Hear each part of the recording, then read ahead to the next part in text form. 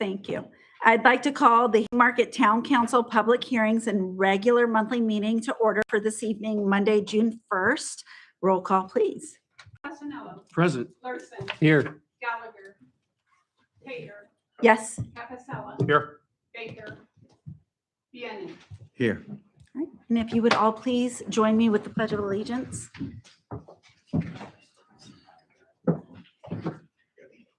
I pledge allegiance to the flag of the United States of America and to the republic for which it stands, one nation, under God, indivisible, with liberty and justice for all.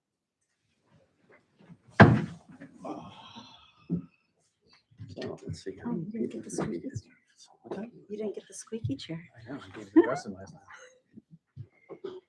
All right. I would love to invite Pastor Mark Brady from Park Valley Church to give today's invocation. Mark. Sorry.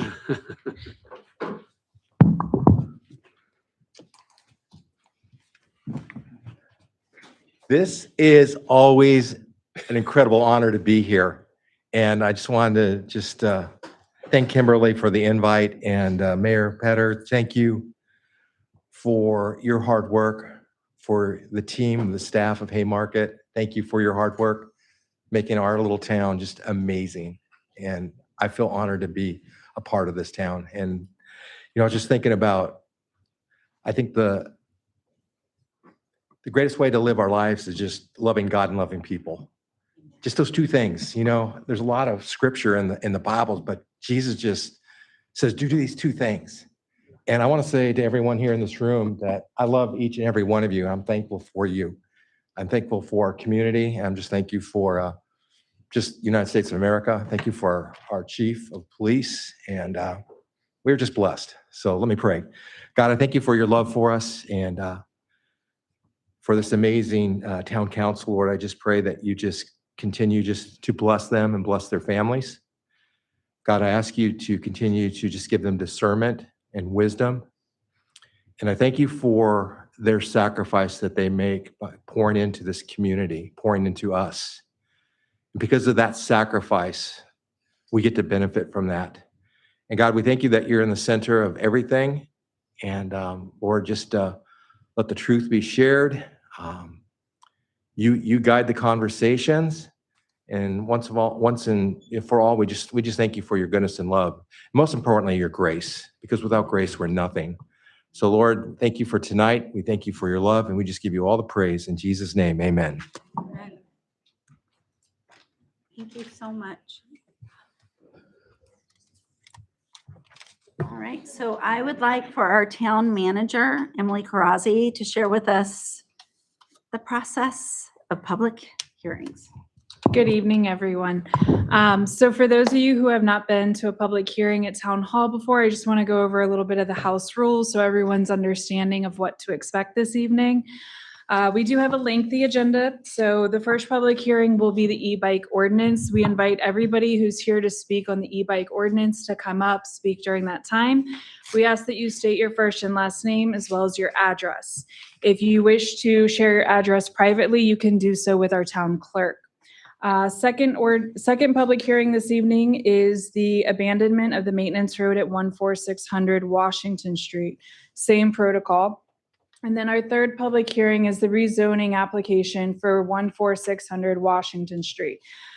During both of the public hearings, we will have staff present first, and then during the rezoning, the applicant will also do a presentation. They will go first for the rezoning, then staff will go. We'll ask all the citizens to come up and provide comment. I want to call to attention that when you provide comment, you are directing your comments to our town council and our mayor. You are not turning around and speaking to our audience members. We ask that everybody do so with respect and understanding. Also, our council is not answering questions that you might ask during this time. They will state, thank you for your comments, and then we will go into discussion further. If you're curious about when everything will be discussed, if you look at the second page of the agenda, if you have one, we can also make more copies.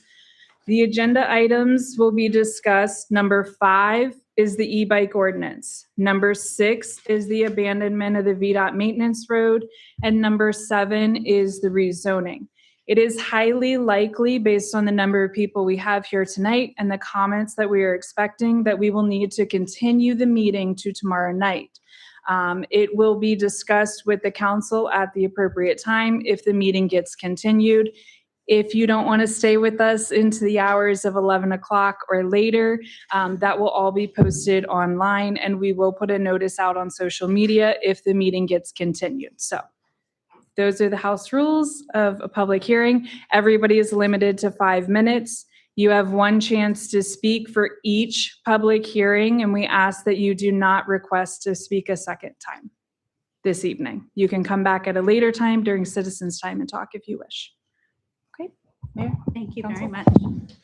All right, so this is going to bring us to the first of our 3 public hearings. Kim, will you read the first public notice into record?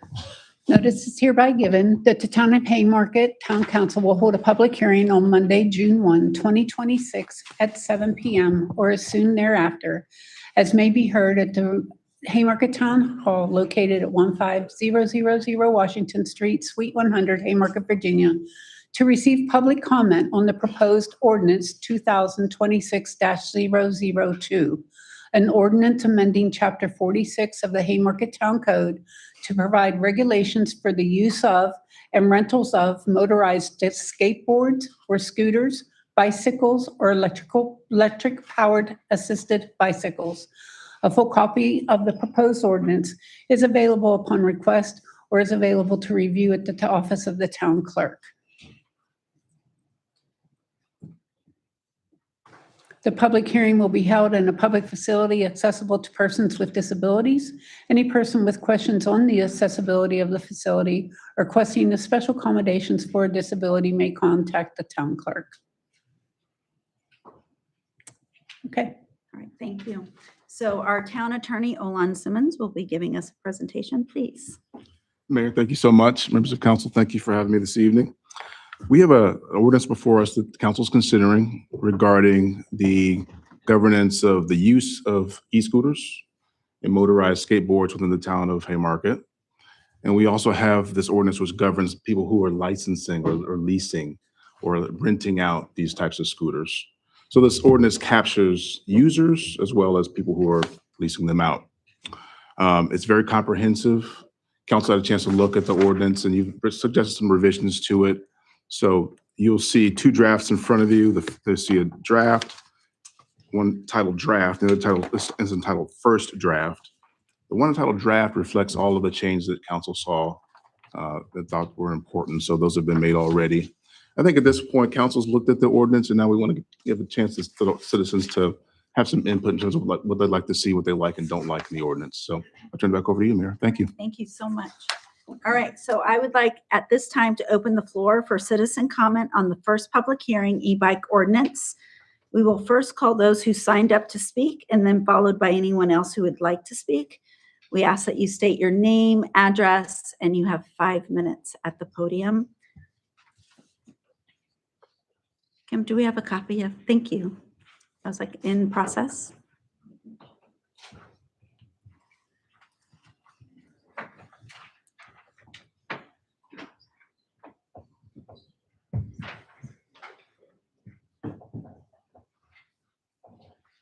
Thank you so much. All right, Laura, I can't read the last name, so Newman, thank you so much. No, you're fine. I just didn't want to be disrespectful and mess up the name, so there you go. So Laura Newman, 14657 Red House Road, Gainesville, Virginia. I'm here to speak to the e-bike and ordinance. There is a difference between an e-bike and an e-moto, and I think grouping everything together would be a mistake. E-bikes are pedal assisted. They do not have a throttle. They cannot propel unless the rider is actually moving the pedals. They're designed for helping riders go up hills, making it a little bit easier, or longer, or people that aren't as physically active to use these bicycles. They are not what you see racing around on the roads. They do not look any different than a regular bicycle, except for they have a battery. They cannot exceed more than 28 miles an hour by law. They are no different than a standard road bicycle. I think grouping them into these e-motos, an e-moto is a vehicle that is driven by throttle. They may have pedals in order to make them look like e-bikes, but you cannot propel these bicycles, these e-motos, by just the pedals alone. They're in excess of 50, 60, 70. Some of those are over 100 pounds. You're not pedaling a 100-pound bicycle. The e-motos that I think has created this problem and this concern, they're driving on the highways with reckless abandonment. I have been tailgated multiple times by these bicycles. I walk through the community. I live in the community. They ride down the sidewalk. They do not yield to pedestrians. They need to be treated what they are. They are battery operated motorcycles. They need to require a license, insurance, helmets. They should not ever be allowed on the sidewalks or in bike lanes. They should be limited to trails that are designated for off-road vehicles like ATVs and UTVs. They are actually motorcycles. They are not bicycles.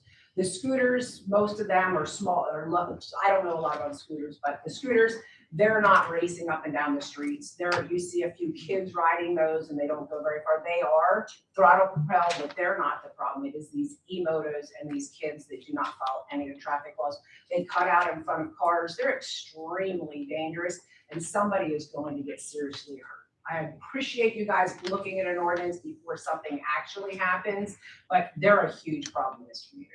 I watch them ride wheelies down the streets. And some of these kids are riding in slides and shorts with no helmets on and going in excess of probably 30, 40 miles an hour. It's a huge problem. It's dangerous. Thank you. Thank you.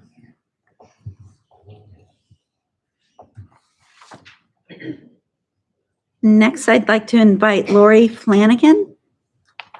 Hi, I'm Dr. Lori Flanagan. Can you hit the push button right on the?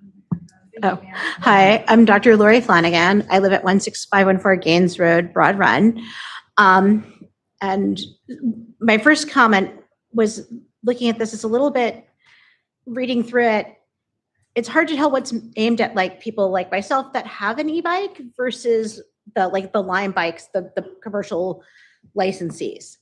So I think that needs a little clarification if this is meant to be all bikes or just the people that are, renting them.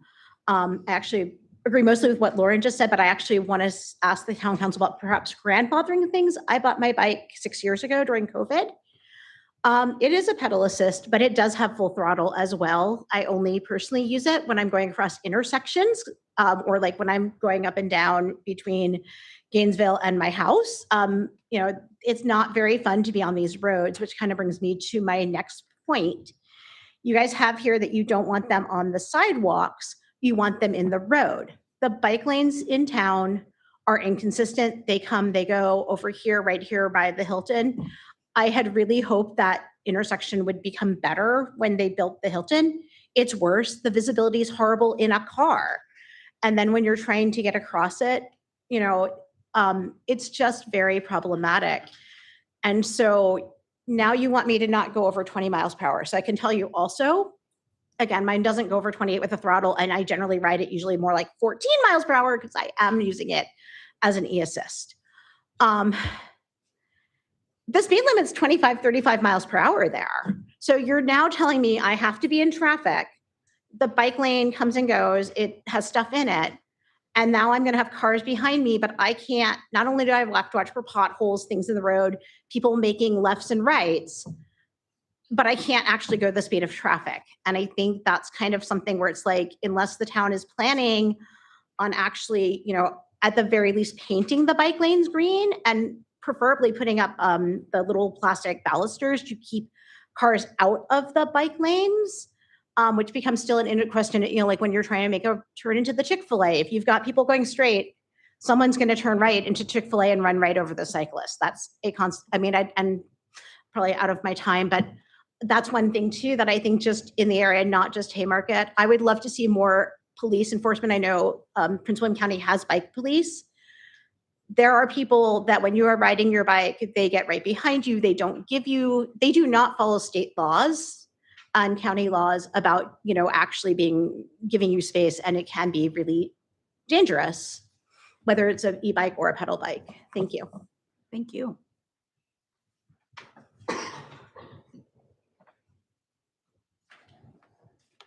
So we have Brian Flanagan. Yes.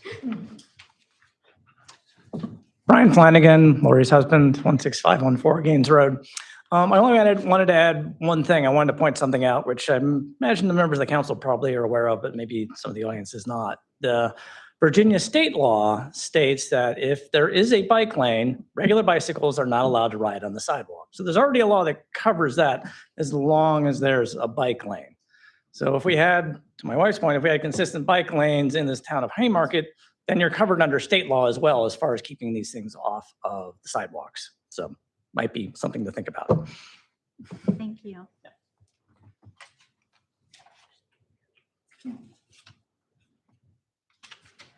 I apologize. Carmen Pittman? Thank you, sir.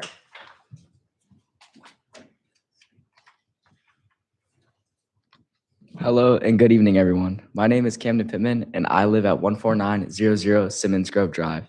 I am 14 years old, and I've been riding e-motos, e-bikes, e-scooters, and Haymarket for over 5 years. And I ride responsibly, I follow the rules, and I try to be respectful of my neighbors.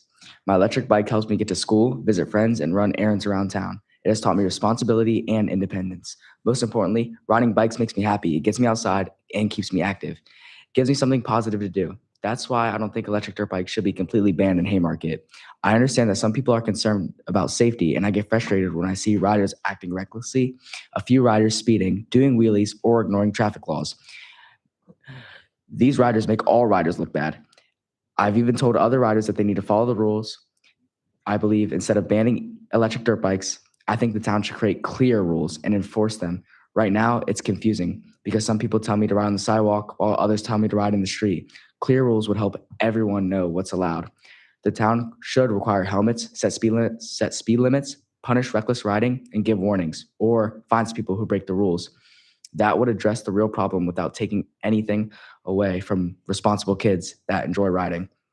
Most riders respect their neighbors and ride safely. It wouldn't be fair to punish everyone because of a few bad choices. I hope Haymarket would choose reasonable rules instead of a complete ban. Thank you. Thank you. All right, so that takes care of everybody who signed up. Is there anybody additional who would like to speak in regards to the e-bike ordinance? Please come to the podium. Hi, my name's Cal Davis. I'm 5594 Arrowfield Terrace in Haymarket. I second what the young man that just came up said, that there are a few kids that ride these things with total reckless abandon, riding wheelies, doing stupid stuff, speeding down the roads. But for the time that I've seen these bikes, and we live in a community where there's more of them than I could possibly ever imagine you could have, probably 90 to 95% of these kids ride them responsibly. I do have a son that's 12 years old that has one. He has to ride with all the safety gear, a DOT approved helmet, not a bicycle helmet, but a DOT approved helmet with a full face shield. He has to have the proper gear on his feet, not slides and slippers. He has to be riding the bike like he is riding anything else. These bikes are a tremendous sense of independence, getting to school, letting the kids get just recently to the pools and things along those lines without the need for the parents to have to run home to take them somewhere. This gives them the freedom to do that. Now, on the transverse side of that, I have seen several call them citizens, are very hostile and chase these kids down and threaten to do bodily harm to these children. They're not doing anything wrong. They're just, when I was a kid, it was the gas-powered dirt bikes and mini bikes. It's different now. It's e-bikes, it's e-motos, it's whatever else. But we found a way when I was a kid to learn how to deal with those and not ban them or tell the manufacturers they can't have them or send them or manufacture the units and sell them in certain areas. I think it just needs some structure, which I think is what's missing on this. If you have the town law enforcement, the county law enforcement, if these kids are riding wheelies down the middle of a street, you get on a motorcycle and you do that on the highway, it's reckless driving. It's the same, it should be the same rule. And I'm speaking from a law enforcement background. It should be the same rule. And you can't take everybody's driver's license or car away from them because you have a few people that drive reckless and cause problems. If we put the same twist on this, then you'd have to ban motorcycles. You'd have to ban anything that can go over 30 miles an hour, because that's what you're looking to do. If you ban one, you have to ban all. So I think that, without going over time, that the communities, they need to come together and enforce and make these kids abide by what is right. And if you are operating the bike recklessly, or if you're operating your motorcycle or your car recklessly, there's consequences. Same thing should be held for these. And thank you. There is no bike lane where we live at all. It's sidewalks or street. I've talked to a couple friends of mine that are county law enforcement. And they're like, we don't know what to do. We have no idea. Yeah, they kick them off the trails where they could be on. And they say that the problem with these is you can't hear them coming. Okay? So, but if they ride a gas-powered bike, you can hear them coming, but everybody's upset because it's loud and obnoxious. So you kind of can't have it both ways. There has to be something reasonable. So that's what I've got. Thank you so much. I You're really welcome. appreciate it. Is there anyone else? Please come. Hello, my name is Candace Morris. I live at 5811 Waterloo Bridge Circle in Haymarket. We have lived in Haymarket for almost 20 years. I have 3 children, as well as work in the school here in Haymarket. As a parent of 2 teenagers who ride e-dirt bikes in our neighborhood, I absolutely understand the concerns of the residents that have the concerns about safety, noise, and reckless riding. Like many parents, I want our streets and neighborhoods to be safe for everyone. I have an 8-year-old. I am concerned about his safety and the way that some of these bikes are ridden. However, I don't believe that an outright ban on these electric dirt bikes is the right solution. I agree that there needs to be very concise rules. A lot of these kids will follow the rules if they're given rules, but what they've been told is really inconsistent. They're yelled at for being on the sidewalk. They're also yelled at for being in the roads. The narrative of the Haymarket biker gang, and they're just simply kids who are not in their basements playing video games, not on social media. They're simply trying to be outside and socializing with their friends. As a parent and also someone who works in the school system, and seeing how many of these kids are addicted to social media and all these things, I celebrate my kids being outside. We have taught our children since they were young the rules of the road, how to be respectful. My kids have ridden dirt bikes in Haymarket for over 10 years. They've done so peacefully. They've never had a complaint about any of my children. And if my kids were doing wheelies down the road or going 40 miles an hour, I would absolutely want someone to stop them and to correct them. We have also seen in our neighborhood adults who are swerving at children, adults who are cursing them out. At the tennis court the other day, when my kids weren't even riding, they were simply in the parking lot. There were adult men hitting tennis balls at them and cursing them out. 20 minutes before we got here, someone flicked off and cursed out my daughter when she was also simply at the pool, but also had her dirt bike. So I'm concerned about the safety of my children as well, and from adults in the community. I understand that people are upset. There are children who are speeding and driving recklessly, and no one's more upset about that than the kids who are following the rules and are trying to simply be outside and have a good time. I think that there needs to be very clear rules. I think there needs to be speed limits. I think there absolutely have to have helmets and closed-toed shoes. I agree about bike lanes, but I think they need to be told they could, if they're on the sidewalk, then they can't be going 30 miles an hour past people who are walking. There shouldn't be reckless driving. If they're not allowed on the sidewalk, they're not allowed the roads, they're not allowed at the parks, they're not allowed on trails. So let's come up with a solution of where can they go? Where can we allow these kids to ride and to be outside and to be socializing? And let's figure that out. I think we figure out things we have dog parks, we have hiking trails, we have all the other things. There's obviously a need for it in the neighborhood because there's a lot of kids who do this. I think there should be, violations, warnings, fines, suspension of riding privileges, and impoundment for repeat offenders.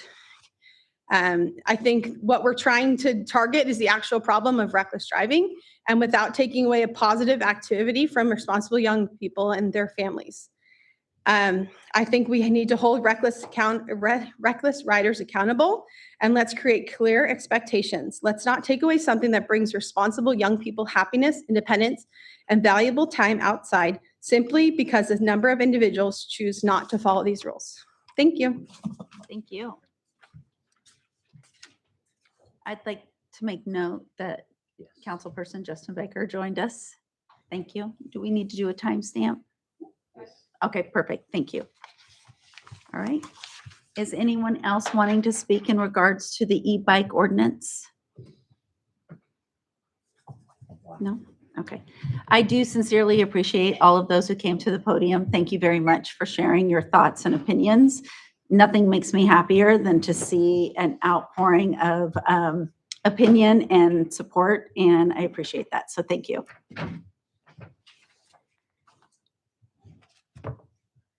Okay.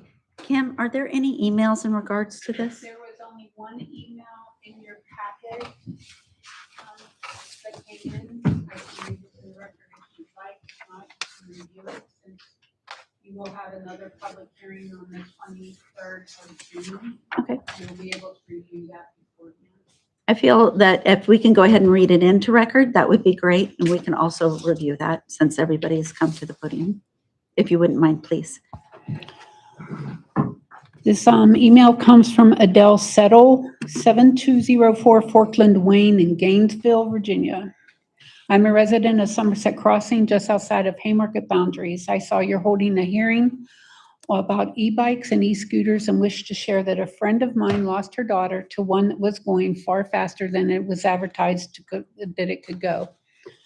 She was wearing a helmet but fell off as it accelerated down a hill, and she was unfortunately hit her head hard enough to die from her injuries. I see children zoom past my home behind my car as I'm backing up out of my driveway, and throughout Haymarket on drives often, they are not following the traffic laws, aren't driving safely, and most concerning to me, often don't have helmets on.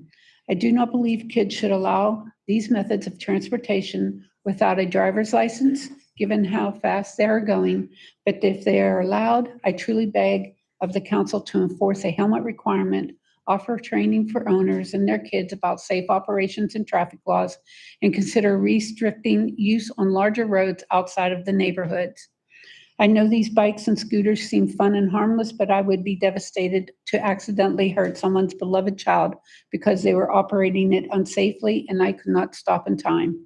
Anything you can offer in terms of safety gear, reflective stripes on bikes, flashing lights like bicycles use at night, helmets, bike lanes, etc., would be greatly appreciated. I value the children in our community so much and hope for them to stay safe. Thank you.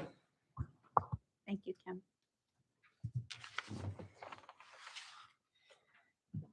All right, so with that email, I will close the first public hearing.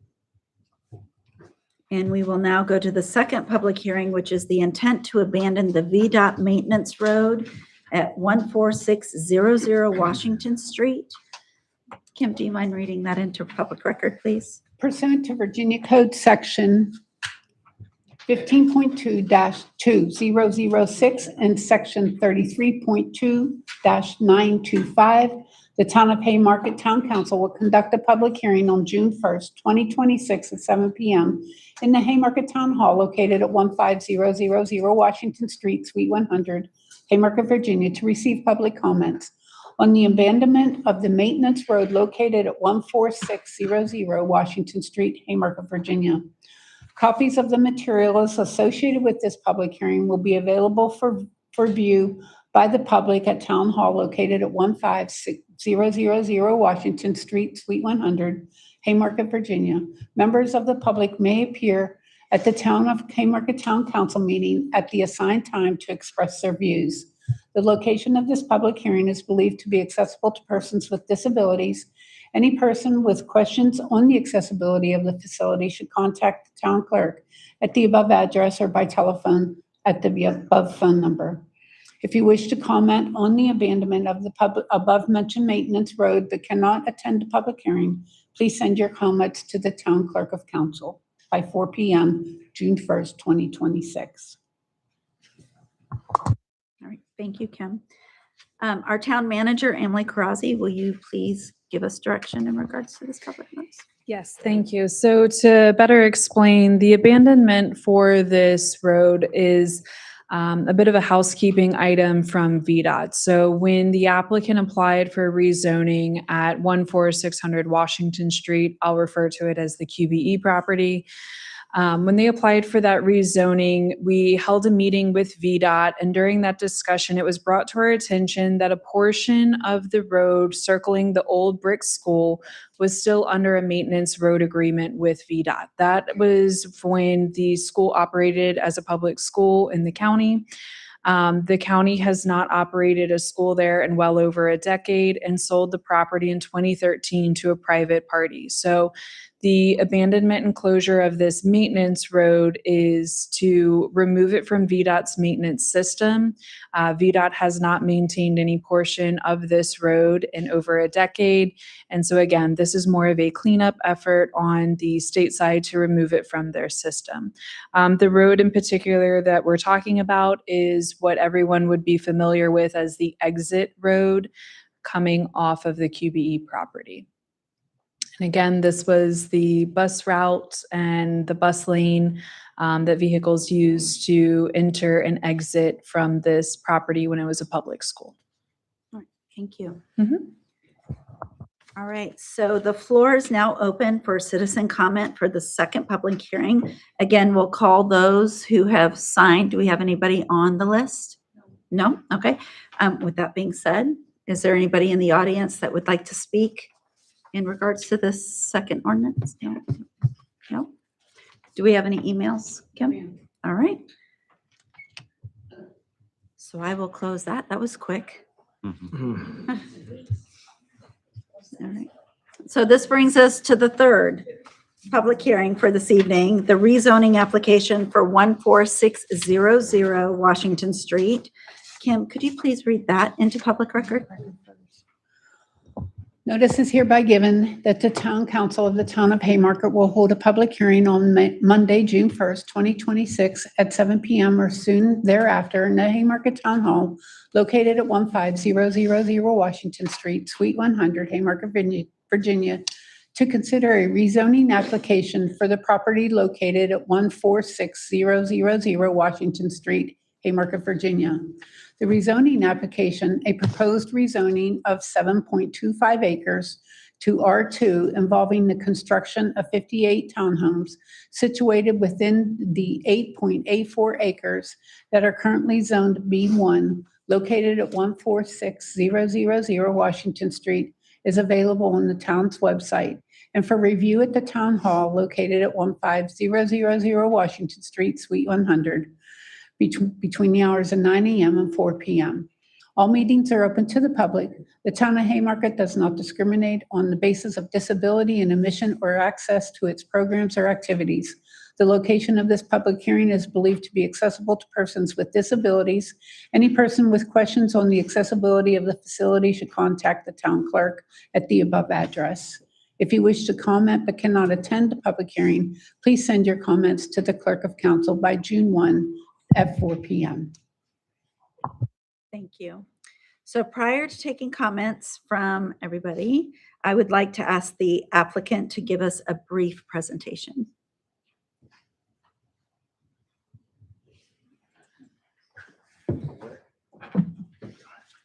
Good evening. My name is Kirk Johnson, and this is my business partner, Siobhan Dosky. We are partners in Greystone Companies, and we've submitted this application for the redevelopment of the 14600 Washington Street property, which is the old school. And Siobhan's going to give a little background and his history here in Haymarket. Thank you. Thank you to everybody. Thank you for having us here tonight. Wanted to give you, all right.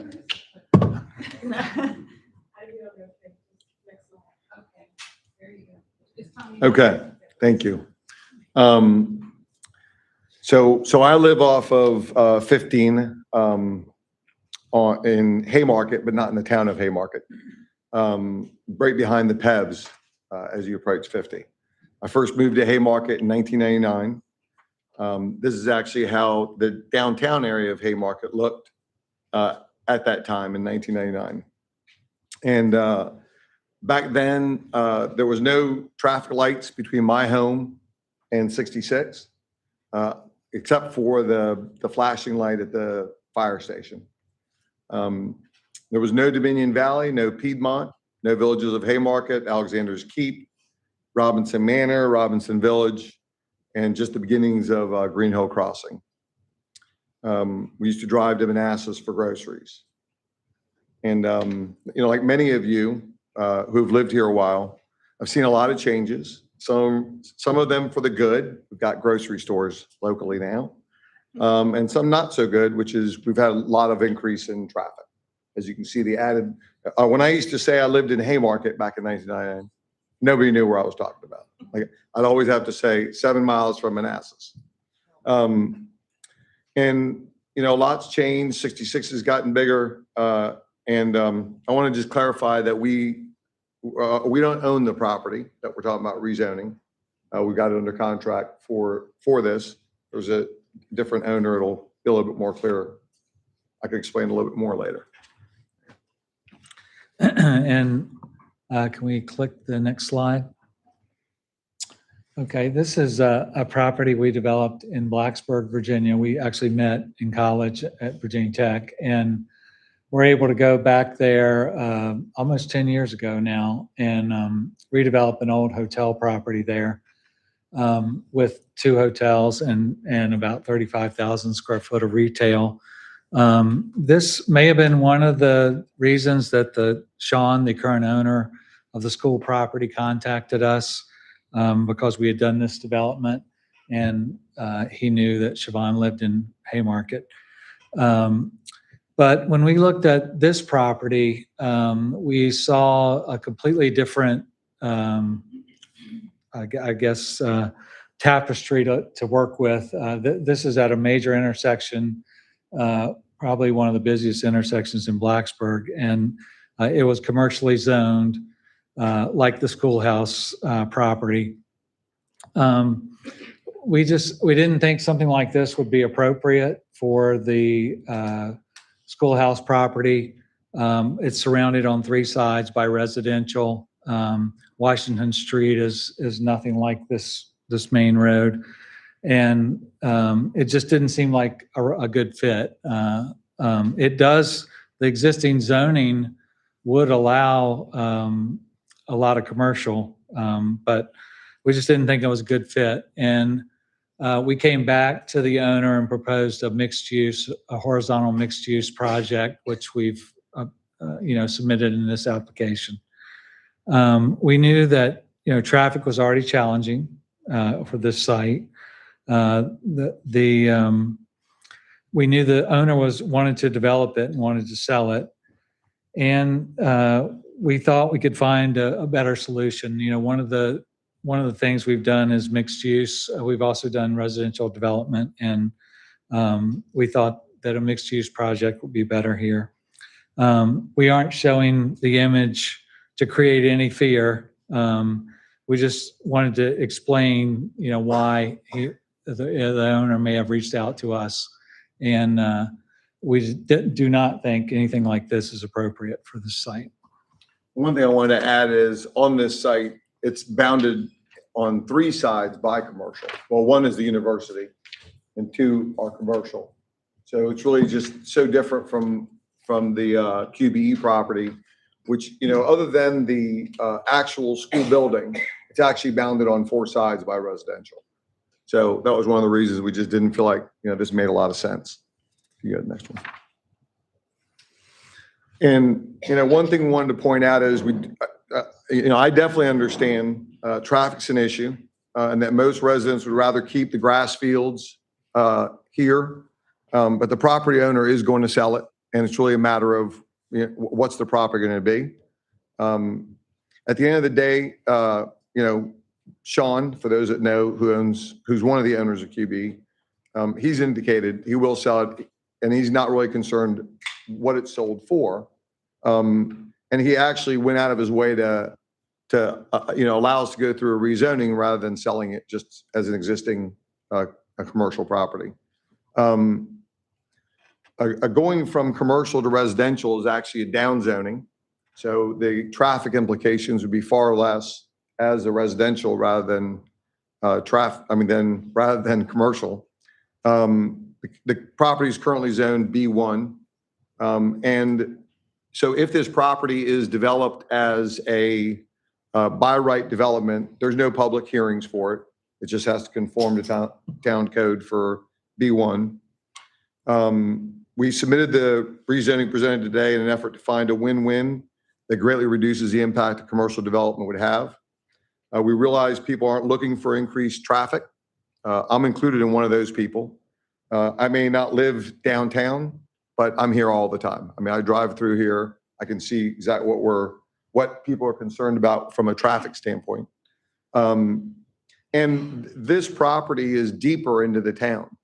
So unlike the things that have been developed at the intersection of 15 and Washington, this would be a very different, having commercial here would be a very different result than you're seeing there.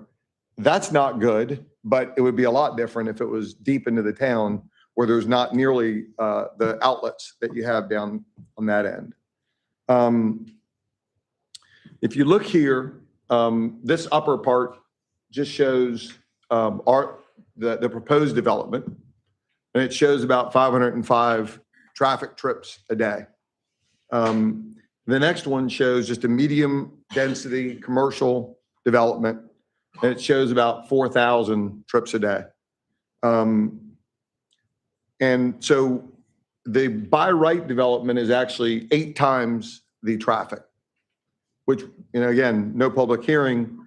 What we're proposing at 505, while I get nobody wants more traffic, it's a much lower impact. That's why it's the, a down zoning. A residential development will support the existing businesses, and they need and welcome that support to, make them thrive. On that note, I'd like to, talking about traffic, I'd like to introduce Kayla Ord. She's a professional engineer with Grove Slade, and they conducted the traffic study for the proposed Schoolhouse Commons development. Can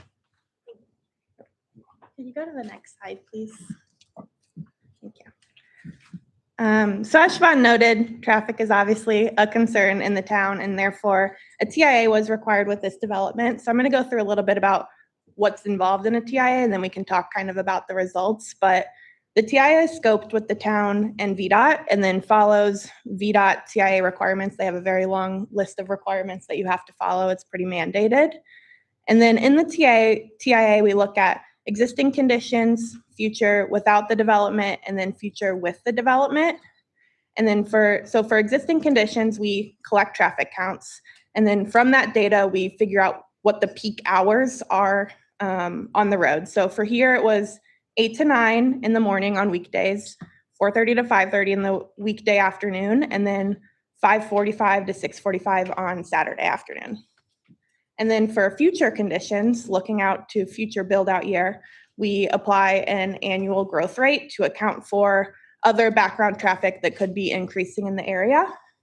The historic growth trend along Washington Street has been about 1.5% per year. For the study, we went ahead and conservatively assumed 2% annual growth just to make sure we were accounting for that growth. And then that's agreed upon with VDOT at the scoping meeting. They have a lot of data, so they look at it and make sure that that's appropriate. And then we also included traffic associated with the potential residential development along Blight Drive if that were to be built. I don't know that it will, but we just wanted to account for it. And then the next step is on top of that, we layer in the trips associated with the proposed development. And as Siobhan noted, the residential trip is much less than what the commercial trips would be. Got it, thank you. And I apologize for how much words are on the screen, but just wanted to go over some of the results. Overall, the TIA did find that the study intersections and approaches operate within acceptable thresholds, which is level service D for VDOT. But that said, we recognize that there's a lot of delay on the side streets, primarily due to the volume of through traffic on Washington Street, not necessarily because there's high traffic on the side streets, but there's traffic going through the town. And then concerns were raised at Planning Commission specifically about turning left from Green Hill Crossing and Blight Drive. So just wanted to highlight those results. The main entrance to the site is directly across from Green Hill Crossing. And the existing one-way loop around the site would go away. I'll talk about that a little bit more in the next slide. But with that geometric change, the left turn from Green Hill Crossing is expected to increase about 3 to 9 seconds on average, and that's per vehicle. So it's an average. And then at Blight Drive, the average delay for the left turn coming out is expected to increase by about 1 second. And the reason for kind of the difference of impact on the two intersections is not necessarily because of the additional traffic, but because of the geometric change at Green Hill Crossing. For both of these intersections at Green Hill Crossing and Blight, the queues are not expected to increase by more than one vehicle. So there's not going to be spillback issues. It's not going to cause long strings of cars queuing. It's just the through traffic on Washington Street isn't going to get less. So the delays that are occurring now will continue. If you go to the next slide, please. And then with this development, there are several transportation improvements that are being proposed. In my opinion, the big one, I kind of touched on it before, is removing that existing one-way loop. When we did data collection and when we did the field observations, we noticed a lot of drivers not doing the one-way loop and going in the out and going out the in, and that creates a lot of driver confusion and illegal maneuvers and a lot of unnecessary conflict.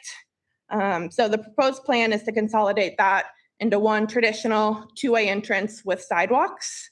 The existing curb cut that's closest to the commercial development will be removed. So that curb cut will be removed, which will improve safety because it reduces conflict points, and that access point is in a turn lane as well. So it's not a very good configuration, and it creates a more predictable condition for drivers and pedestrians. We also have access from Blight Drive. This helps distribute traffic rather than relying all on one entrance.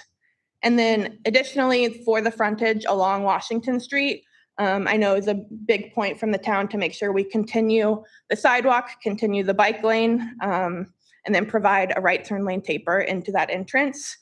We're also proposing a crosswalk across Washington Street from the site to Green Hill Crossing to help provide a more direct pedestrian connection. This is something that came up a lot during the Planning Commission discussions and something we were able to add in.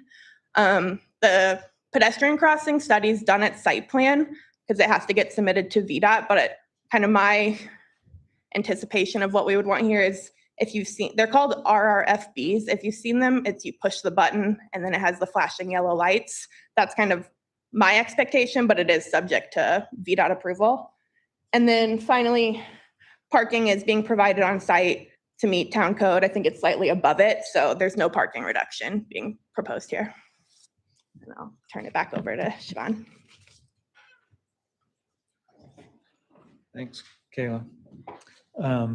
Yeah, we'll just talk a little bit about the evolution of the project. If you can go to the next slide.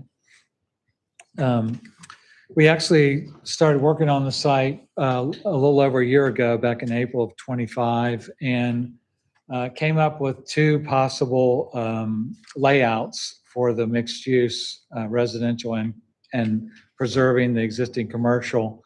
And we showed the two concepts to some folks in town, VDOT and the town employees, town engineer, and town residents, and solicited feedback on what people liked and why, and which layout may be better.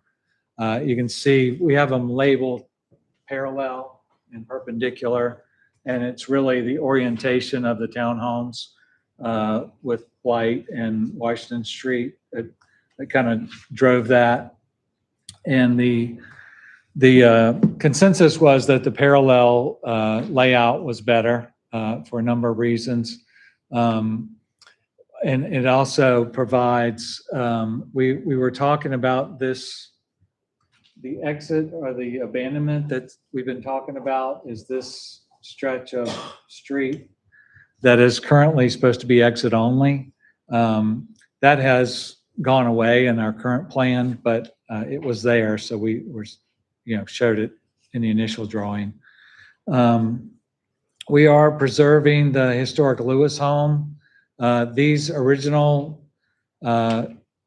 plans showed it being moved to the front of the property, but that's been changed as well. We'll go through the changes that occurred during the Planning Commission review.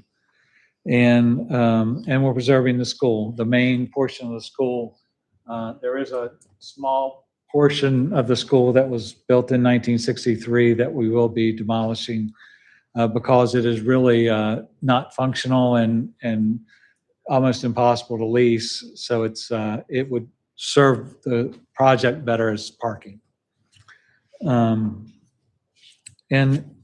We created a lot of internal pedestrian access between the residential and commercial and the surrounding properties.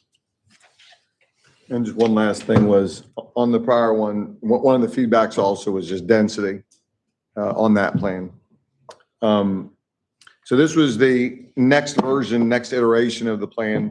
We're gonna go through several of them. Just wanted to show you kind of how this plan has evolved with community feedback, with Planning Commission feedback, just overall feedback.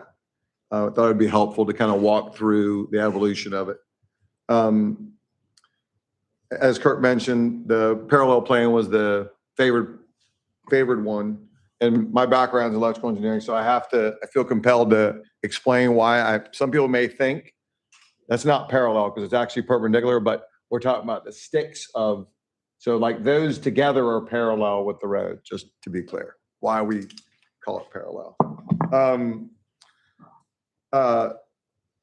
So, some of the things that were incorporated into this from the last plans were the townhouse orientation, the increased open space, the reduction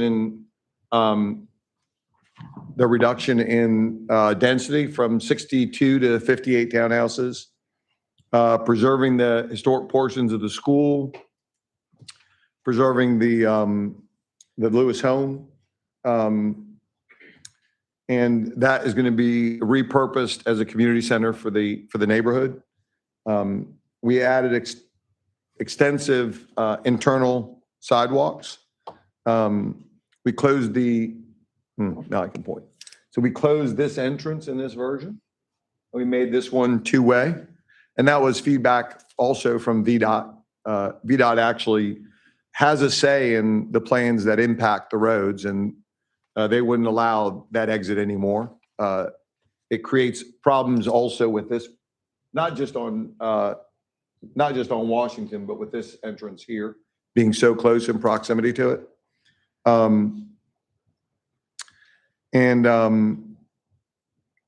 The current tenants of the commercial space are important to the community. They're also very important to us. Long-term, we're going to continue to own the commercial property. We're working with two of the affected businesses, Cookies and Cream, which is also called Ghost Concepts, and Italia Dance, to relocate them to other space in the part that will be kept. And just repurposing some underutilized space. And now there's more parking closer to more of the tenants than there currently is today. Okay, this was our conceptual elevation of the townhomes. And we've gotten some feedback on these as well. It is just a concept and will be revised and reviewed through the Architectural Review Committee before approval. And we've also added that we'll have more brick on the units that face Washington Street.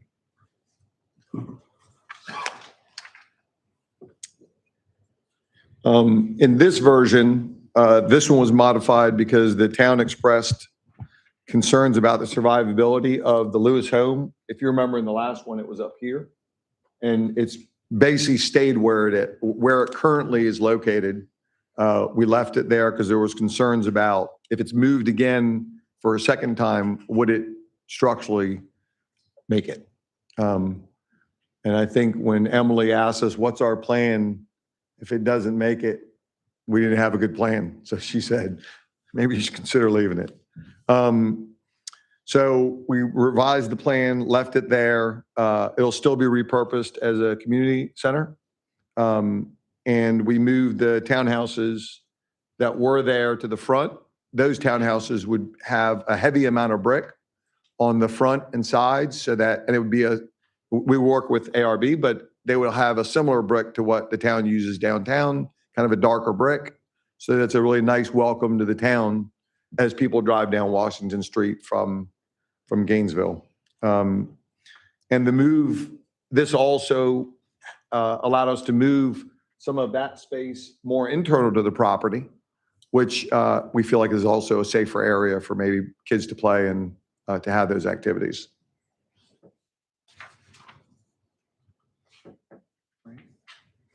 And this plan, is this the newest one? Yes. Yeah, this is the current plan. Can I get the pointer? Thanks. So we've added, since initial application, we've added the crosswalk here at Green Hill Crossings, the Washington Street right turn lane. So it's hard to see on this scale, but there's a right turn lane if you're coming this way to get into the property. The frontage streetscape, the brick sidewalk, and fencing that's in accordance with the Haymarket master plan. We're going to post no parking signs on this side of Blight, as well as provide curb and gutter on that. Right now, it's just kind of the pavement ends in the grass. So we'll add stormwater controls there.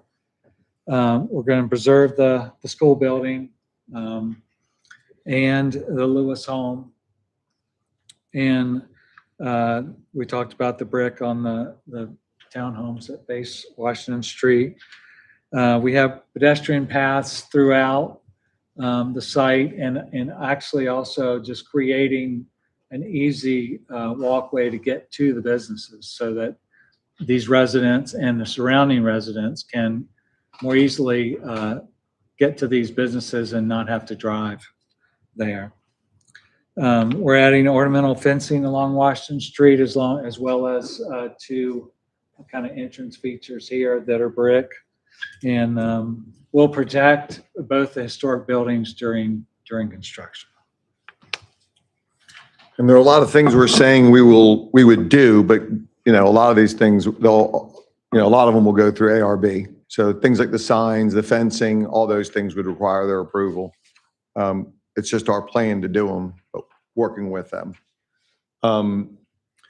So just to summarize it, I feel like we've worked really hard to incorporate community and town comments and to revise the plans. We know and experience traffic is already an issue. We believe the choice isn't between open fields and our proposed rezoning. It's between by right commercial development and the proposed mixed-use development that preserves the historic building and existing businesses. It's between a commercial development that would negatively impact existing businesses and bring 6 to 8 times the traffic of our proposed plan. Residential fits in with the existing use and character of the surrounding properties and adds much needed housing. We're preserving vital community assets, enhancing the Washington Street streetscape while enhancing vehicular and pedestrian traffic. We're investing over $3 million to enhance the Washington Street streetscape, add the crosswalk to Green Hill Crossing, enhance the property entrance, the building structure, stormwater capture, and the parking areas. We'll remove all the stored trailers, equipment, and other junk that negatively impacts neighbors in the neighboring Robinson Manor. And the rezoning approval means the downsizing of the site with 6 to 8 times less traffic than a commercial, and it's aligned with neighboring property uses. Thank you, everybody. Thank you. Just to add, we are adding a bike lane along all the frontage of Washington. Yes. After hearing the prior. Thank you. Thank you very much. All right, so we will now have the town planner give us the staff presentation, please. Thank you, Mayor, and thank you, Greystone, for that lengthy introduction to the project. I want to provide just some very quick background. The owner of the property today purchased it in 2013. At the time, they had a contract with Prince William County for the ball fields, and there was a playground located on the property. Since that time, the contract with the Prince William County for the ball fields has ended and the playground has been removed and the grass fields have fallen in quite disrepair since then. The commercial property on site is roughly 31,000 square feet worth of commercial space. Approximately 7,000 feet of that is estimated to be removed based on the demo permit, which will be submitted to the ARB. 5,000 of that, which is currently not being used. The proposal originally went to the Planning Commission. I apologize. Town staff received the application first in October. Public hearing for Planning Commission was held on January 20th, and we had a regularly scheduled meeting. On April, after several discussions and reviews, 3 times the Planning Commission. On April 14th, the Planning Commission voted to resolve it to Town Council. And we set a public hearing date for the Town Council on June 1st at 7 p.m. The recommendation for resolution to Town Council was based off discussion with the developer and a formal recommendation from town staff, which include 5 major points, which of the incorporation of residential housing in compliance with the 8 units per acre density requirement, providing effective transition between existing residential neighborhoods and adjacent commercial use, the preservation and integration of historic structures on the property, continued support for small locally owned businesses, the advancement of the comprehensive and strategic plan goals through pedestrian mixed-use development pattern, and careful consideration of the town's historic character and aesthetic.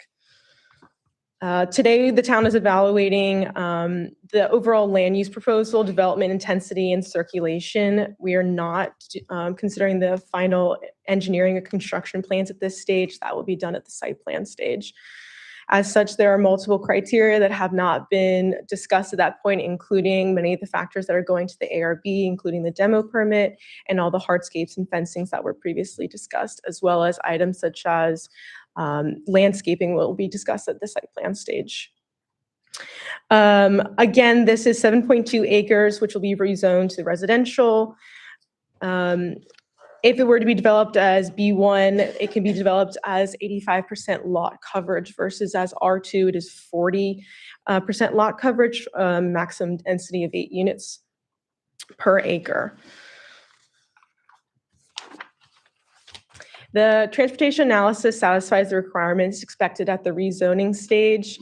The analysis concluded that the roadway network will continue to operate at acceptable levels. This level of service is D, which is acceptable according to VDOT standards.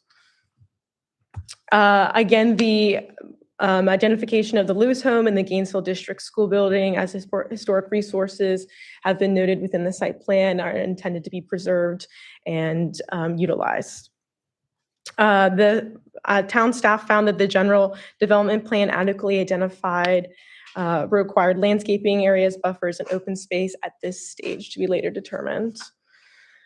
And the applicant has provided sufficient information for council to evaluate the proposed land use, development intensity, traffic impacts, historic resources, open space and amenities, and the overall compatibility with the surrounding area. The rezoning submission is generally consistent with the applicable zoning ordinance and requirements at this stage of review. And I turn it back to you, Mayor. All right, thank you so much. Mhm. All right, so we're now going to open the floor for citizen comment. We're going to focus on those who signed up, and then we will open the floor further. Again, when you come to the podium, please state your name and address for the record, and you are allowed 5 minutes. We're going to start with Laura.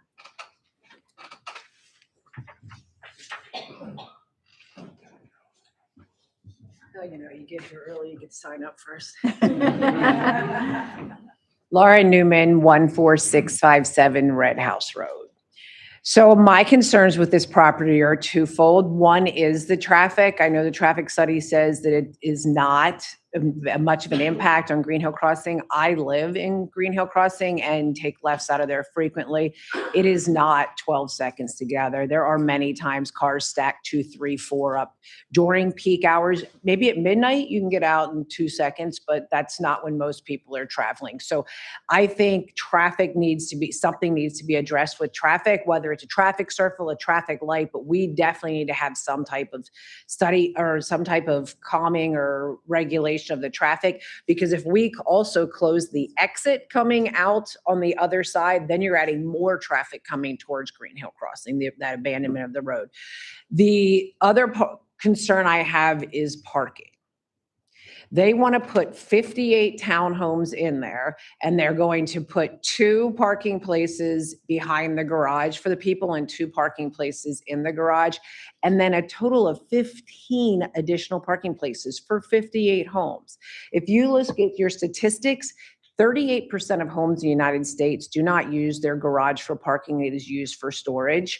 Of that, homes with basements, 50% of the homes, homes without basements, 50% of the homes in the United States use their garage as storage, not as parking. And 64% of homes cannot accommodate the number of parking places in their garage that is allotted. So if it's a 2-car garage, you're only able to park 1 car in there. If you start looking at those statistics, in Prince William County, the average home has 2.8 cars. You're not going to have enough parking in just their driveways to accommodate these cars. There's the 15 visitor parking places. Where are those extra cars going to go? You can't park along 55. Blight Drive is not wide enough for those cars to park. What's going to happen is you're going to overburden the neighborhoods that surround it by putting the cars into there. There's currently 160 parking places at the QBE property. They're looking to reduce that to 150 parking places. If you go by the QBE building on a Saturday afternoon or Saturday evening, the people that are frequenting Trouvaille and Xandra's and Brazilian Jiu-Jitsu and Cookies and Cream, they pretty much fill that parking lot. So there's not going to be open space for the residents to park in the commercial property, or the commercial property is not going to have enough parking. People are not going to drive around, look for parking places. They're not going to frequent those businesses. And the other issue is in most HOAs, they do not allow commercial vehicles to park in the driveways or in their dedicated area. When I say commercial vehicle, I'm talking the trades, your plumbers, your HVAC guys. Where are they going to park their vehicles? Are they going to be in Green Hill Crossing because it's a VDOT street? There are no VDOT streets within that community. So that's going to also cause a huge issue. Are they going to have a dedicated commercial vehicle parking? I don't see that anywhere. So it's either going to go into, I don't know the name of the community that's off of Blight, or Green Hill Crossing across the street. And that is going to unfairly burden the residents of those communities. Let me just look. I think that's all I got. Oh, two more things. I didn't see where the height of the townhouses were listed. I'd like to know what that is going to be. And another issue is stormwater management. I did not see anywhere in the plans where there was stormwater management. Where is that water going to go? Is it going to burden Alexander's Keeps ponds behind them? Is it going to burden Green Hill Crossing stormwater management ponds? Like, what is the stormwater management plan? Thank you. Thank you. And I like your bike. All right, I'd like to next invite Jessica Hornado.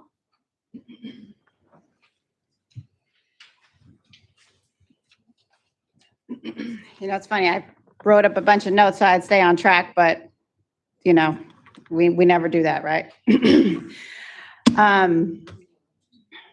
Obviously, we all are going to touch on the kind of the same things that we all have the concern about, and we all live in the same community here on this side. So parking is definitely a concern. And as the HOA president, I don't want that to come into our community as well, because in Green Hill Crossing as well. Obviously, you know, we can't fight the growth, you know, but we want it to be manageable, right? We want it to be sustainable as well. Traffic is definitely a big concern, and then adding in 58 more townhomes, and then factoring in, thinking about 116 additional vehicles on our roads, and then factoring in their visitors, service vehicles, all of those things. You know, residents are already experiencing congestion in the morning and the evening hours, you know, particularly at Green Hill Crossing. You know, we have kind of a bigger area there. People are turning left and right. You know, there's already that confusion in there, going in the wrong ways, coming out the wrong way, you know, in there. There's greater risks there for pedestrians. You know, we've tried to put that fluorescent crosswalk thing there in the middle. It gets run over, hours after being put there, you know, so we can't get our tacos. You know, we have to play Frogger every time we have to cross the street there. I tell you, the best feature that I thought in this was the crosswalk, right? And after reading 300 pages of this proposal, you know, that's subject to VDOT approval. So a lot of the things that we consider being highlights in this proposal, you know, may not actually happen, right? So subject to approval, right? So we get excited about certain things, but then they may not actually happen. And then how far into the process will we find out if they will or not, right? Beyond traffic, you know, we have to consider the impact on the schools. Reading it was pretty low numbers of what they thought. I don't know how you estimate safely, you know, numbers of schools. You know, you have families coming in, 58 homes, townhomes, it's typically younger families. I believe it was about 24 was their number, and I feel like that was a pretty unrealistically low number. to sending into elementary, middle, and high school. I feel like at Green Hill Crossing, you find that at one bus stop, you see that many kids coming off, just coming off of one bus stop. Public safety services, our police officers, firefighters, our emergency medical personnel. I feel like, those are things, our response times, could be suffering, with that if we don't keep up the pace with the population growth with that. Obviously, the discussion here today is not about opposing the growth, but ensuring that the growth is responsible and sustainable in the best interest of the current and the future residents that we have here. And a development of this size should only move forward if we have clear evidence that traffic impacts can be mitigated and that schools and public safety agencies and other local services have the capacity to support and the additional population that it does bring in. And based on the information that we currently have before us, I don't believe that standard has been met. For Green Hill Crossing residents, I feel like this proposal is just a recipe for future problems, bringing in all that extra traffic and the parking issues, again, with all these commercial vehicles and whatnot, where that overflow is going to go.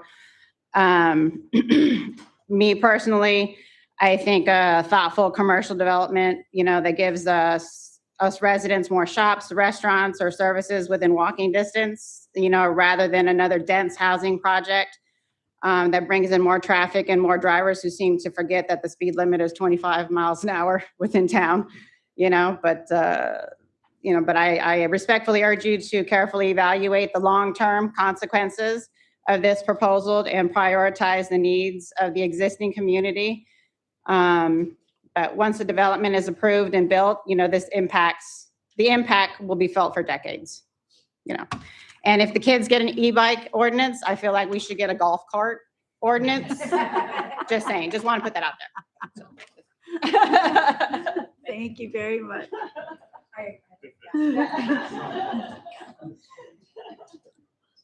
And if I could please ask Jeff Kress up to the podium. Golf cart,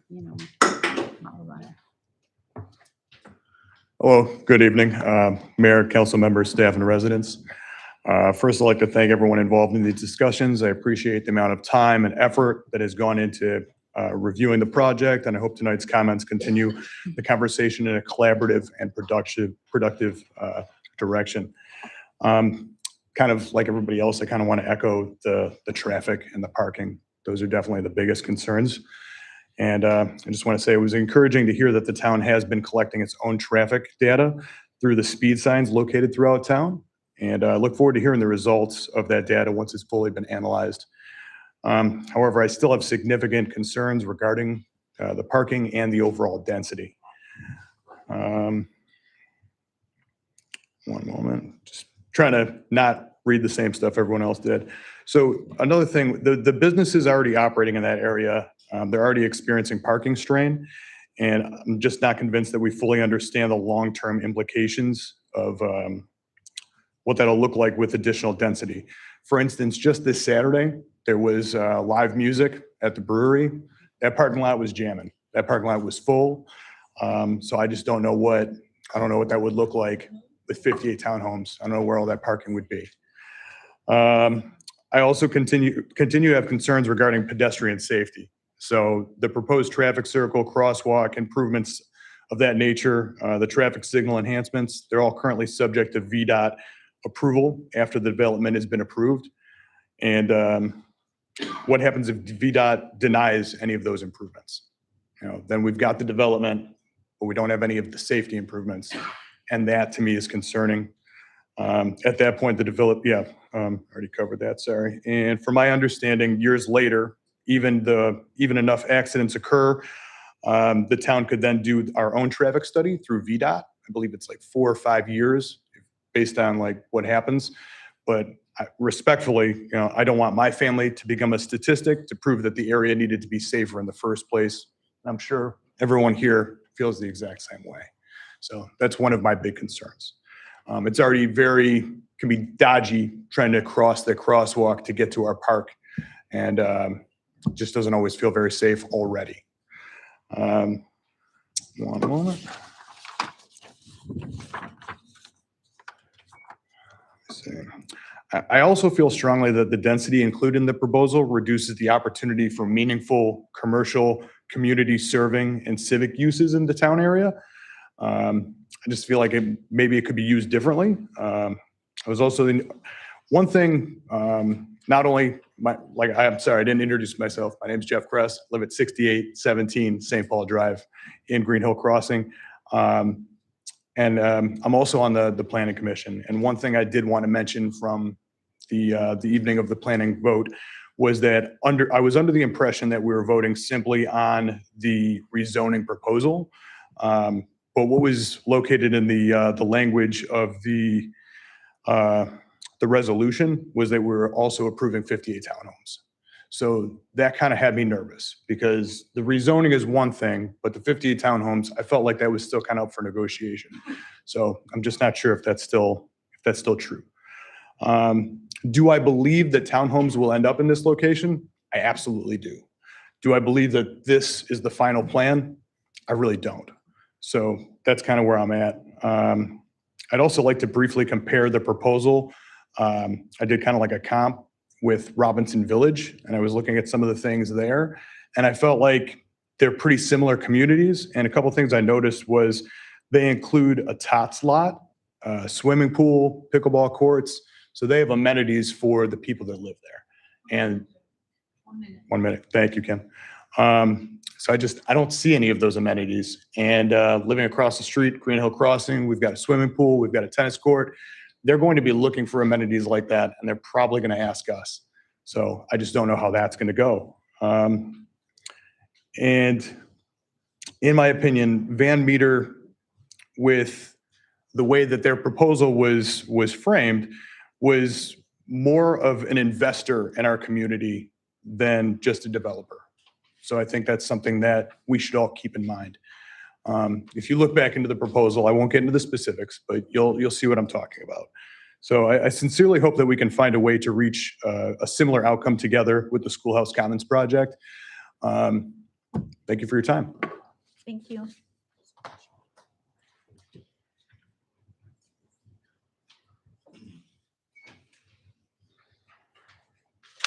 All right, next I have Rebecca Barnett.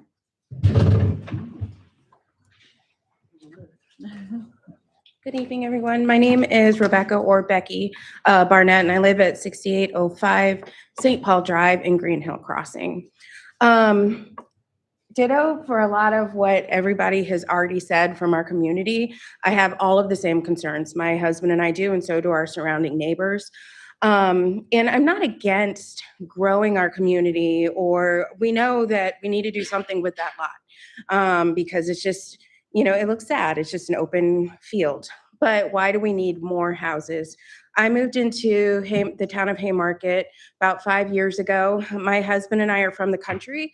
This was like our Mayberry in the middle of crazy Northern Virginia, right?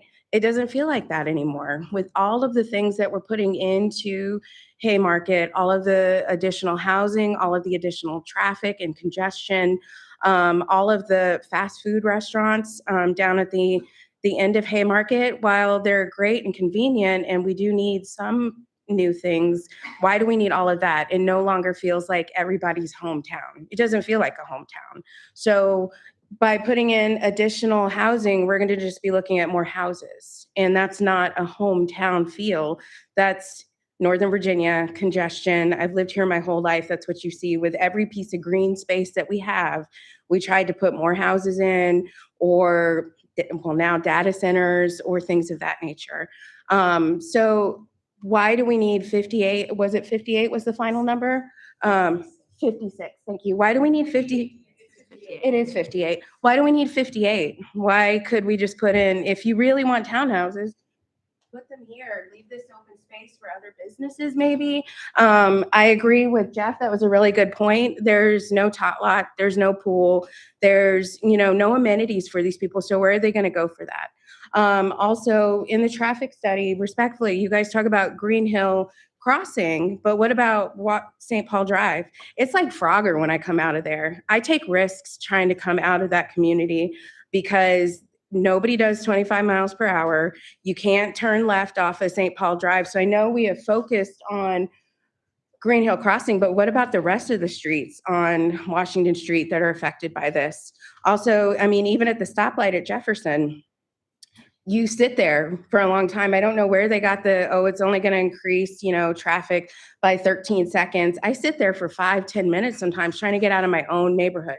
Sometimes I have to go down the back of my neighborhood so I can go around the circle to get down to Aldi's. So, and that's outside of the times that they did in their traffic study. I was like, 4:30 to 5:30, what are they talking about? Like, that traffic's like that until 7:30 at night. Even coming here tonight from Green Hill, I had to go down and around just so I could get out. So also to piggyback on the sidewalks and all, wasn't that an initiative that the town was already looking at? We want to put in more sidewalks. We want to put in more crosswalks. So we are a walkable community. We're not a walkable community right now. It's gotten better, but I still drive my car from St. Paul Drive to the park because I don't feel safe walking across the street. And now with more traffic and congestion, where are kids going to be able to cross the street to go to the park or go to Cookies and Cream? Also, and hearing everything with this, I know that's great that they want to save this historic building. It's a beautiful building. I love going there. And they're going to make a community center, but who else is going to go to that in the middle of somebody else's, neighborhood? I'm not. That feels intrusive. Like, that's not my neighborhood. So why am I going to go to a community center that is inside of another neighborhood? That doesn't make sense to me. Also, to piggyback on what they were saying, they're absolutely right. Go to that parking area on a Saturday. I always wonder, like, what's going on over there? Because it's always filled. So while you're saying, oh, we'll still have better parking for the businesses there, do we really know how many people park there on a weekend? Because that parking lot is packed. So where are those people going to park when they have events there? I just don't see it happening. Realistically, I understand all of the studies and the statistics, and that's great, but it just doesn't make sense when you're actually living it. And I ask that go out and check it out for yourselves, like see how that might really, ask more of the town what they think. I really think that we could, I know they say more traffic with commercial, but what about some like Leesburg? They have some cute shops, some cute eateries, more sidewalks, walkable. Like, I think that would be a good compromise for something. Maybe just keep the last row of townhouses if you really want more townhouses. Because I know that they said we have the need for housing. All of Northern Virginia has the need for housing. So why do we have to put it in our small little area to congest our small little town? I just don't see the point in it. And I don't see how it's going to make this everyone's hometown, because it's not. It's just houses then in traffic. Thank you. I appreciate your time. Thank you. All right, that opens up the floor to anybody off of the list that would like to come up and speak. Is there anyone else who would like to speak in regards to this public notice?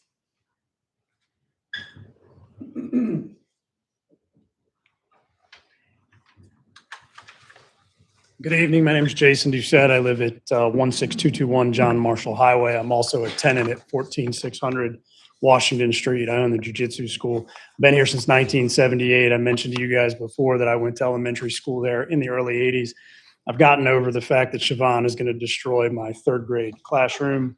He's going to maintain my fourth grade and fifth grade classroom, so I'm appreciative of that. There's a few things that we've kind of addressed, but not only with the existing situation, but with the future situation. But I think with the existing situation, you have more danger there than you realize without doing the improvements. I don't know who's going to do the improvements. I happen to like their plan. I don't know if I'll still be in the building by the time that the changes occur. I think that somebody needs to buy the property and make some necessary changes. I don't know what that parking is going to look like or what type of plan that you guys will approve. But some of the things that I see now are constantly people walking across from Green Hill trying to enjoy this property. They dodge bullets trying to get across the road, and then they're dodging them when they get on the property itself. So it's not just crossing the street. It's once they get there. You've got an approved plan for traffic for this property that's been in existence for decades. It's not adhered to. The town's busy chasing the guys speeding, so they really don't have time to police what's going on going in and out of the property. And people are constantly causing problems in the already existing problems for people coming off of Green Hill by going out the wrong way.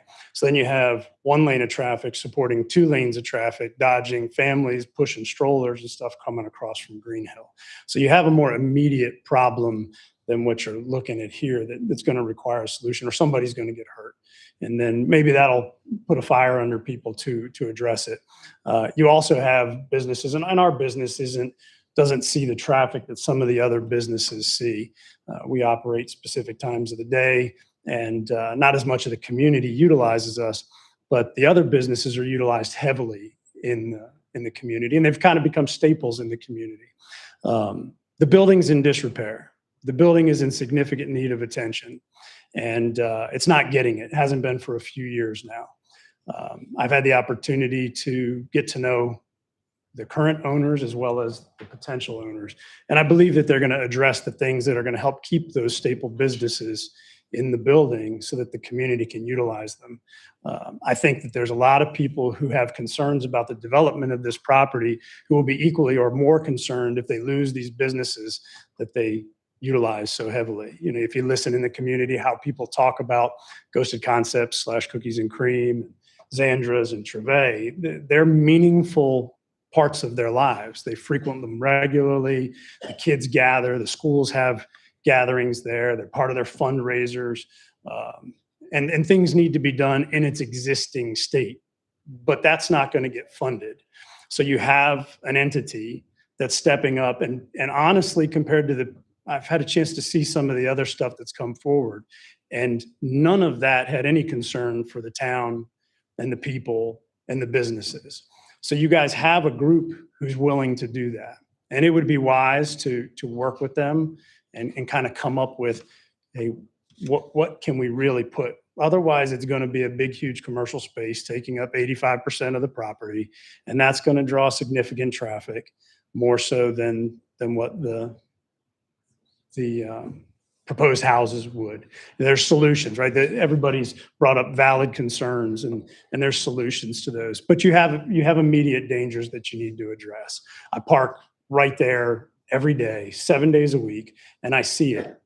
And I see people look at the exit and they're too lazy, or the entrance, and they're too lazy to decide or follow the arrows, and they'll speed to get out. They're like, that's their solution.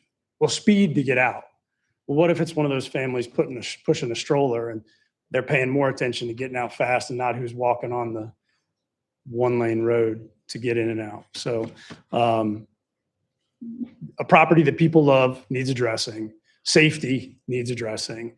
And you guys have a potential buyer who's willing to work with you on it. And coming from that world, it's hard to find people willing to work with a town the way they appear to be to solve the potential problems on all sides. So good luck. Thank you. Is there anyone else who would like to approach the podium and speak?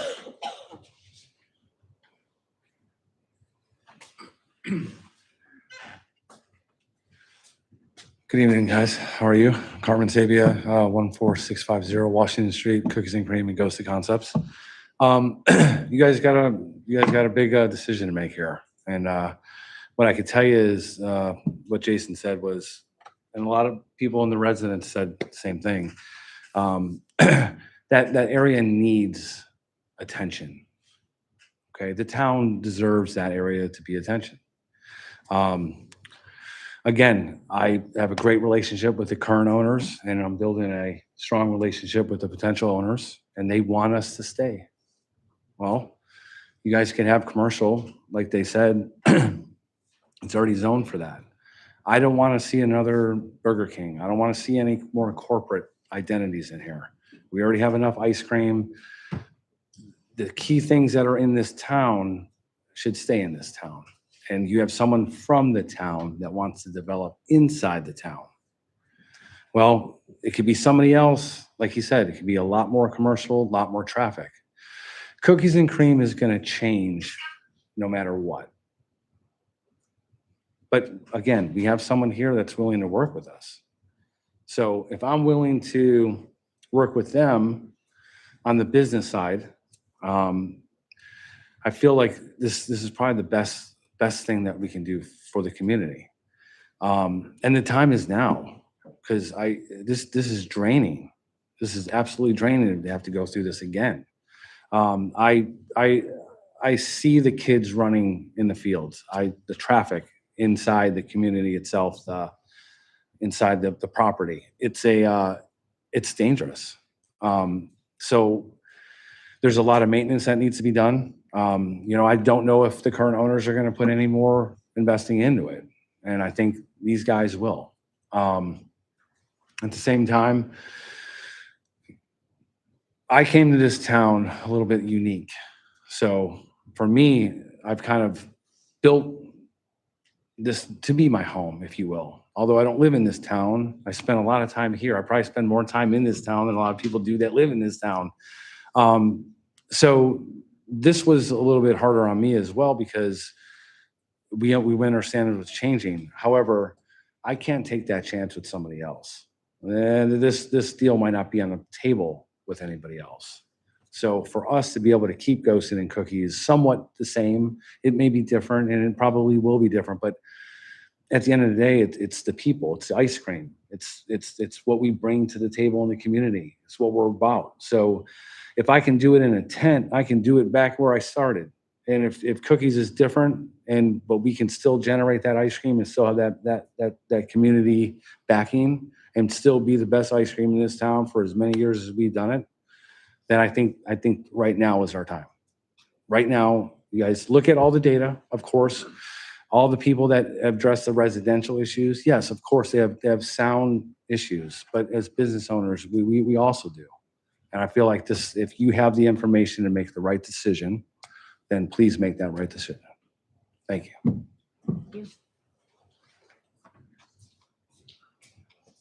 Is there anyone else who would like to come up and speak?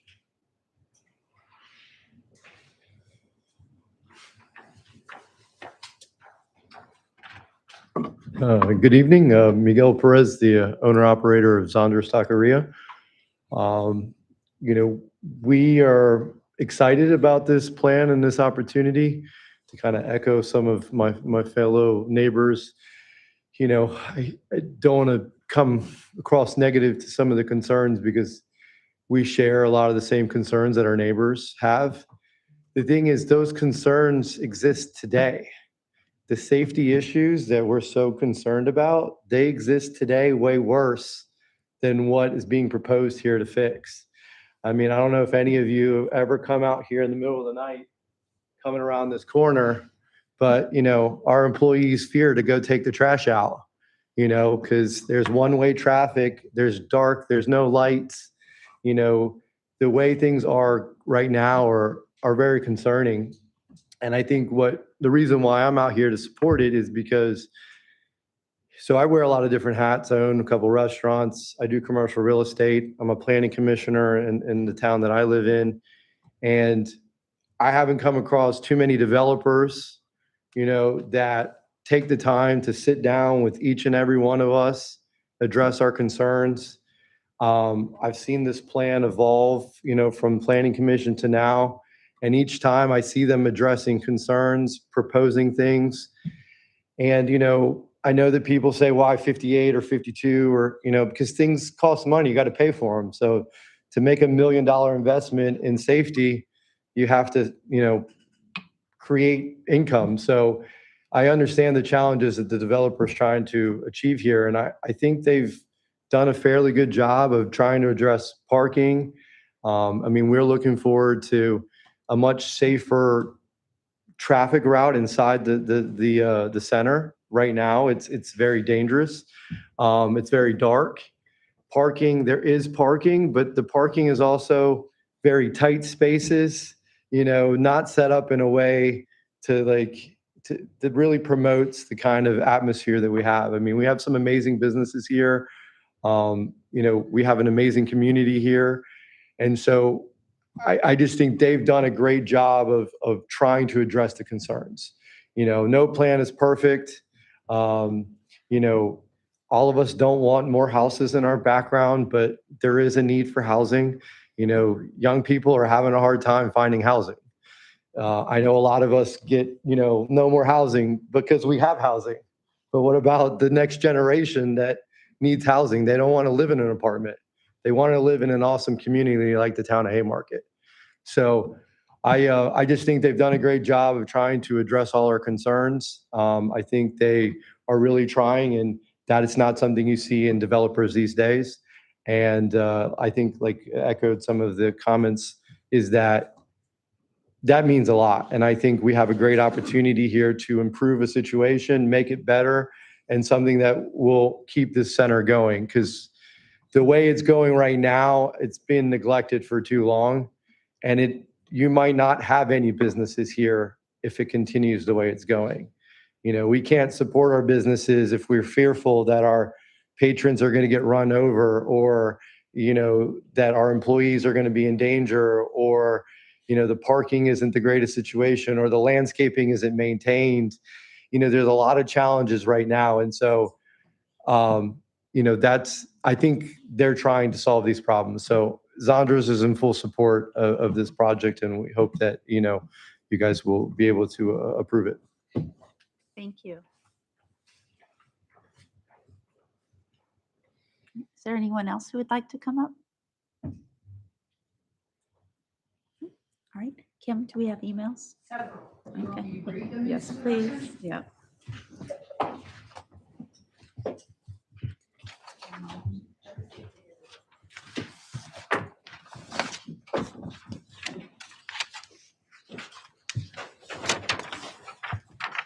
Okay, council, you ready?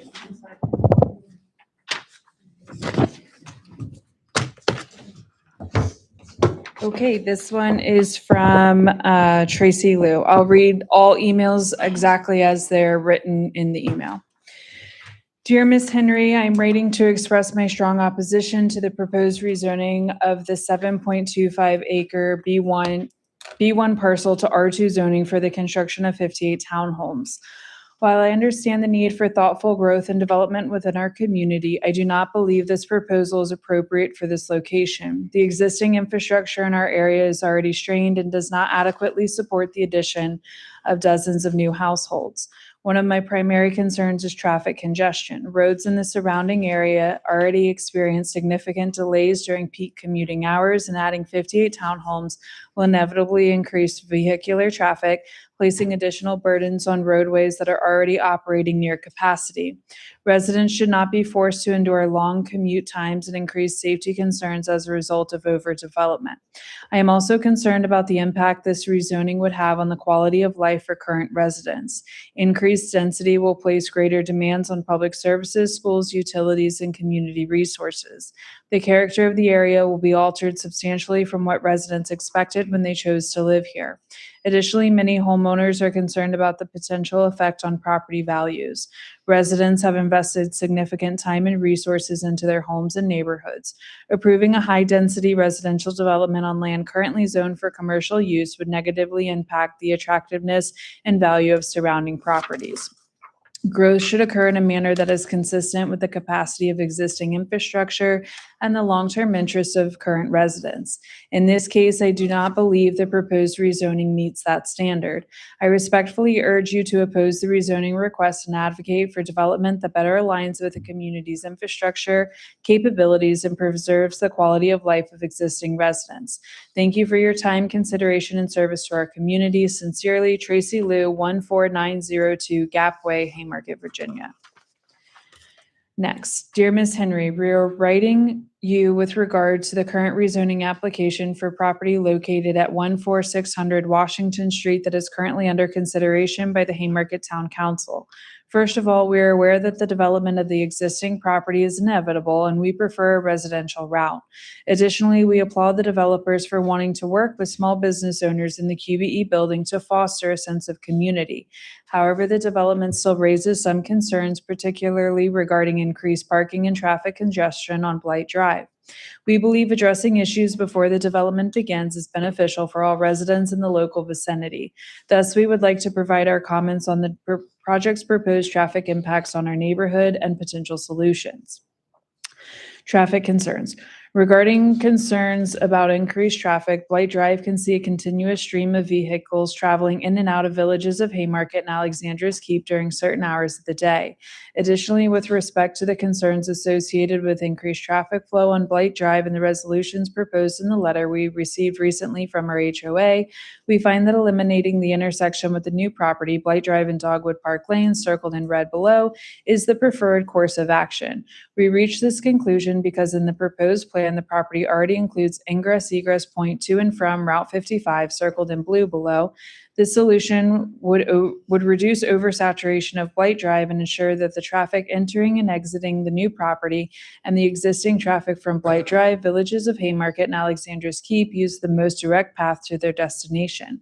Overall, the solution keeps traffic flow to and from all these areas self-contained and most effectively reduces the likelihood of further traffic congestion and accessibility issues to the surrounding areas due to the increased volume of new vehicles that will result from the construction of the new property and current commercial occupancy. Additionally, it should be noted that potential extra overload on Blight Drive may make it more challenging for large vehicles, emergencies, school buses, and delivery trucks to access their destinations. Finally, we propose that by eliminating this intersection, it allows for the possibility of the sidewalk to be extended all along Blight Drive, which would be beneficial since many people in our neighborhood take walks throughout the day. Parking concerns. Regarding parking concerns, the villages of Haymarket currently has a substantial number of vehicles that need to park on both sides of the street. Specifically, because we're on the corner of Blight Drive and Dogwood Park Lane, unlike many other homes in our subdivision, we do not have a dedicated street parking space in front of our property. We are concerned that increased volume will make using this space challenging, as we rely on having at least one parking space on Blight Drive to accommodate our vehicles after using both spaces in our garage and driveway. This does not account for additional vehicles that can also take up spaces when visiting residents in the new development. This is another reason we prefer eliminating the aforementioned intersection at Blight Drive and Dogwood Park Lane with the new property. At the last meeting, we recall that it was noted that parking on the side adjacent to the new development would not be allowed. This creates the potential for the residents of the new development to park along Blight Drive adjacent to the villages of Haymarket. As mentioned above, parking on the same side of Blight Drive is often challenging, and this is our major concern with this project. We would appreciate clarity on how this issue will be addressed and/or prevented, including possible designated parking zones reserved for villages of Haymarket residents. We want to work with the town and developers to devise a solution that works for everyone, and we humbly ask that the decision makers take into account how the development impacts current and future residents and make a decision on the traffic and parking patterns as if they were living in the existing area. Thank you for your time and consideration. Best regards, Greg and Yvette Terry, 14701 Dogwood Park Lane. Next. Good evening, Town Council. This email is in response to the 58 townhomes proposed for the QBE site. While I realize we need more housing, I don't think the proposed 58 townhomes and the shared parking situation will work between the housing and the businesses. The proposal may say 4 parking spots per home, but very few use the garage. It becomes storage. Also, the lack of visitor parking. I walk Washington Street, and there are many times when there are functions going on with the businesses and the parking lot is full. I live in Green Hill Crossing, and my concern is that our street and our community parking will become a parking spot for the overflow. VDOT says it doesn't take very long to get out of our subdivision, but I'm not sure when they do the studies, but there are times when I sit there for several minutes. Do the studies at appropriate times for accuracy. At times it takes several minutes to get out. Adding a roundabout, I'm not sure how that will help us getting out since you have to yield to traffic in the circle. It seems really close to the other one, and I feel like 1, traffic will accelerate afterwards, and 2, how does the fire marshal feel about safety vehicles being hindered? Build responsibly and respect the surrounding area. Pam McGill, 14888 Green Hill Crossing Drive, Haymarket. Dear members of the Town Council, we believe the rezoning application for 53 townhomes should be denied. Our reasons for this are several. It is currently very difficult to turn in any direction from many of the side streets or driveways onto Washington Street. This is due to the increased number of houses and businesses in Haymarket during the past 8 to 10 years. The cause for this traffic issue is that long-term planning for traffic control and flow has been inadequate and/or poor. 53 new houses will exacerbate this critical situation. The addition of 53 additional homes on the 14600 property will add a further strain to the educational systems, as well as police and other city services. It will also increase costs for these services. In the past, the property at 14600 Washington Street offered some recreational areas and green spaces which are needed and enjoyed by many people living on the southeast side of Haymarket. Lastly, people from Green Hill Crossing and Haymarket Station already have difficulty walking across Washington Street to enjoy Haymarket Park, to go to the church, or even purchase ice cream at Cookies and Cream. The addition to the 58 more homes with multiple people and cars will only worsen this situation. Sincerely, Maureen and James Carroll, 6862 Track Court, Haymarket. Dear Council, I'm writing to formally express my strong opposition to the proposed rezoning that would permit the construction of new townhomes at 14600 Washington Street, Haymarket, Virginia. While I understand the need for new housing development, this specific proposal poses severe and unacceptable risks to the existing neighborhood's infrastructure and quality of life. My primary concerns are as follow. Exacerbation of the traffic congestion. The traffic flow on Route 55 is already critically bad during rush hour. Introducing a significant number of residences, such as the proposed townhomes, will dramatically increase the volume of vehicles and push our local road network past its breaking point. This increased congestion will not only frustrate current residents, but also create safety hazards and severely diminish our daily commute and neighborhood accessibility. Irreversible loss of green space. The development would result in a substantial reduction of green area in our neighborhood. These green spaces are vital for maintaining the community's environmental health and preserving the character of our area. Their loss would be irreversible step backwards for our community. I urge you to take these infrastructure and environmental impacts into serious consideration and reject this rezoning proposal. We need sustainable development that respects the current limitations in our road systems and preserves our essential green spaces. Thank you for your time and attention to this critical matter. Sincerely, Bo Sia, 6914 Barbary Drive, Haymarket, Virginia. That's in Robinson Manor. Good morning. I am a current resident of Green Hill Crossing. I am not able to attend the public hearing this evening, but would like my comments read during the hearing. I support thoughtful growth, but placing 58 townhomes directly on the main street of Haymarket risks changing the very character that makes our town special. Haymarket is known for its walkability and historic charm, not high-density residential development. This scale of construction will strain traffic flow and local infrastructure while diminishing the small-town atmosphere that residents and visitors value. Growth should enhance our community, not overwhelm it. Within the past 5 years, we have had 2 townhouse communities built near the roundabout on 55. We do not need another. I urge the council to reconsider this project to preserve the character of Haymarket. Thank you, Christine Tasic, 14705 Gapway. Dear Town Hall, I'm stationed away from Virginia but own a home on Bull Run Mountain I intend to return to. My husband and I fell in love with the area. We frequent downtown Haymarket when in town, including area businesses and farmers market. I read about the proposal to permit 58 townhomes to be built along Washington Street at 14600 Washington. I wish to submit comments to be entered into the record on the June 1st hearing. I am opposed to allowing that number of houses at this location. The density of housing is too great when added to the housing already existing along Washington Street. That street is often very backed up during rush hour. It's a major cut through to get to Cat Harpin Road. Adding 58 townhouses, likely with 116 more cars who must transit Washington Street, will ruin the area. There does not appear to be sufficient land to widen Washington Street. Even if we could widen the street, that would significantly alter the small town feel of downtown. Although housing could be reasonably added, 58 units is way too many. I see that the zoning application states that parking has been assessed. However, that assessment likely assumes that the residents will park their cars in their garages. That is not always the case, as people use their garages for storage and some prefer to park on the street. It is common near higher density housing to see more cars parked along the street even where garages exist. This reality may undercut the validity of the parking assumptions in the application.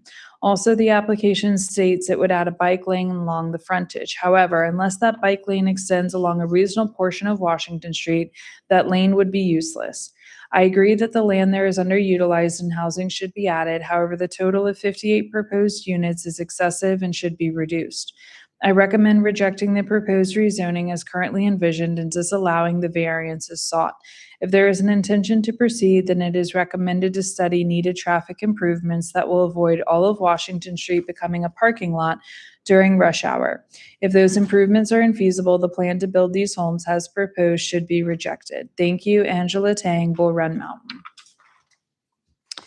Good morning, Kim. I would like to submit my comment for the public hearing on this matter. I am hoping to make it in person, but have other commitments as of now.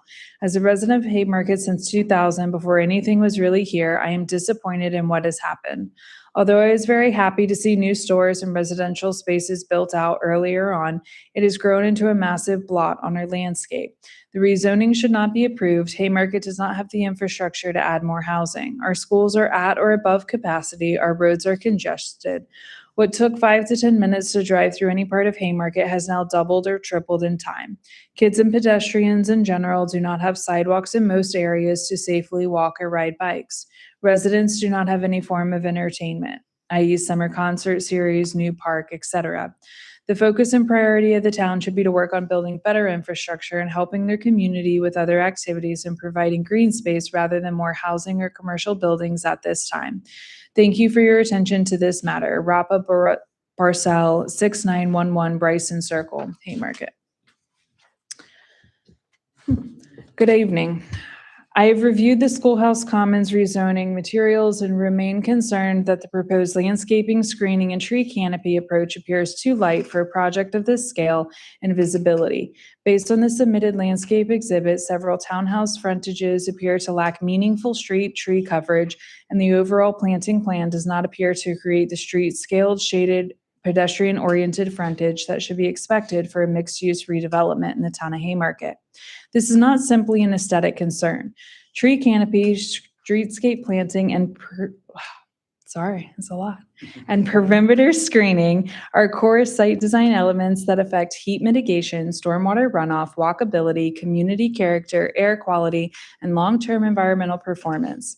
If redevelopment projects continue to replace existing vegetated sites with limited preservation, sparse planting, and narrow residual landscape areas, local and regional canopy goals will remain out of reach. The town's own zoning standards support a stronger approach. Haymarket zoning ordinance section 58-20.16 requires streetscape designs and installations to be reviewed with consideration for the existing inventory of street trees, vegetation, medium or large canopy trees for visual relief and shade, and trees shown on plans at maturity. The same section calls for one street tree for every 25 feet of street frontage, with plantings at even intervals wherever possible. At the site plan stage, the applicant should be required to demonstrate compliance with those standards in a clear, measurable way. That should include a frontage by frontage street tree tabulation, the required and proposed number of street trees, the proposed spacing, mature canopy limits, and a justification for any frontage where trees cannot be provided. Scattered ornamental trees, foundation shrubs, or small canopy plantings should not be treated as meeting the intent of a street tree requirement intended to provide shade, pedestrian scale, and visual relief. I also recommend that the town require a more robust tree preservation and replacement analysis. Virginia Code Section 15.2-961.3 authorizes local tree planting and replacement ordinances during the development process and establishes minimum 20-year canopy expectations by land use, including 10% for businesses, commercial, or industrial sites, 10% for residential sites zoned 20 or more units per acre, 15% for residential sites zoned more than 10 but less than 20 units per acre, and 20% for residential sites zoned 10 units per acre or less. For mixed-use development, the applicable percentage is based on the predominant use. I recognize that unfortunately Haymarket and Prince William County have not adopted local tree conservation or tree replacement standards under Virginia Code Section 15.2-961.1 or Section 15.2-961.3 in the same way that other Northern Virginia localities have, such as Fairfax County. However, that does not prevent the town from applying the policy principles behind those statutes during rezoning and site plan review, especially for redevelopment projects where tree canopy, streetscape quality, heat mitigation, stormwater benefits, and pedestrian scale are central land use considerations. The absence of a locally adopted Section 15.2-961.1 or Section 15.2-961.3 ordinance should not be treated as a reason to accept a minimal planting plan. Arlington County and other jurisdictions in the region have demonstrated that local governments can use adopted policies, conditions, proffers, streetscape expectations, land use standards, and site plan review to push for stronger preservation, replacement, and long-term canopy outcomes, even where the specific ordinance framework differs. Haymarket can and should apply for the same basic principles here. Preserve viable existing canopy where feasible, require meaningful tree replacement, prioritize medium and large canopy trees, provide adequate soil volume and rooting area, and design the frontage so that it contributes to long-term canopy coverage rather than a merely satisfying a minimal landscape exhibit. Prince William County's own development standards reflect many of these same principles, even if Fairfax County Code and State Code do not apply here.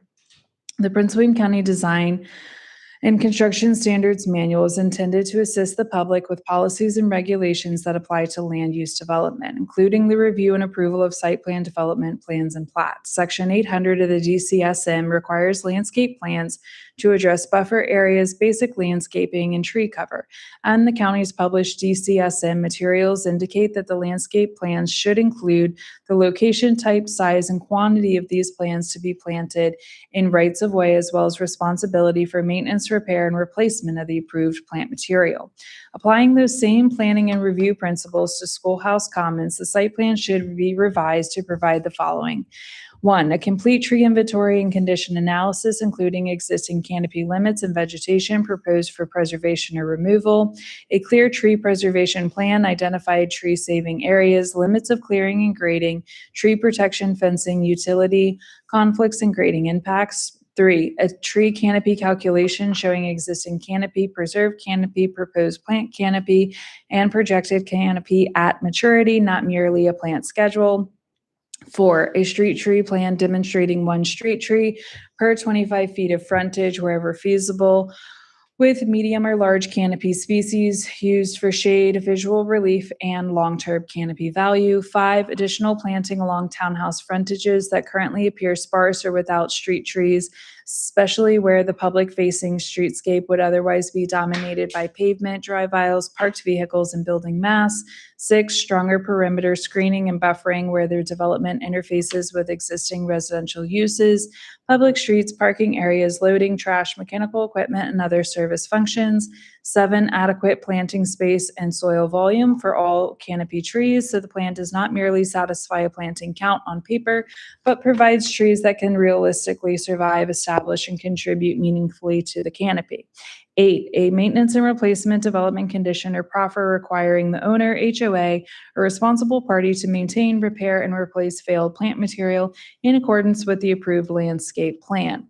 This issue is larger than this one project. The Metropolitan Washington Council of Governments has adopted a regional goal of maintaining at least 50% tree canopy coverage, and COG has emphasized the role of trees in shade, cooling, air quality, water quality, biodiversity, and livability. If projects like this are approved with sparse planting, limited shade, narrow planting areas, and minimal preservation, then those regional and local canopy objectives become functionally impossible to meet. If the rezoning is moving forward, then the town should use the site plan review process to require a much stronger landscape screening and tree preservation plan.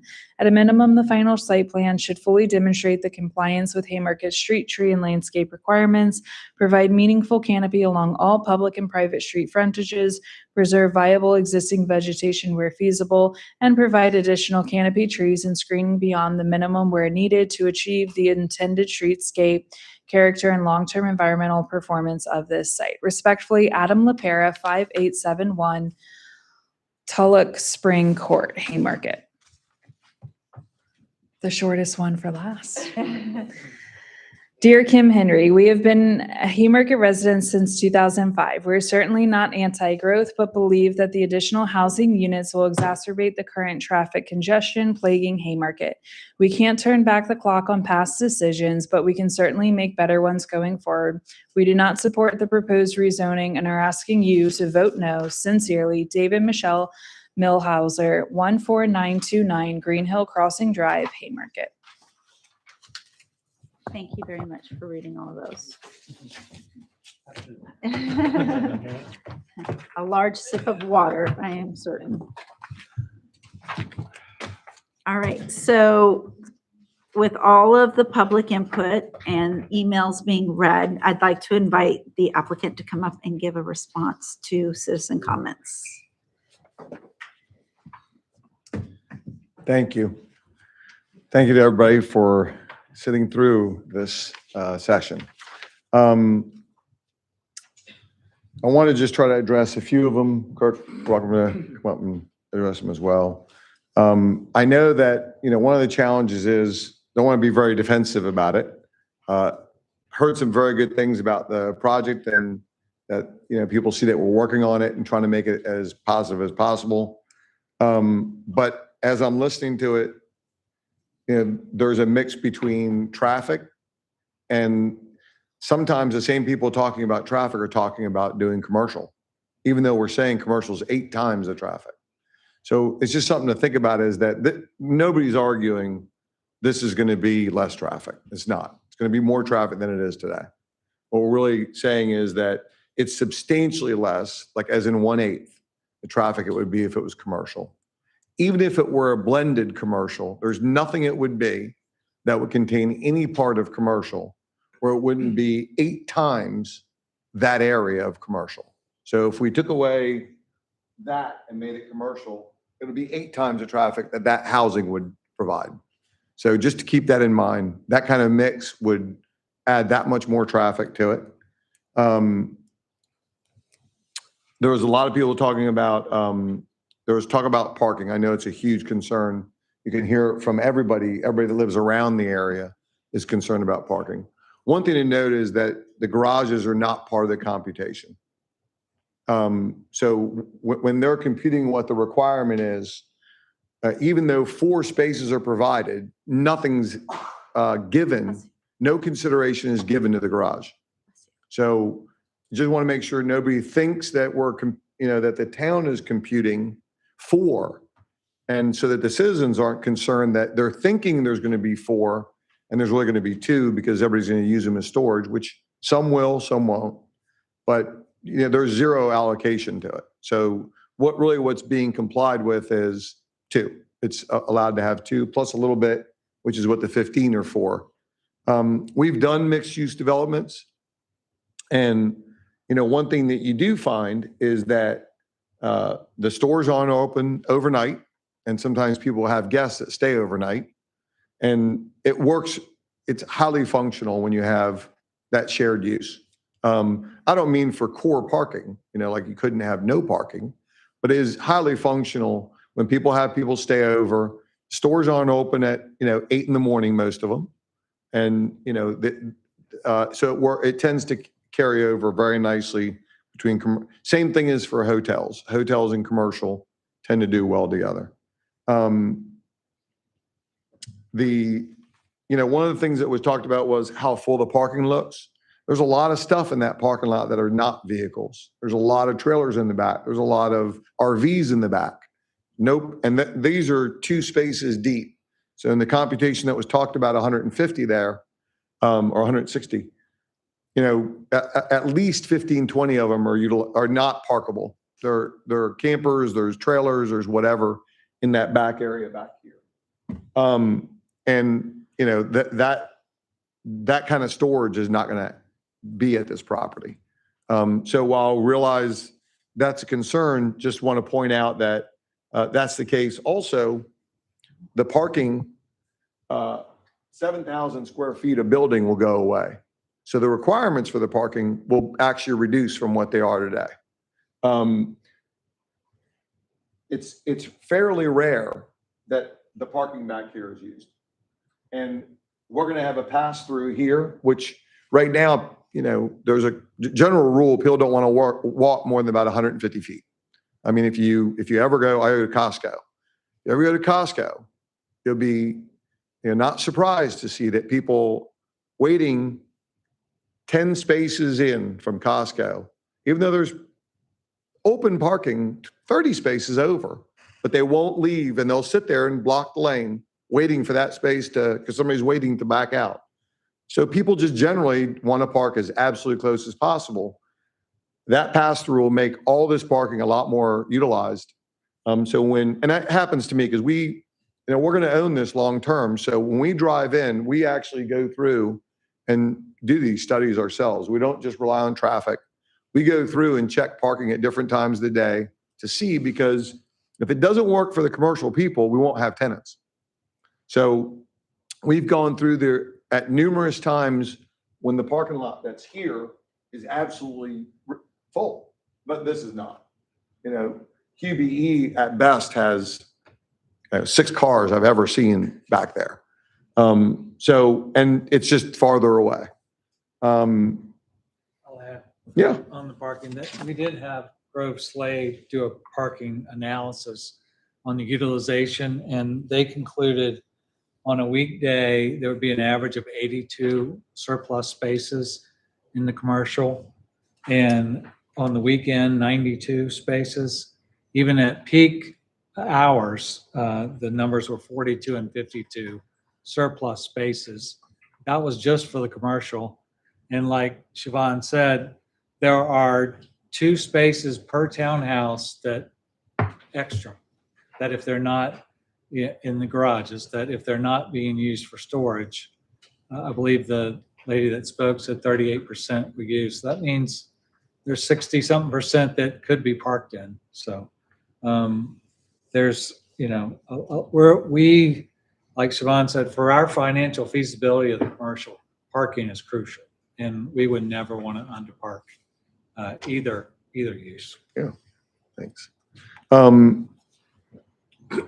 Wanted to point out that one of the emails I believe I heard was talking about they were in a development where they had 2 parking spaces and they need more parking spaces. I do want to point out this conforms to the town code, and there's actually 2 more in ours, meaning those that they were speaking of only had their 2, didn't have garage. And so, what people may not realize is there really is 4, and I get the fact that some people will not use them all, but some will. It was brought up about VDOT approval.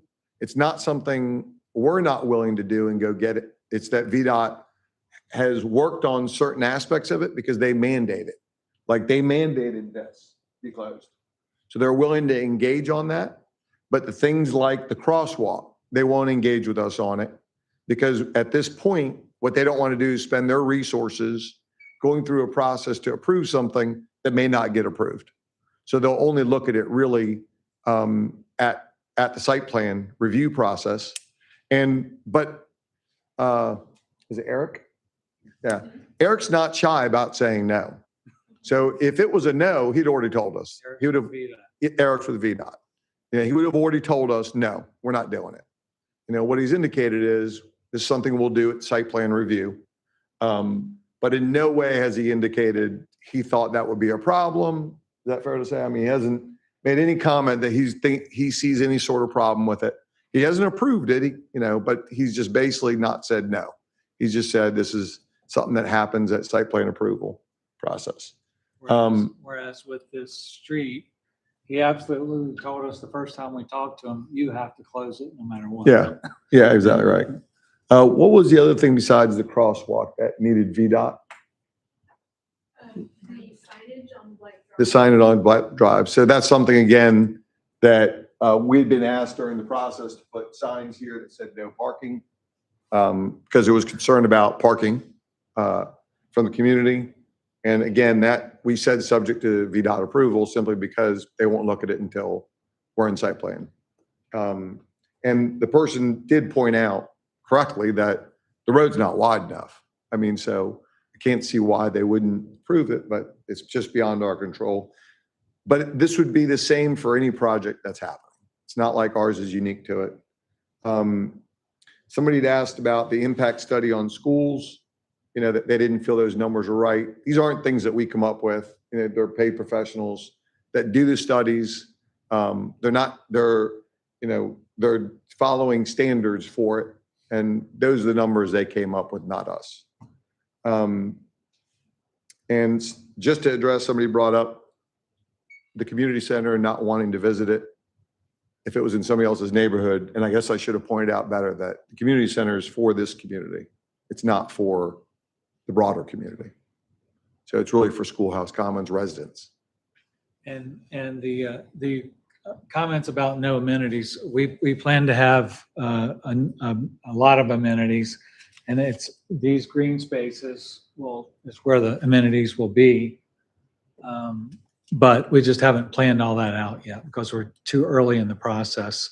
But we'll have tot lots, we'll have all that green space you see will be amenitized. But one thing is, it will be amenitized for a 58 lot townhouse community. You know, what really happens is when people talk about affordability, if you put a pool in for 58 townhouses, you start having condo fees of $600 a month.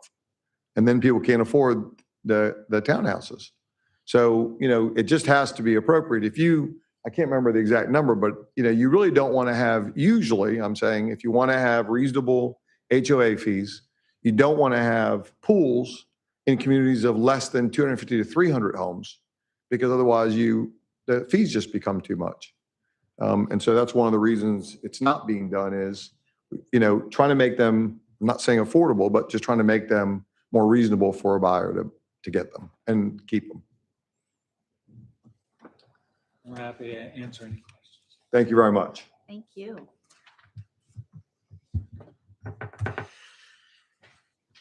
All right, so I will now close the public hearing and then move on to our regular monthly meeting and citizens time. So this is for anything other than the subjects on the 3 public hearings. If you'd like to come up, go ahead. Is it possible to take a break at some point? I was going to have citizens time and then I was going to take a break. Okay. So if anybody wanted to leave, they could. So is there anybody who would like to come up to the podium, express anything for citizens time? No? All right. I'm going to suggest a 5-minute break. Is everybody on board with that? And speaking in regards to the ordinances and citizens time, we are now going to move on to the consent agenda. Would anyone like to pull any of the reports? No. No reports being pulled? All right. Do I have a motion to adopt the consent agenda items? Yes, Mayor. Yes, Mayor, I'd like to make a motion that the Haymarket Town Council adopt consent agenda items A1 through 3, B1 through 5, and C1 through 3. All right, I have a motion. Do I have a second?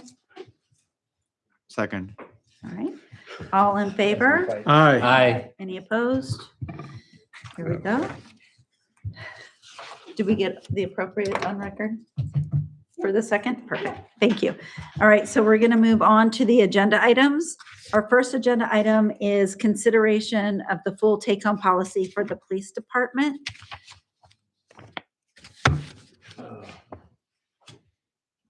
I was going to say is I'm used to you up here and then I've been bad. They banished me to the back. All right, go ahead. I'm here, ready to go. All right. Does anyone have any questions in regards to the full take-home policy? For Chief? Sure. if I Alexander. may. Yes, sir. So Chief, I think based on what you shared with us at this point, the only thing that we know is potentially this can translate into 15,000 extra related to fuel, Correct, Okay. correct. And limited on the vehicle maintenance, at least for the first year. Okay, all right. Wake us up. In the grand scheme of things, in terms of, our total budget, $50,000 is not a whole lot, right? But, I'm gonna say it because it needs to be said, right? I do have concerns in terms of the trajectory when it comes to the increase of the budget, right? The spending, what have you. Chief, this is nothing against you or your officers. I'm a beneficiary of the police department, right? But, right now we are including the CIP, the vehicles, the budget for the police department by itself for public safety. We are now at 42% of operating budget, which is $1.775 million, right? This is for a town that's 0.6 square miles, right? So, and again, this is just a concern. I was saying, I don't know if I said it on the dais here. I remember when it was $800,000 not too long ago, right? Now we are double that amount. And again, Chief, this is nothing against, but I just do have concerns. I don't know what, if it continues, to increase the way it has been, I don't know where we're going to be, right? I know for example, we've been talking about the park. How are we going to be able to afford to develop what we need to develop on the park, right? How are we going to get the funding and so forth, right? So, but anyways, I just wanted to say that, get it off Totally my understood, chest, sir. right? Yes, sir. Appreciate your comments. Thank you. I'll just follow up on that. And I guess for me, Alexander, I think the argument that was made earlier as a retention tool seems to make the most sense for us. And the fact that that value will be assessed going forward. Of course, there's safeguards put in place, and we talked about it last Monday, which is critical. It's not a guarantee. This is like I said before, a retention tool, and it will be monitored and tracked, and we'll have to make an assessment if it does get too unwieldy. But at the moment, I think it makes a lot of sense to go forward with it, and then we'll see how we do. Again, it'll have to be valued in light of the compensation study, in my view. So that has to be included in there, so people understand that there's a monetary value that they benefit from in the full take-home policy. Now, we also benefit in town because of the response time and the ability to respond more quickly. So that's my only comment on the issue at the moment. Does anyone else have any comments? Dave? Yeah, I wanted to kind of echo what Councilman Passanello was saying. My one thing is that we do have this compensation study right now that's out there, and hopefully it will be landing soon. And I just have concerns that we're working to get this thing through, and I understand the reasoning for it, but is it to the detriment of the findings on the compensation study? Does it make sense if the compensation study is a month or 2 months away, does it make sense, doing this now, knowing that the compensation study is just shortly around the corner? And then what makes the most sense at that point in time? Well, as Councilman Passanello said, is that it would be weighted or valued towards the compensation study, whether it's done at this time or at that time. Now, you can look at it as a package deal, so to speak, but valued now or valued later, it's the same value, or it would be given the same value in the pay study. Okay. But that's just a decision for you all, obviously, to make. May I? No, you're fine. I appreciate in the outline, the guardrails that are put in place, that this is something that could be very flex if necessary, based on the economy, based on behaviors, based on anything. So it's not a carte blanche, it's there and we can't retract it. Like, there are serious guardrails on there that will protect us as we look moving forward within the economy. I think that that's something that maybe was, I think it's nice to go into full-time with that, knowing that you can peel it back if necessary. Correct. So Yes, ma'am. I would be in support of it. Ken? Yeah, I mean, I do have concerns because this opens opportunity for fraud and abuse. I like the guardrails that you put in place. I like the ethics that you promote and lead by. I don't have a problem with bringing this because we do have the pull-out clause within this. And I don't mind going into it because I feel that your leadership has been exemplified and exemplary, there we go, and demonstrated. But remember, when I stepped in as mayor back in the day, I stepped into a pile of dung heap. Okay. And that concerns me about the opportunity for fraud. And us as stewards of this town need to make sure that we do look at the compensation package and all that, and to actually review this stuff and stay accountable.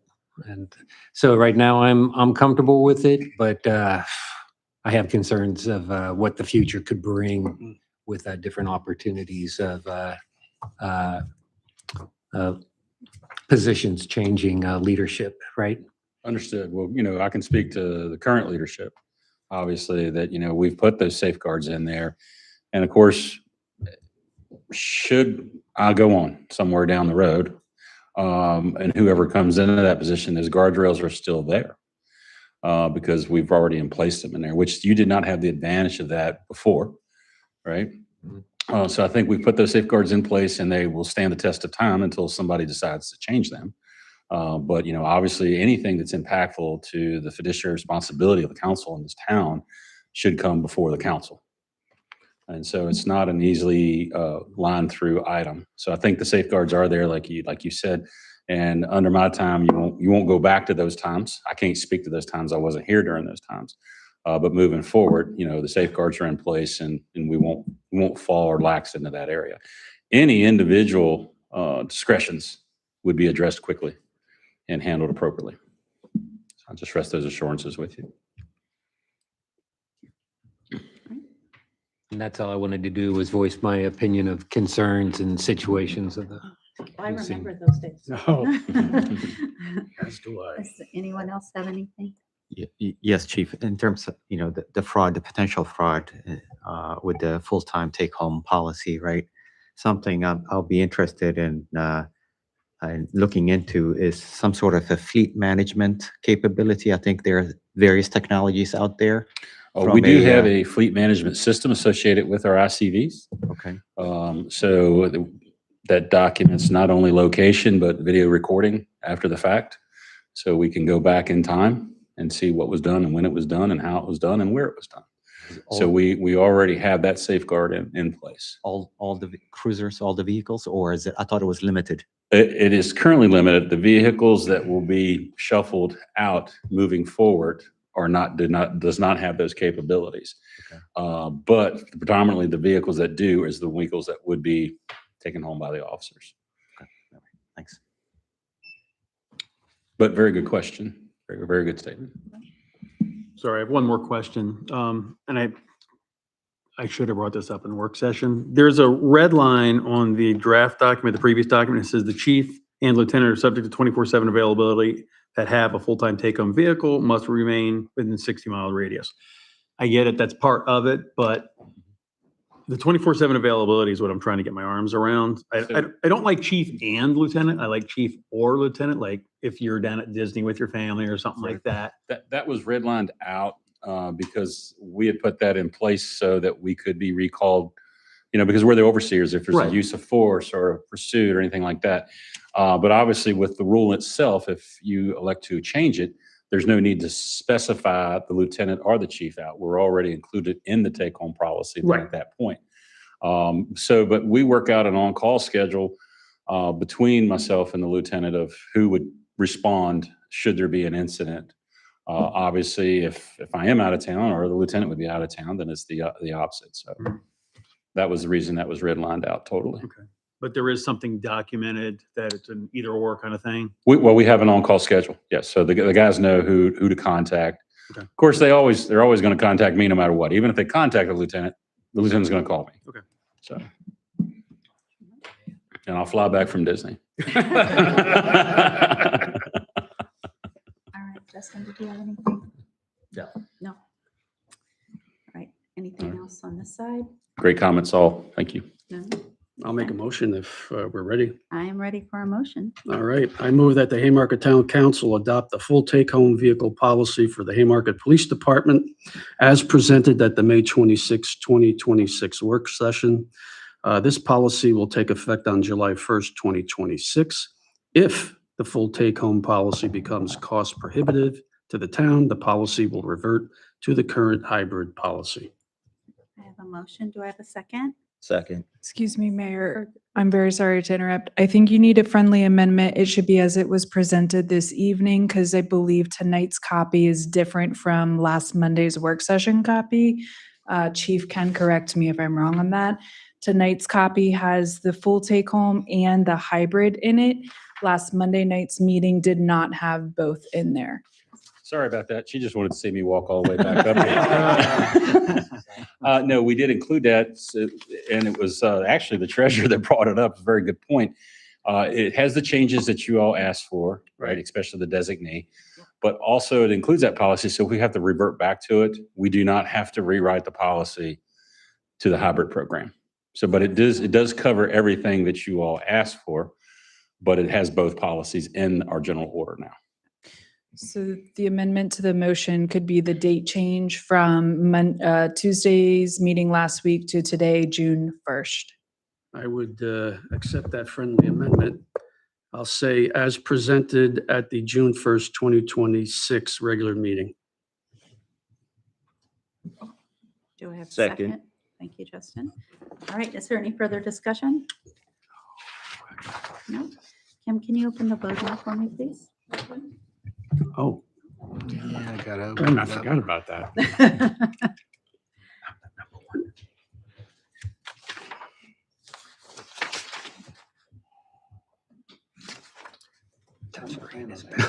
What is this migration? Come on, you guys are too slow. Too slow. Touchscreen is so much better. Isn't it? This isn't touch, is it? Yeah. Locked. Oh. Not like that. That's the reset. She can do it, man. I think she can do it for you. But I already Mine's voted. locked, Kim. Yours is locked. Yeah, it won't let me. Refresh again. Okay. You might have to reset your password. Yeah, I don't think you can submit again. I think you're Probably, locked yeah, it's out. already done. Yeah. Okay, cool. All right. I didn't realize that. I'm glad you educated me. Thank you. Oh, it's so much better. Did you already lock because you can't sign in or lock because you can't vote? You didn't forget your password. Might be did you? due to multiple Yeah. failed login. Well- Yeah. I think so. You might have to reset your password. That would be a TL move, technology. I'm not gonna lie to you. All right. Are you able roll call vote for right now, okay? Costello, Aye. I'll reset it right now. Larson, Aye. It goes to Costello, your email. Aye. No, right? Baker, Aye. Vianney. Aye. Okay, thank you. All right, so the next item is the adoption of the FY27 real estate tax rate. Roberto. Good evening, Mayor and Council. Yes, today we're hopefully council's ready to vote on this tax rate.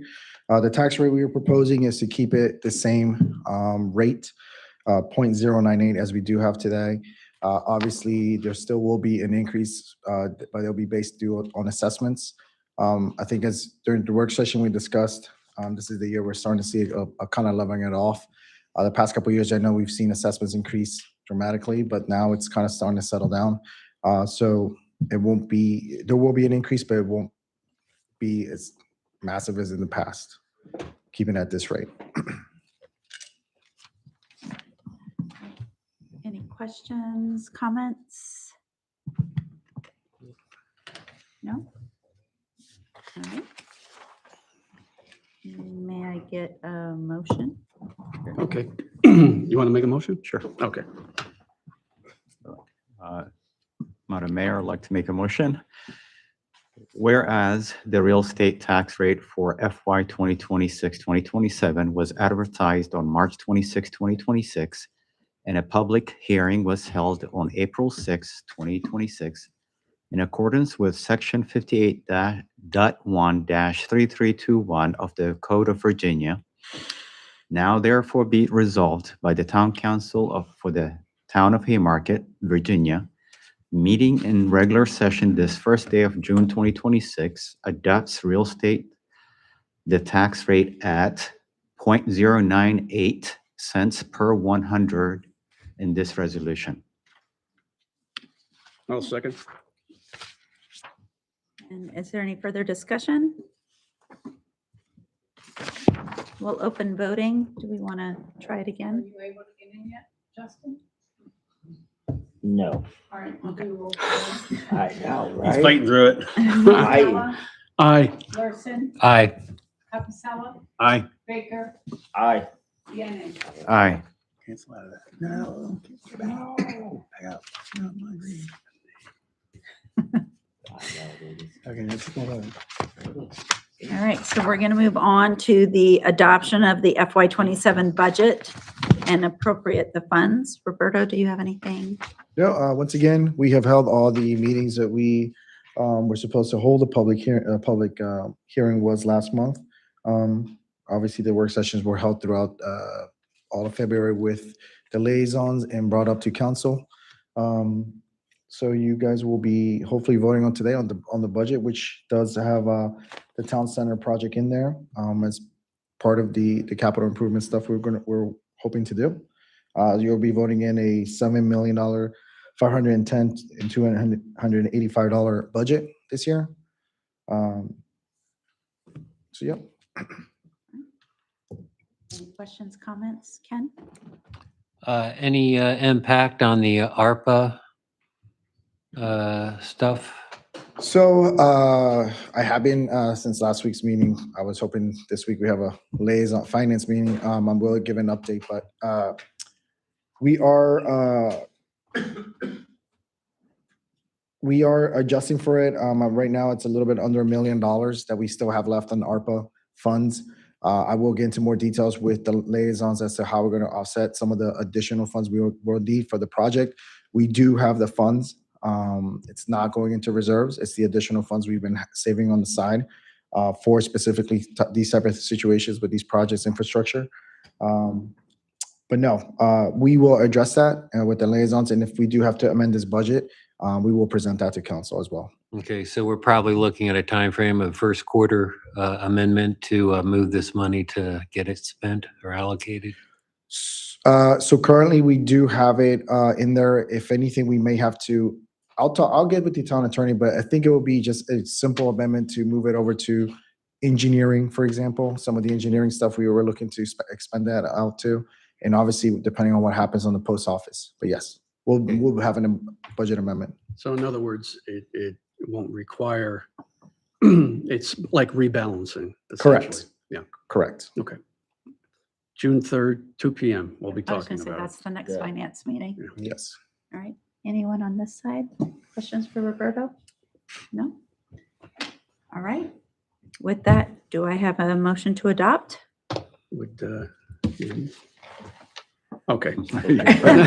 I'll make a motion, Mayor. I'd like to move that the Haymarket Town Council adopt resolution number 2026-007.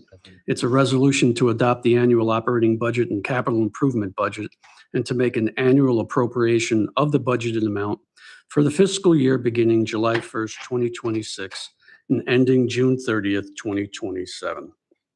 I don't need to read the whole thing, do I? You don't have to do all the whereas. You want me to read it? Yeah, okay. Yeah. All right. I was try. We made Emily I read was all the trying to get things. away from what Emily went through, but Whereas the council of the town of Haymarket held work sessions on March 30th, April 6th, April 27th, May 4th, and May 26th, 2026, all open to the public to consider the proposed fiscal year 2026-2027 budget. And whereas the budget was advertised on April 16th, 2026, and a public hearing was held on May 4th, 2026, in accordance with Section 15.1-162 of the Code of Virginia.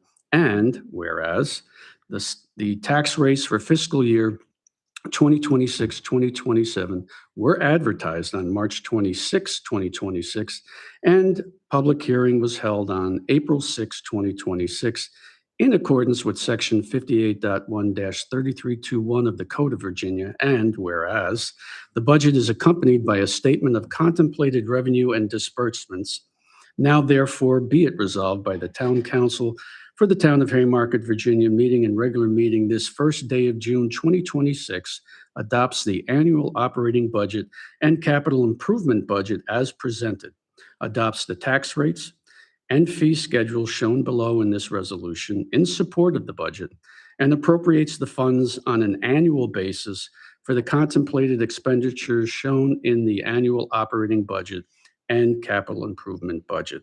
The budget for the fiscal year beginning July 1st, 2026, and ending June 30th, 2027. Second. Right, I've got a motion and a second. Is there any further discussion? All right, if I could get voting, please. Should work. Oh, okay. Yeah. Ooh. See? All right, that's good. Open the vote. Give me a minute. All right. All right. Roll call is Baker, aye. BNA, aye. Wilson, aye. Espino, aye. Capsella, aye. Perfect. Thank you. All right, now we're going to move on to the FY26 budget amendment. Last one. So yes, I think last week we talked about this during the work session. This is another rebalancing of the existing budget. We're asking to move 22,000 in order to allocate properly the repairs, the replacements we did for the 2 HVAC units here in the town hall. And also for some work that needs to be done, gutter work that needs to be done on some of the town-owned properties, as specified in my staff report. Does anybody have any questions, comments? Get it done. All right.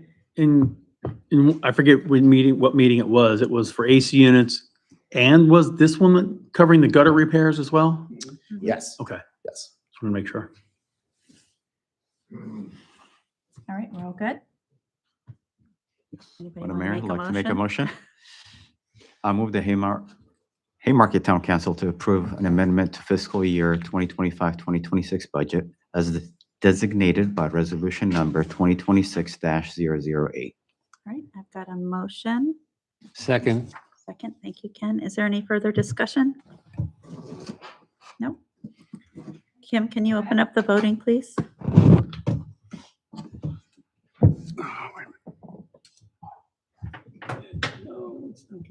You got a sucky I know. computer there.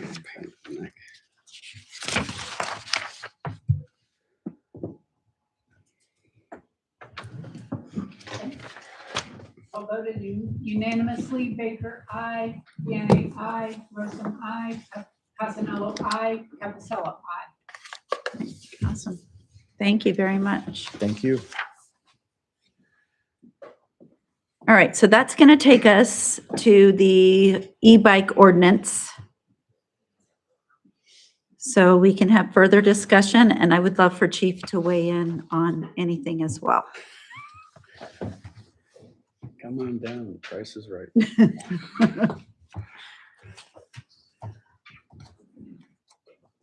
Let's see. Swimming laps.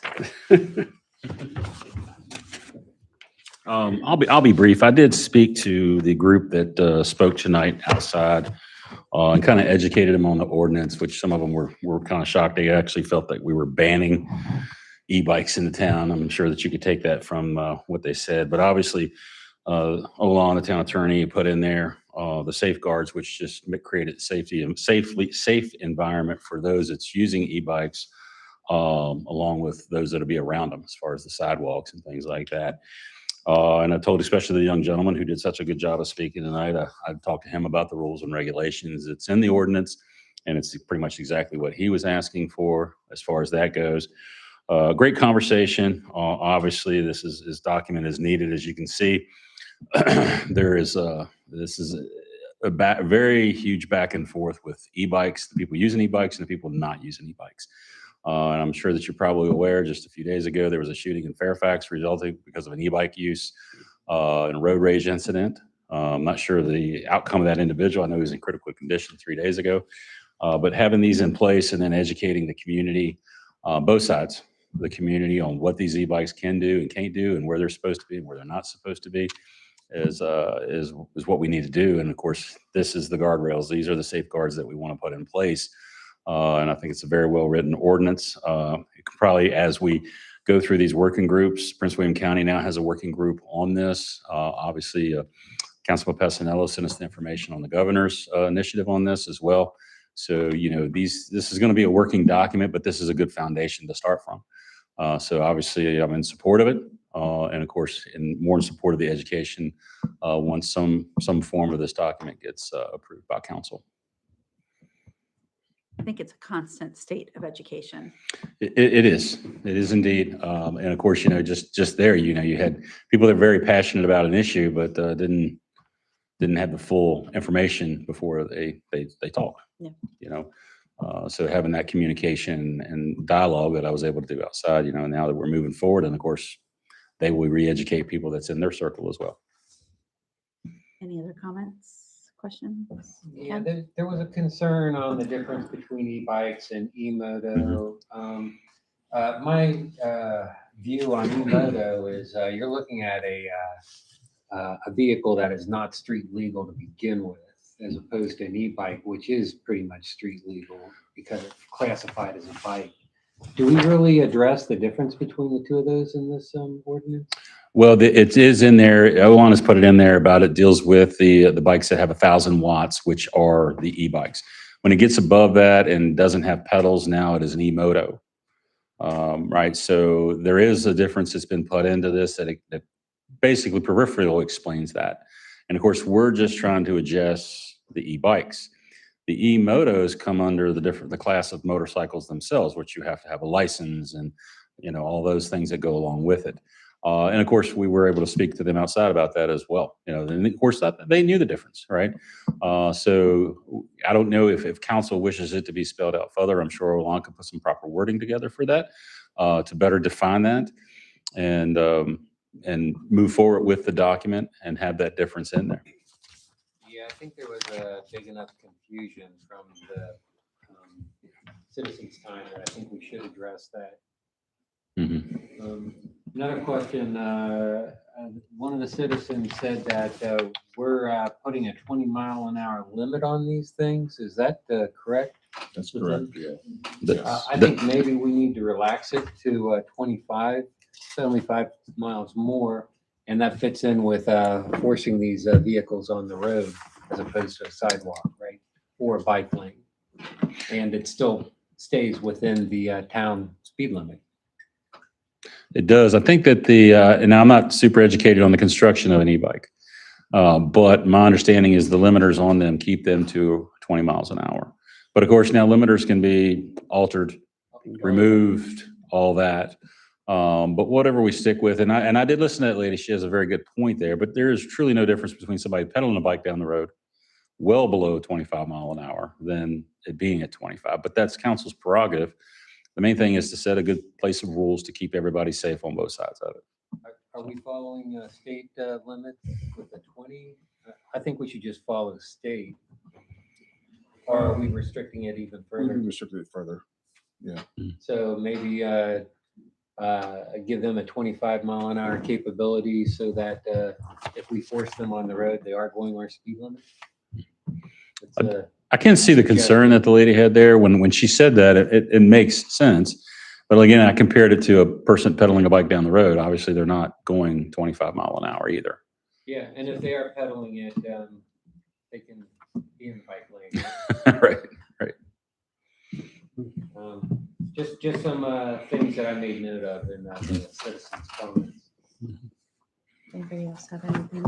Yeah, I do. Of course you do. Obviously, Chief, the e-bike ordinance is my baby. I love this thing. I was very concerned that people thought we were banning them when in fact, all we're doing is just putting a box around, giving your staff the ability to say, hey, quit doing it. Right. It was great to see that some of the people recognized as well. The people recognize it's not everybody that's doing this. Unfortunately, it's a few bad apples that are getting, the majority of the focus on them. And the one lady who was talking about pedaling, she's made a really good point that, she's pedaling as fast, she's going as fast as you can and cars are flying up behind her. So we really kind of have to look at this from both sides of it for, educate not only the cyclists, but also the drivers as well, because I think we've all seen road rage happen, and Fairfax County is a prime example of it. Right. Rollins Ford Park, prime example of it is the rage side of it. And then lastly, I think the document needs work, and maybe based on the comments we had here, maybe we do need to separate out the ownership versus the businesses and kind of separate that out. I know what I understand what the thought process was, and we had one big doc for everything.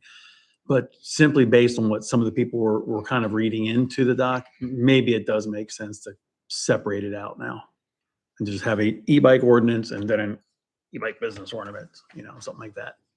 And we don't have to have them both at the same time, but we do need to have that e-bike ordinance first and foremost. Were we reassessing from last week's meeting and putting something else together for another public hearing? Isn't that what we were? On the 23rd. Yeah, okay.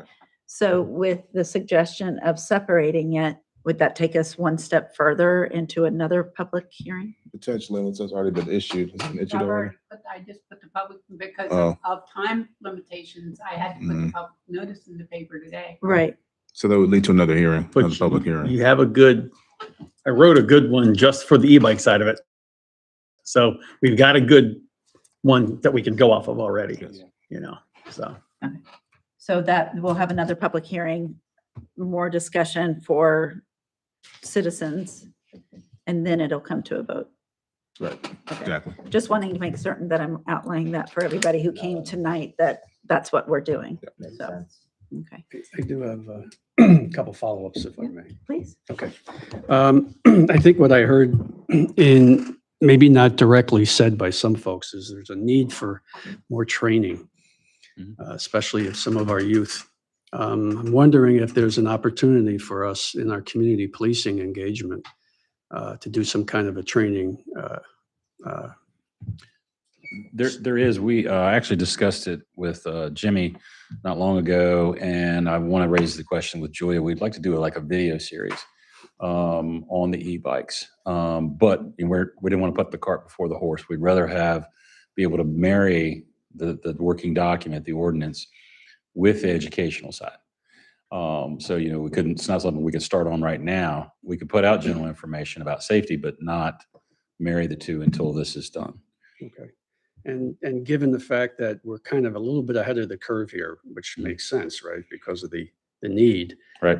Relative to the governor's working group that's being established, and they may come up with some best practices that we might want to incorporate later. I don't know. Right. So might Prince William County with their working group. Okay. And that's why I said it's probably going to be a working document, as e-bikes evolve, as the enforcement evolves, as the safety issues evolve, and we have to involve our ordinance to make sure that it evolves with it and keeping good current practices with the ordinance. But we need the foundation. We need the building block to give us the tools right now to make sure that we're keeping all those using e-bikes safe along with the rest of the public as well. Okay. Tonight was the first time I heard about the Haymarket biker gang, so I don't know what that is. Me too. Yeah. Me too. I did not know myself. Thank you, Chief. No problem. I will say, just for council's purview, is that it seems like most of their problems is in the county and talking to them outside. I And heard so- that biker gang skips school and hangs out at Swirlies. Thanks for that. Anything further? Yeah, I do. Yeah, I mean, one comment that was made was concerns in terms of how we are forcing individuals using these modes of transportation to only use the streets or the roads, right? And ideally, we would want some sort of a designated lane, and they pointed out how the bike lanes at times terminate, right? Yeah. And there are no bike lanes throughout town. It's just specific, it's mostly Washington Street, right? So from a safety perspective, right, that is concerning.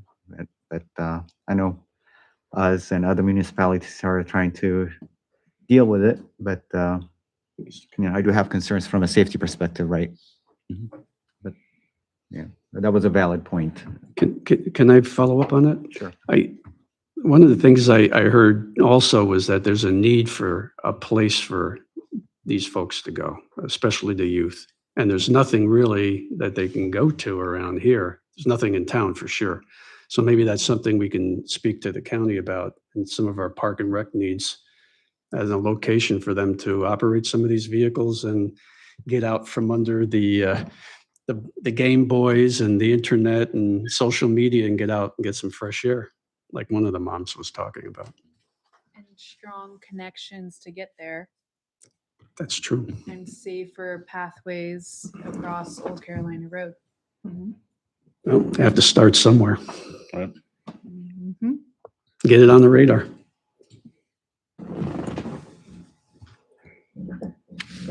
Anyone else? No? Okay. Mayor, if I may? Yes. Sometimes the direction for me, I'm hearing council say you want me to separate out the licensee portion from the actual user portion of the ordinance. Is that the direction I'm getting, or is it still a conversation at this point? That's my first question. The second Okay. question is, do you want to make the change from 20 miles per hour to 25 miles per hour?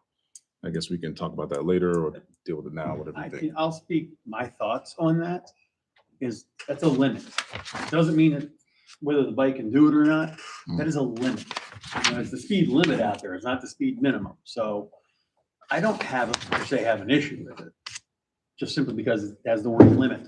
Oops, sorry, that was me. So how are we feeling on breaking it down into two separate? And it's a living document. It's something, I would like to see an ordinance in place to better help police what's happening for those that are not following the rules, as opposed to dragging it down to getting like two separate, knowing that we could work on it. It's a living document. In terms of the speed limit, 25, increasing it from 20, 25, based on what was described, it does make sense, right? So if we are only restricting them to use the roads, right? And they are traveling whatever road that they're traveling and cars are behind them, cars are wanting to at least travel at 25 miles an hour, but they are unable to because they're being slowed by these, it does make sense, right? To eliminate the frustration of drivers and what have you. It does make sense to allow them to go to at the speed of, the allowed speed. Speed 25 of miles. cars. Speed of cars, right? I agree. Are they licensed and registered, these vehicles? No. No. No. No.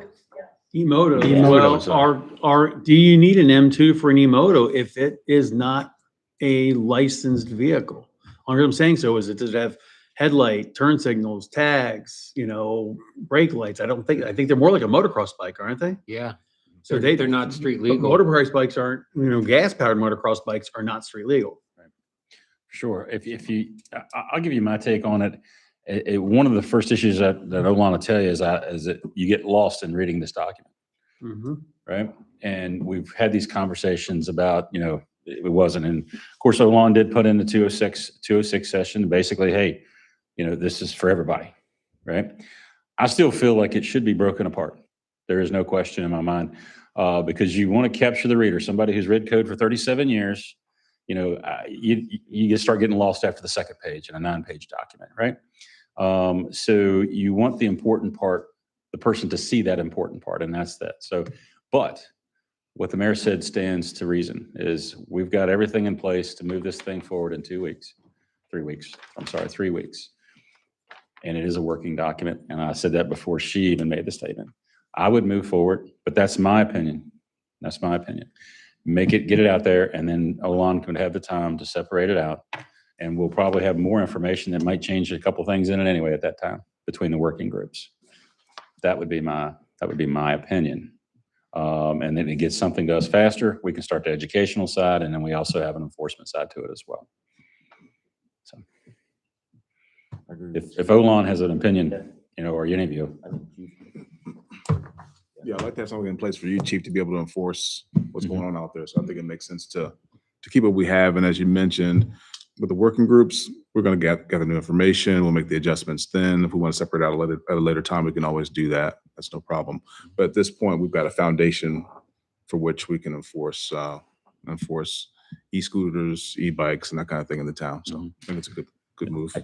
Do you have one question? Like moving forward, like say if we do want to change something, do we have to have a public hearing and everything We moving want to separate forward? it out? Yes. You have to revisit it. Yeah, just making sure. And then do you have proper direction on the speed limit? Not yet.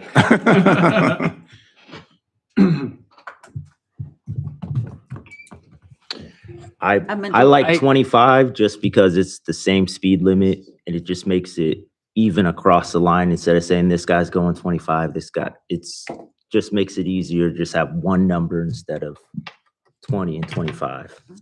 And I like it at least at 25, but I would recommend we just follow the state. Let the state legislators do the general order and for you to work by. Roger that. So do we want that clause in it at all, or that's the question? Would you recommend that clause, or would you just recommend changing it to follow state regulation? I recommend including a number in the ordinance so you know exactly what miles per hour is acceptable. 20, 25, whatever y'all decide to do. Okay. Makes it more enforceable too, right? It does, and then it doesn't slow us down on the state side either. Because those wheels move much slower than a town Haymarket. Joe, do Okay. you have an opinion on the 2025? 25 sounds good. Okay, 25, Ken? Consistent. Dave, you're okay with that? I'm good with 25. 25? All right, so direction would be 25. Thank you, Mayor. Thank you, Council. Anything further on A? No, but thank you, Emily, for turning that down. That's a good one. I am like dying up here. I'm like, I'm gonna start going like this. So we're definitely going to meet on the 23rd on the e-bike. Yeah. Mhm. Yep. All right, so now, without any objection, we're gonna move on to the abandonment on VDOT Maintenance Road at 14600 Washington Street. Anything, Emily? Are there any questions from council on this? Okay. Mayor, I'll let you direct. So I appreciated the educational piece earlier today in regards to this was a cleanup item. But Joe, I hear that you've got a question. I may have one or two. Yeah. Am I slowing you down? I'm sorry. Nope. No, who would have thought he We is? could I'm get not out of here apologizing. tonight. The health notifications on it. Yeah. Anyway, so I guess one's a curiosity question and the other is a mechanical question. So it seems to me this has been a problem for a long time for VDOT. And why did it take so long? Is it just because of this project, or is this something that would have to happen anyway, regardless of this development? Yes, so it would have to happen regardless. I would say it's not that it's taken this long. It was a conversation was sparked with VDOT. There's a rezoning. There's a new project on this property at which a person sitting in that seat who was not previously there for other site plans that were on this property then brought it to the attention that there is in fact this maintenance road there and this is going to need to be cleaned up. I will say the town challenged of why was it the town's responsibility to go through this process when we were never party to the agreement? It's between VDOT and Prince William County Public Schools, and now the property owner, to which we were informed that that was how the state works. Okay, So, fair enough. does that answer So your questions? Oh, that answers my question. I think, to a certain extent, but I think, I think it's a good idea because it's way too close to the other business anyway. But my main question is more mechanical. So if we pass a resolution and they take this out of the system, when will that happen? Because until you have a realignment of that road, if the project is approved, would you want to take that out? So the road, if a resolution is passed, the road is not being closed. The maintenance agreement that VDOT has is being removed. That's it. And That's they the will take care cleanup. of- That's the administrative cleanup that has to be done on VDOT's side. Ultimately, what VDOT is saying is, we want to see this road closed. You need to realign an entry point. You will need to provide an access management discussion here on your new entry point. We will not be approving an application that comes before us, whether it is a rezoning or a standard site plan for a by right use with that exit in functionality. Okay. So then it comes out of their inventory for maintenance That's correct. and it falls back on the existing owner. And it has, yes, that is correct when you say it that way. It has been on the existing private owner for the last 13 years. Again, this is just administratively cleaning it up, removing it from their system of road networks. They have not been maintaining, or VDOT has not been maintaining any part of that road. It's the school. It should be the private owner doing the maintenance of it, but And we've heard some issues about that. yes. Okay, and so notwithstanding this development proposal, it will move forward if the council approves it. Correct. Okay. And so I will say tonight, we really just wanted to have discussion, have questions. If there's follow-up information on this, we're happy to gather it. We will be bringing a resolution forward at the work session for discussion, and then a vote at a later date at a council meeting on the abandonment. I mean, I will say that I had called earlier because I myself was confused in regards to the timing of the rezoning and this. And so I was just, so I do appreciate the clarification that it's maintenance, it's not closing the road, that it's separate from the rezoning application. Okey doke. Works for me. Okay, so for Go ahead, point of Alexander. clarification, so this is to vacate, what have you, the maintenance agreement that had existed That's between VDOT and Prince William County Public Schools. Yes. So if we approve this, the only thing it does is it doesn't necessarily close that road unless the property owner decides to, right? The site plan review, VDOT will trigger that road to be closed Closed. because VDOT has the final approval when it comes to the roadway networks in the town of Haymarket and entry exit points onto state maintained roads. So again, the only thing that we're approving is just to do away with the maintenance agreement, That's correct. not to close the, That's correct.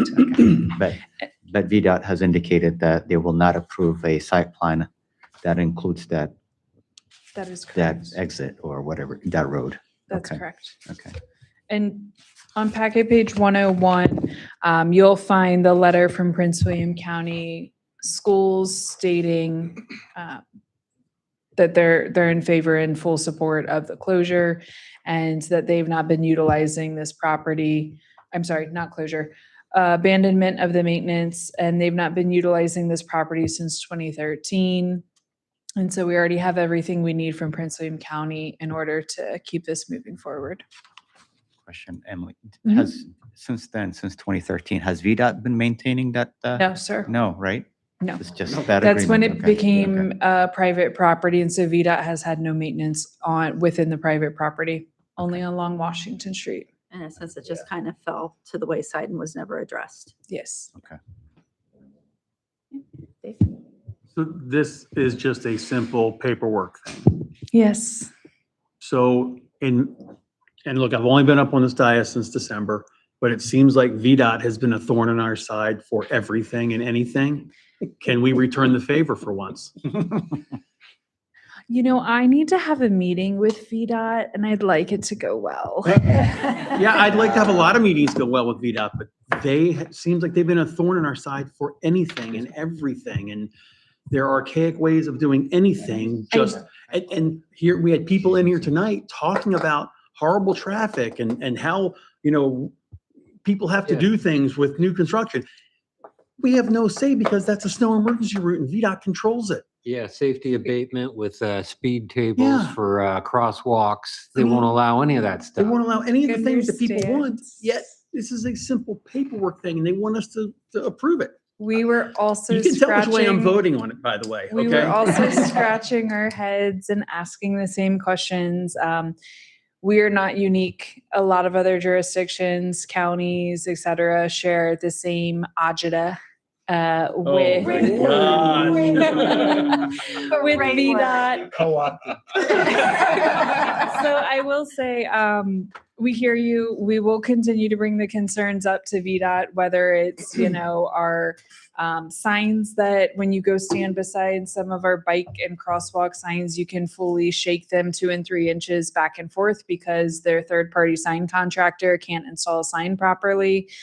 So Chief and I do have a meeting. We are working to get scheduled. We're bringing back up a lot of those same concerns we've had on our main corridors with traffic, speed cameras, what have you. So we hear you. We are trying. Look, I've never said it before, but I'll say it in public right now. Bollards are needed in front of Foster's. Because people just go blazing through the area that's painted and nobody sees the painting marks and they make the right turn into the hockey rink out of state. We can put that on Chief's radar for our officers as well. I will say, we certainly, I don't know if anyone was aware, but the data centers, they brought heavy equipment with very lengthy trucks right down Old Carolina Road and made a left-hand turn off of Jefferson in front of the old bank building. And they shut all of Washington Street down in a very quick fashion with no notice. And unfortunately, their only excuse was it's a state route. We don't have to request permission. So we're bringing all these concerns up, especially through traffic with trucks and our pedestrian safety. So it's coming. And I will say at Small Town Conference, it was a subject with other jurisdictions in regards to frustration. So we are not the only ones, and it is. And I know we're sensitive because of the slurry. I know that. The slurry. I was told. Gone in front of my house. I was next told month. you give it a month, It and it's peels like up it every never time I turn the happened. wheel. So. Temporary. Thank you for that. Mhm. All right. Anything else in regards to the abandonment? No? Okay. All right, so our next item is the rezoning application for 14600 Washington Street. We will start with the town planner. Let me turn that on. I don't have any additional information directly to share to you unless you have any questions that I can address for you. I would like to maybe give an idea or guidance based on our time. I think we can have a very productive and concise conversation with the applicant. I would ask council, maybe we bring the applicant up, have discussion, question time following what we heard from citizens tonight, and then make very clear points of what we expect the applicant to bring back to us at our next meeting so that we can keep the conversation moving. And then there's a high probability we could get everything done in quicker fashion this evening for the rest of our agenda, if council's on board. I don't have any problems with that.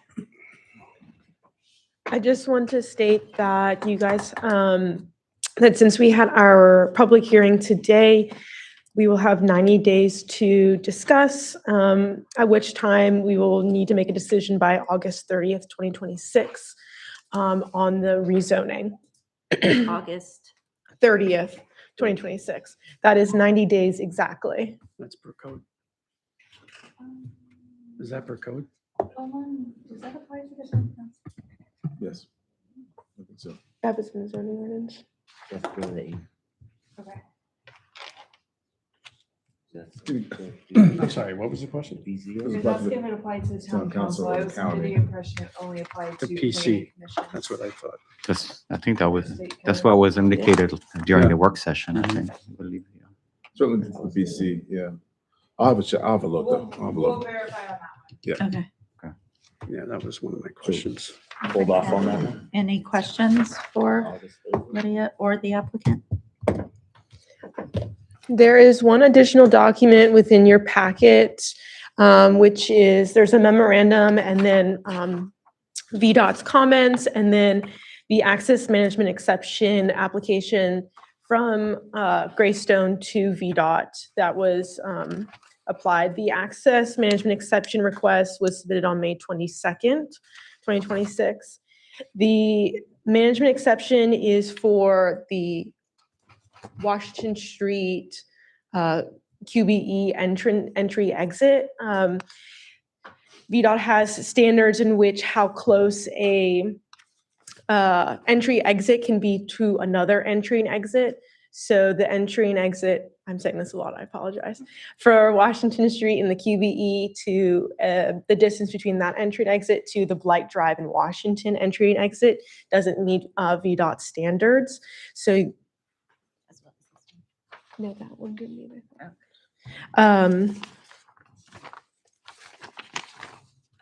Anyways, so therefore, an access management exception has been requested so that they can make an exception so that since they're too close together. So What is the normal regulation? VDOT was requesting 440 feet, and I believe it was somewhere around 230. Yeah. Sorry. Just Oh, to it give a was- little bit more clarity to that, it doesn't meet it under existing conditions. Yes. Nor does the right in, right out. There's a lot of intersections within the town that don't meet that requirement, but it is an administrative exception that has to go through the process. Even if it's an existing condition, it still has to go through that process. It currently measures 273 feet, and VDOT required 440 feet. Correct. Alexander? Is that exception at our level or the VDOT's level? That's for VDOT. VDOT.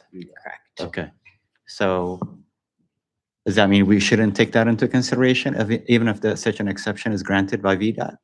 I mean, there is a reason why that requirement exists, right? Right. That's why I've included the application for your review. If you would, it is something to consider as always. That's why the application was required and why VDOT requires it. And just to give a little bit more background, there's not a location along the frontage that would meet that requirement.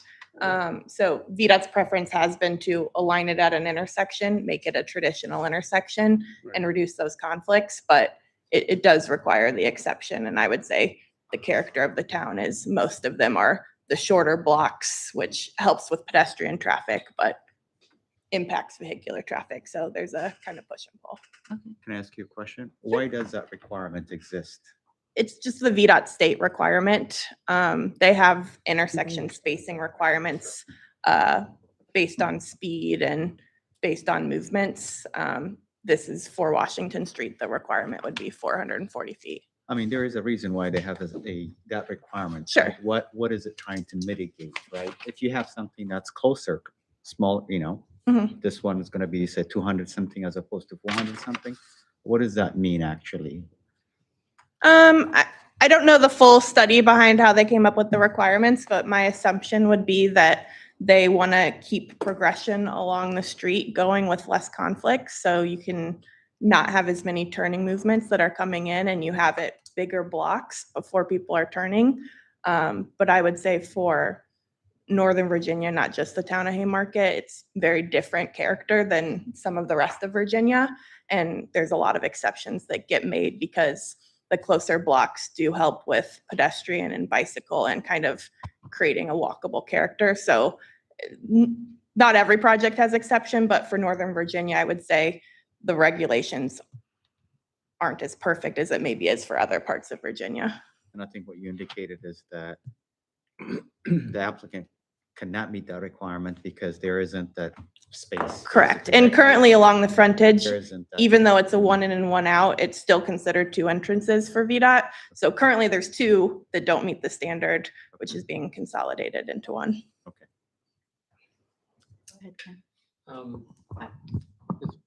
Sorry, I I know- was just gonna add one more thing to that really quick. Is it Okay. Just that I wanted to add that the Blight and Washington exit and the Dogwood, Blight, and proposed entry and exit, that is entry and exit, that's only required, VDOT only requires 50 feet for that.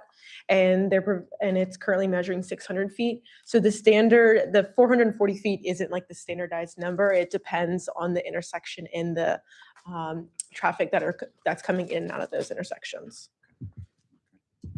Sorry. Yeah, I heard there, the site plan isn't finalized because we're not to that point yet. But I did hear that there's a possibility of an exception for street front parking. What's the probability of that happening? So Pretty much parking in front of the school. yeah, so building. currently the zoning ordinance does not allow parking in front of a historic building, in front of the frontage of a historic building.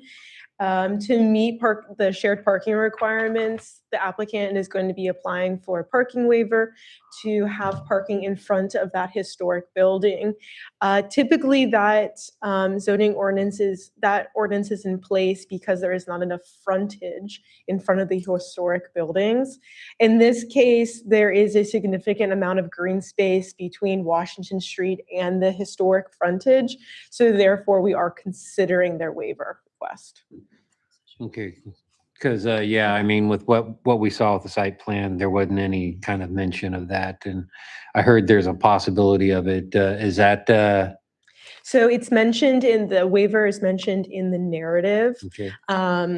And it'll be considered more at site plan stage. There's also the gazebo will be in the front as well as brick hardscapes and fencing and landscaping in that front section as well to help screen the Washington Street from the Schoolhouse Commons building.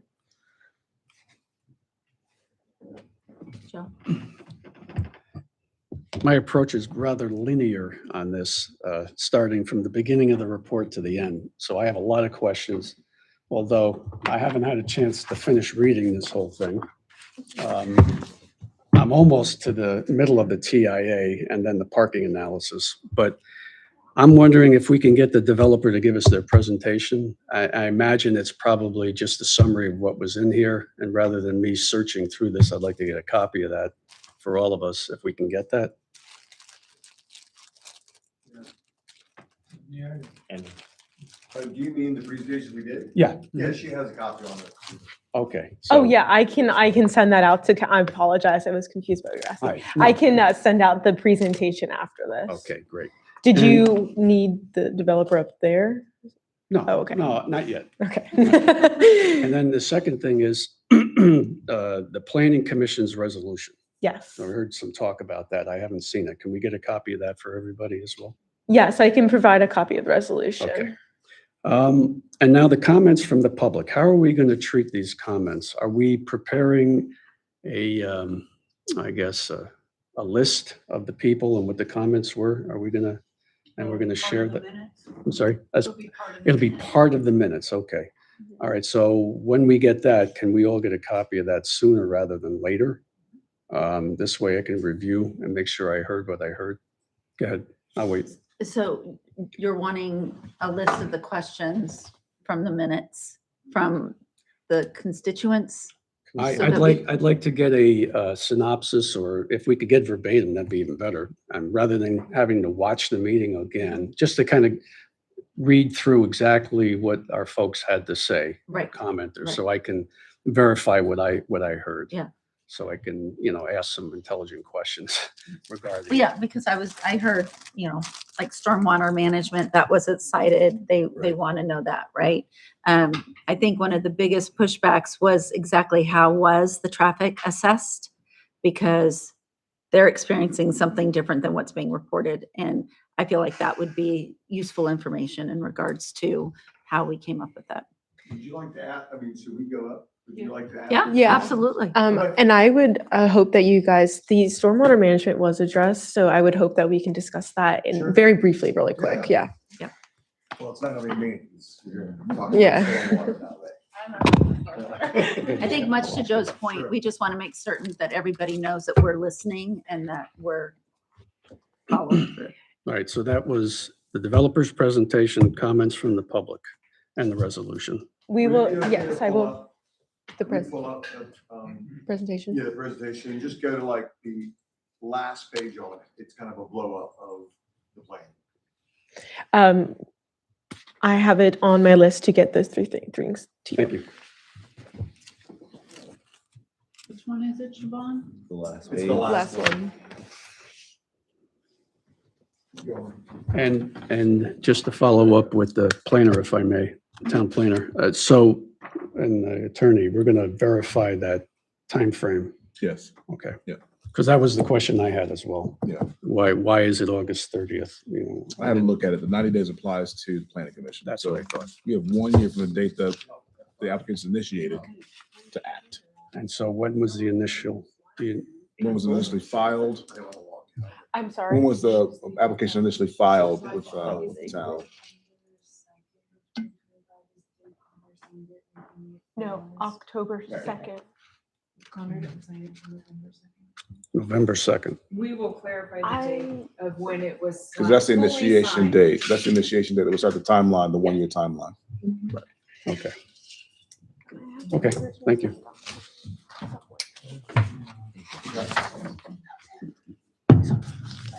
John Davis, City of Root, Civil Engineer. And so with regard to stormwater management, the applicant requested that we conduct a preliminary engineering study for them, which was a great idea.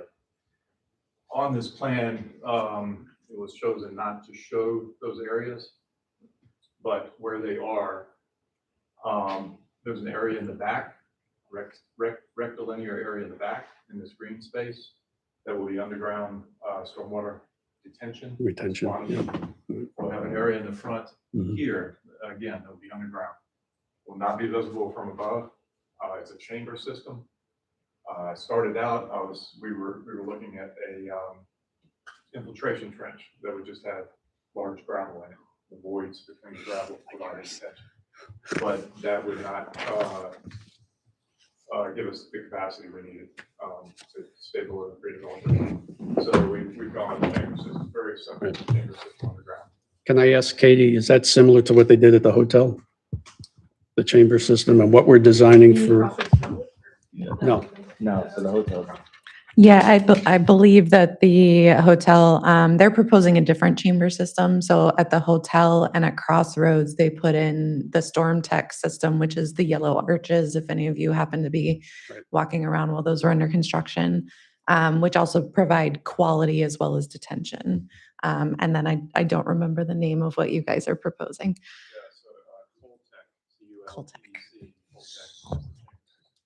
It's a very simple system. It provides no filtration. It's simply for detention. Right. Stored fine. Just take a PVC pipe that's say 3 feet in diameter, cut it in half. So now we have a half moon shape that's sitting on the ground, below. And that's providing, those fill up. They're all connected and those fill up and provide the storage. There is a under drain pipe, that discharges, small pipe that would discharge and release it at or below the pre-developed rate. So that chamber system underground, might take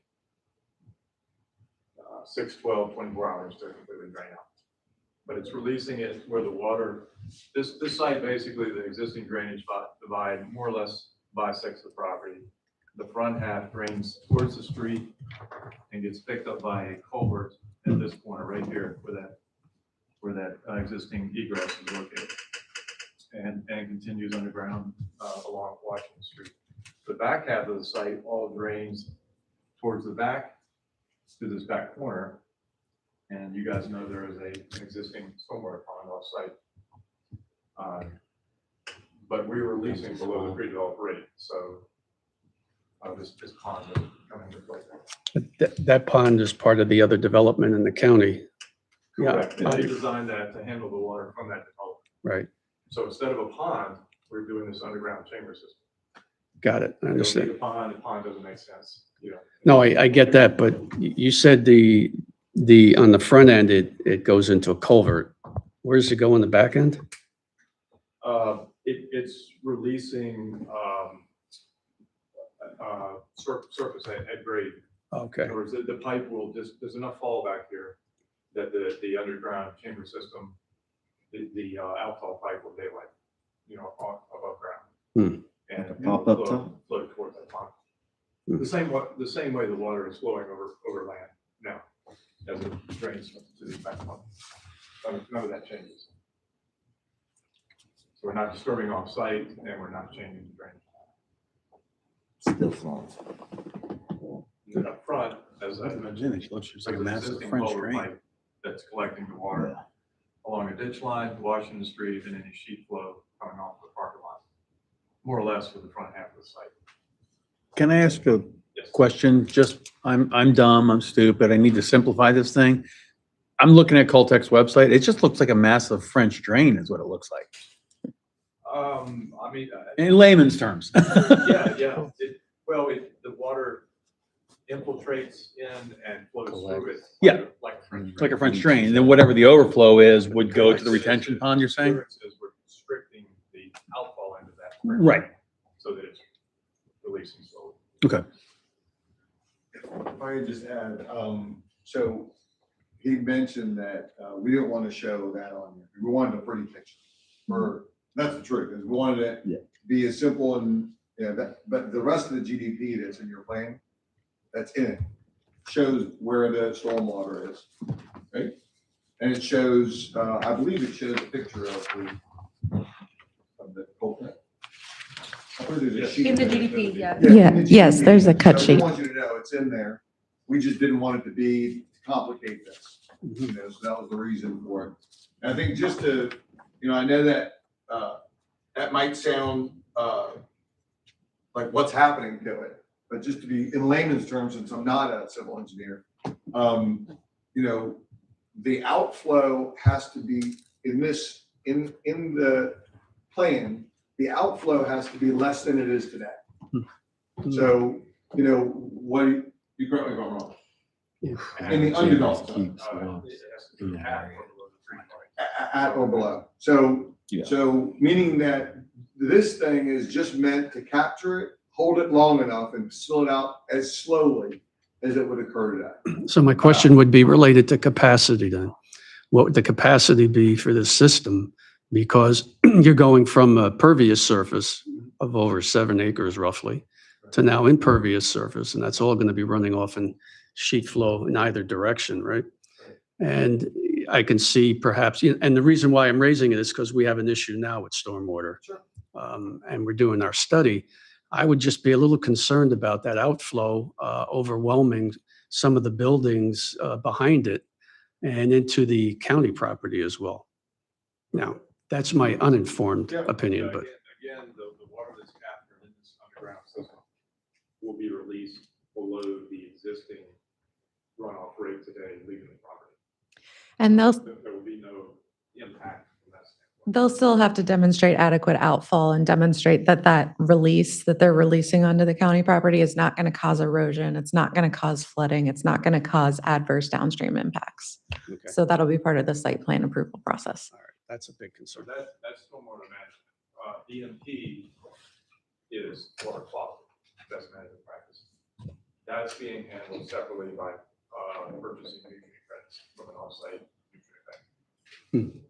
So we have the Excel spreadsheet that DEQ puts out that we follow that generates some phosphorus for the farm, which electrolytes and the nutrient credits. Yeah, I get that. Treating the water on site. And The the, mic. circling back, the Caltech details on the Z map are on page 183 of the packet.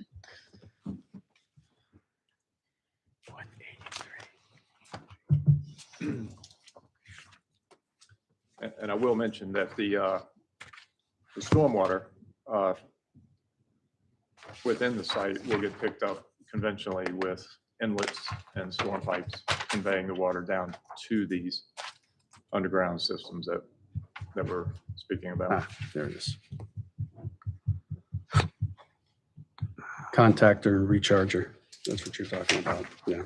Okay. Also, I will mention on the surface, these areas will look just like any other open space. In other words, the surface will be sod, grass. And there will not be ponding on that surface, if you will. So these areas will still remain usable for passive So that, recreation. are we saying that that's, and I haven't gotten to really look at the drawings, but is that level then? Are you going to have to build a wall given the topography there? It will be level. That's right. Okay. Because it does drop off. It does, Those that row of townhouses behind it. There's a drop, it Yeah. kind of curls off. Alexander's Keep is lower. Right, but the finished surface where the chamber system is located will be level. Will be at grade. At grade, thank you. Will be at grade. Right. And then And pitched. then everything flows down. It'll be pitched. It'll be all gravity, right? Gravity Yeah. fed. Yeah. So basically you split it up into surface stormwater, so one drains front of and one drains in the back. Only because we wanted to honor the existing drainage device. Yeah. So the same area acreage that's draining to the back corner right now, we're Yeah. maintaining that same divide. Same thing in the front half. Yeah. And where does the front portion of the water go? It goes to a culvert, and then where does does it exit out? It continues downstream in a closed pipe system, Okay. drainage system. That culvert inlet is right here. So the water along Blight, VDOT system? that's more or less the top of this drainage area, if you will. So the street water from Blight will get picked up along the curb that we're proposing, curb and gutter. It will continue around, we'll have inlets and pipes picking that up. And then within the interior of the site, more or less the front half right now drains to the front of the site as well. There's a ditch line, I'm sure you've seen it along Washington Street, typical Yeah. ditch line. Mhm. At the end of that, here in this corner, where the exit out from the site is, that's where our culvert pipe is located, and that's picking up the water. So that's all part of the Chesapeake Bay watershed. Right.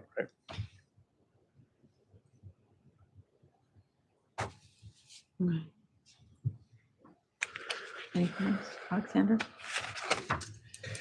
Yeah. So the good part for where we are in the process is we've already figured this out, which puts me at ease because stormwater management can be a challenge for sites. And there are different ways to go about it. But I feel pretty good about what we're doing here. Well, like Joe said, unfortunately, we're dealing with some of that. So. Alexander, I don't have a question No? regarding Okay. stormwater management now. anything else on storm water? Not No? right now. Okay.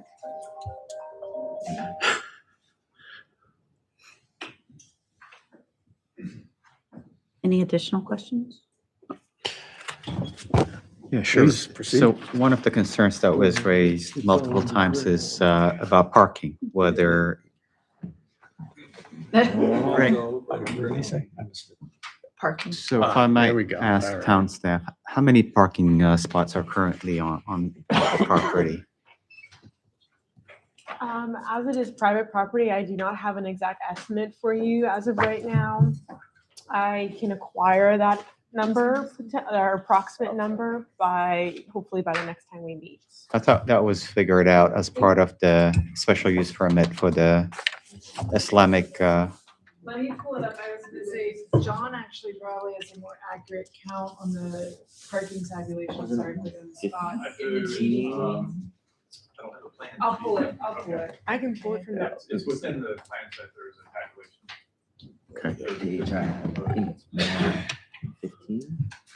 Because that part was included. Accurate with what is current today. Do you remember what sheet it's on, John? So the proposed parking tabulation is on. We have a small one. We're trying to see if we can read the number. And I do want to mention that about 7,000 something square feet will come out. Yep. And, there's this passway. Okay. Which right now, the parking lot extends to somewhere around there. So just to give you an idea. Okay. Your agenda packet, page 181, is going to be the site plan page, and it has parking tabulation on there. Is it in the table on that page or? No, there's no number on there. But let me, that's okay. Okay. Okay. The reason I'm asking this question is, as pointed out by some of the public, right? I live close to that property. Even today, coming here, it's a Monday, right? Maybe I don't have visibility into the parking spaces towards the back of the property, right? But I can tell you that towards the front, probably 3/4 of the spaces were already occupied on a Monday, right? At times, there's not even enough parking. People are parking on the grass, right? So I'm just trying to figure out, if you are leaving the spaces the same as what same as what it is right now, or someone mentioned possibly reducing it, how is that going to accommodate? I know you're reducing the square footage by not much, right? Most of the businesses are still going to exist. Now you're adding 58. As someone pointed out here, I guess on average, people have 2.8 vehicles, right? 2.8 vehicles per townhouse. So if we assume 2.8, and again, they may use their garage, they may not, based on my neighborhood, I would say 50% of the people don't use their garage, right? So potentially, basically, let's assume that no one used their garage and they're all leveraging the driveways to park 2 vehicles. So if you multiply 58 times 0.8, that's 46, potentially 46 vehicles that need to find parking elsewhere, right? So I'm trying to figure out how, considering what I'm observing right now, right, in terms of not enough parking spaces being available, how is it going to play out or work out, once you add the 58 townhomes? First of all, I think the math isn't right. 2.8 isn't a number, right? The Okay. town code is 2.1. No, I'm not talking about the requirement. I'm talking about, she said I on know, average. I know, but I'm yeah. saying that's not a fact. I don't think it's a fact. So I think if you really look at the average number of parking spaces, I don't believe most municipalities would be under parking developments. And this is not, from the assumption that universally people aren't going to use their garage. My experience that I gave you from Costco is people aren't going to walk here when they can park here. So what's going to happen is if I've got 2 garage spaces and my driveway, and I really do have 3 cars, I'm probably going to just use, I'm not saying everybody, but a lot of them are not going to go drive further away to park. So they're going to use half their space in the garage and park 3 cars. What's not shown on here is that the end units on these will have 3 parking spaces. So some of them will actually have 3 external parking spaces. So, what we've found is that, and, we mentioned earlier, we don't do projects that we're under parking. The commercial is going to have a flow. I was actually at Zondra's 5 minutes before the meeting. And you're absolutely right. That front area was probably 3/4 parked. I drove around because I had to leave and drove around the building. There was virtually nothing. I mean, so from all around here, all around the building, all the way back, there was virtually no cars. There was probably 8 cars in the entire part in the back.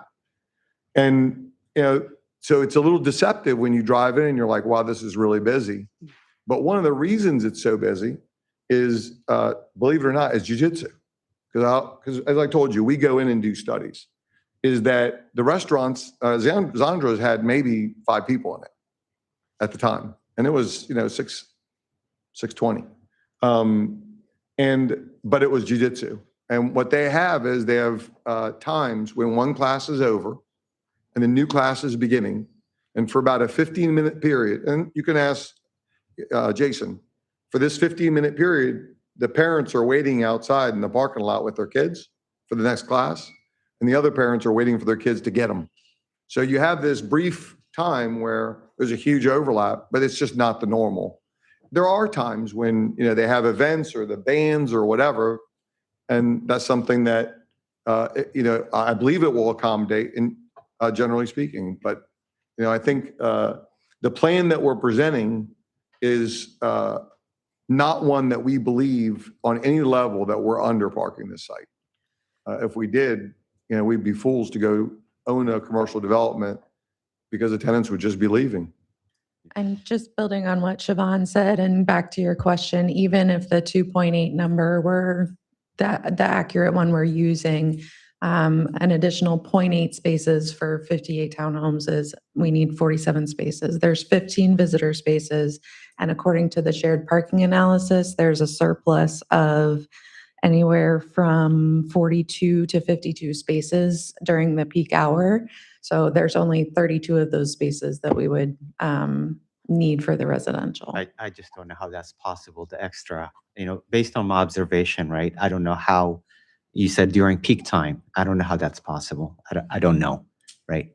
And I was just going to give a little bit of clarity on how that shared parking analysis is done. And I do want to be clear, we're not asking for a shared parking reduction, but we did want to understand, just with the mixed use environment, the different time of day peaks for residential and restaurant and office and the different commercial uses out there. And that's where that fluctuality comes in, is that there is periods of time, like the peak time during the weekend is probably in the afternoon, and the peak time in the weekday is around lunchtime. For the commercial, the residential parking is reserved. It's the driveway, so we don't have commercial people parking there. But that's where that variation comes in, is that some of those residents are able to utilize those spots during times when commercial is not using it. So we're not asking for a shared parking reduction, but I just want to clarify that's what that analysis shows, and that's based on national time of day data for residential and commercial uses. It provides like a 24-hour time of day curve.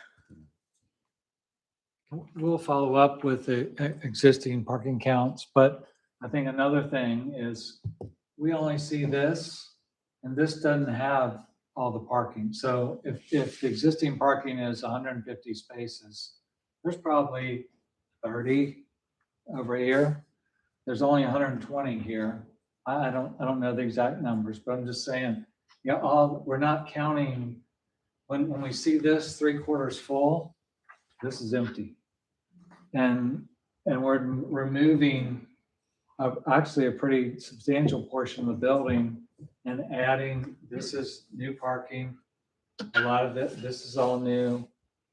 So it's, I think when we, crunch the numbers, and we have, that we're gonna have surplus parking like the study showed. Can I ask a follow-up on that? So we heard, some skepticism tonight about, overflow with events perhaps at the different businesses, and then visitors, all, the perfect storm. How does that get handled? And there's no expectation, you don't think people are going to go overflow out to the different communities? Because I know Green Hill, I think you heard what she had to say. They're very concerned about people parking over by the clubhouse and other areas. Some of the areas are public streets for sure, but it is a concern that this will not be able to handle that perfect storm. And it's probably not sized for that, is it? Well, so one thing right now is part of that massive event that occurred was in the field.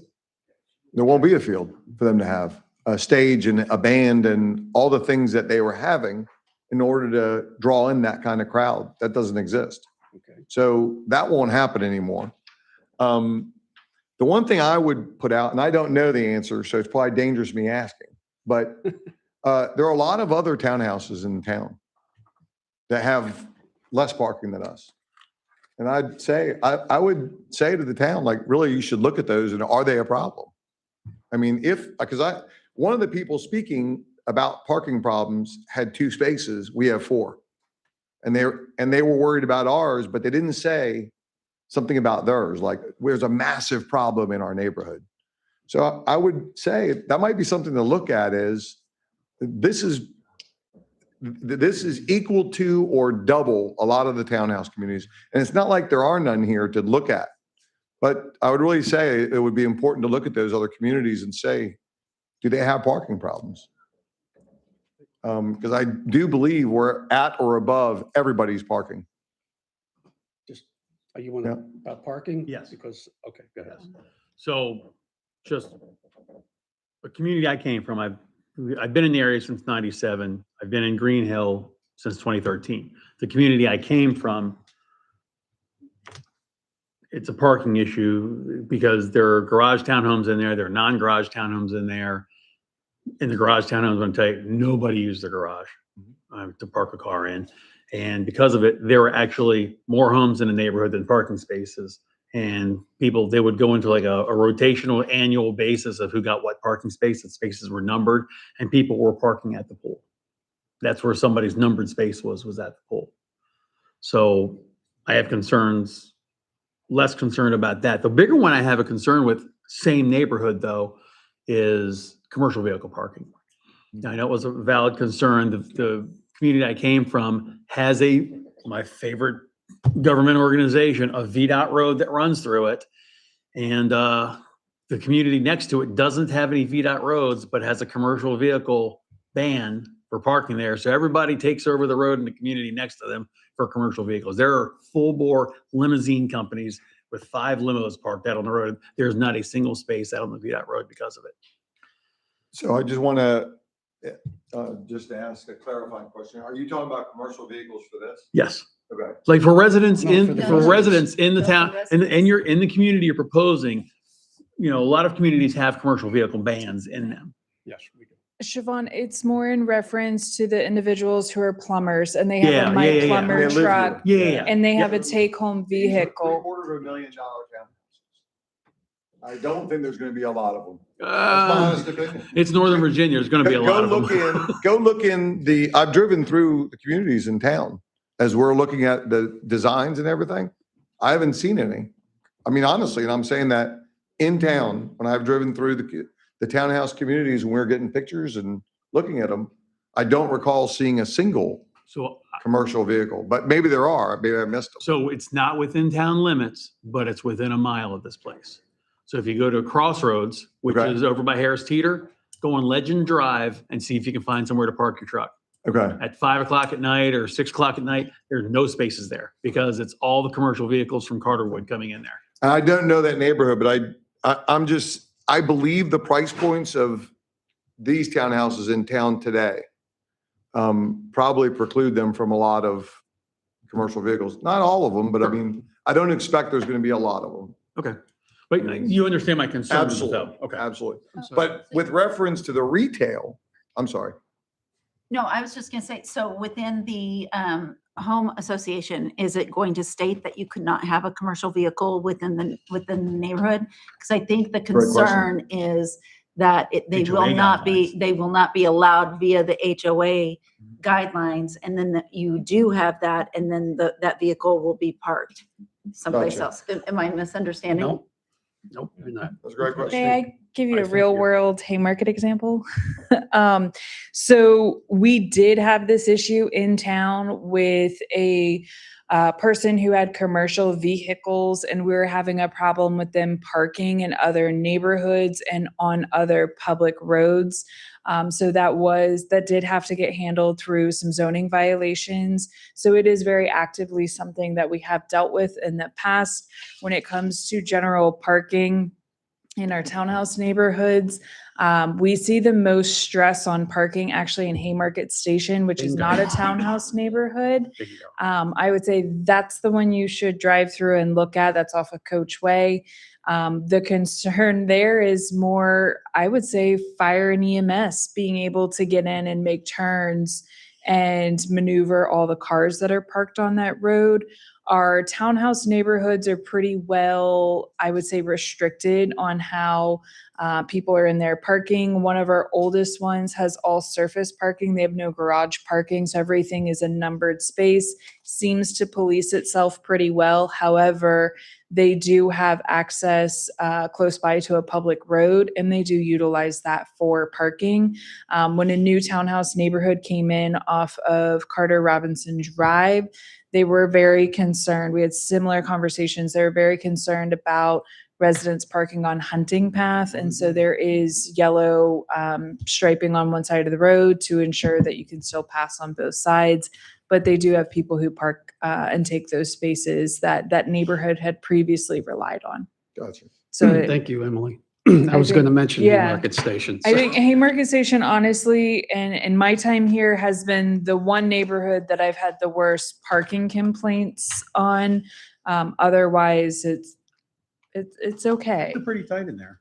It's very tight. Yeah. So you said something interesting, Mr. Dusky. You said something about price point. Yeah. What is your price point since you opened it I up? mean, I'm guessing what the price point will be, just based on what the other price points in town and next door have been, which is about $750,000. So 750. Yeah. Just for perspective, the total parking for this site, the requirement by the town is 261 spaces. We're providing 391 if you include the garages. So 130 extra spaces above the required parking, 130 extra. Let's just say half the garages get storage. We still have 60 something extra, which was again proven out by the study that said we would have 40 to 80 spaces of surplus parking all the time. And that's in the full build. That's sorry? That's in the full build. Everything, yes. I will add that the town does not account for the garage spacing. So we do count the driveway, but we do not count the garage. Right. So we require 261. They're providing 275, 15 of which are reserved for residential visitors. Yeah. Yeah, I mean, the concern here is, and again, based on observation, based on the mixed use, right? The commercial and the residential, based on, observation, where you live, where I live, people have garages, 2-car garages, they have driveways. Street parking is allowed, whereas here, there is no street parking within the development, but still, at times there is challenges with finding parking spaces, right? So I know you're maybe meeting the requirement, right? But yeah, And I still know have it's a challenge. I mean, yes, yeah. I can tell you, there's no project where traffic and parking aren't a concern. And I don't know that you could provide enough you could mitigate it enough or provide enough parking to where people would be like, oh, I'm completely satisfied. Here we've got literally 116 extra spaces that we can't count. And everybody writes off as though they don't exist, but they do exist. You said there's no street parking. There are very, except for in a mixed use, you don't have this other parking that doesn't get utilized overnight. If all of this space were townhouses, I'd say there's, I can see that even more because they're going to be there at the same time. They sleep at about the same time. They get up at the same time. They leave. They have a very different pattern here than these people.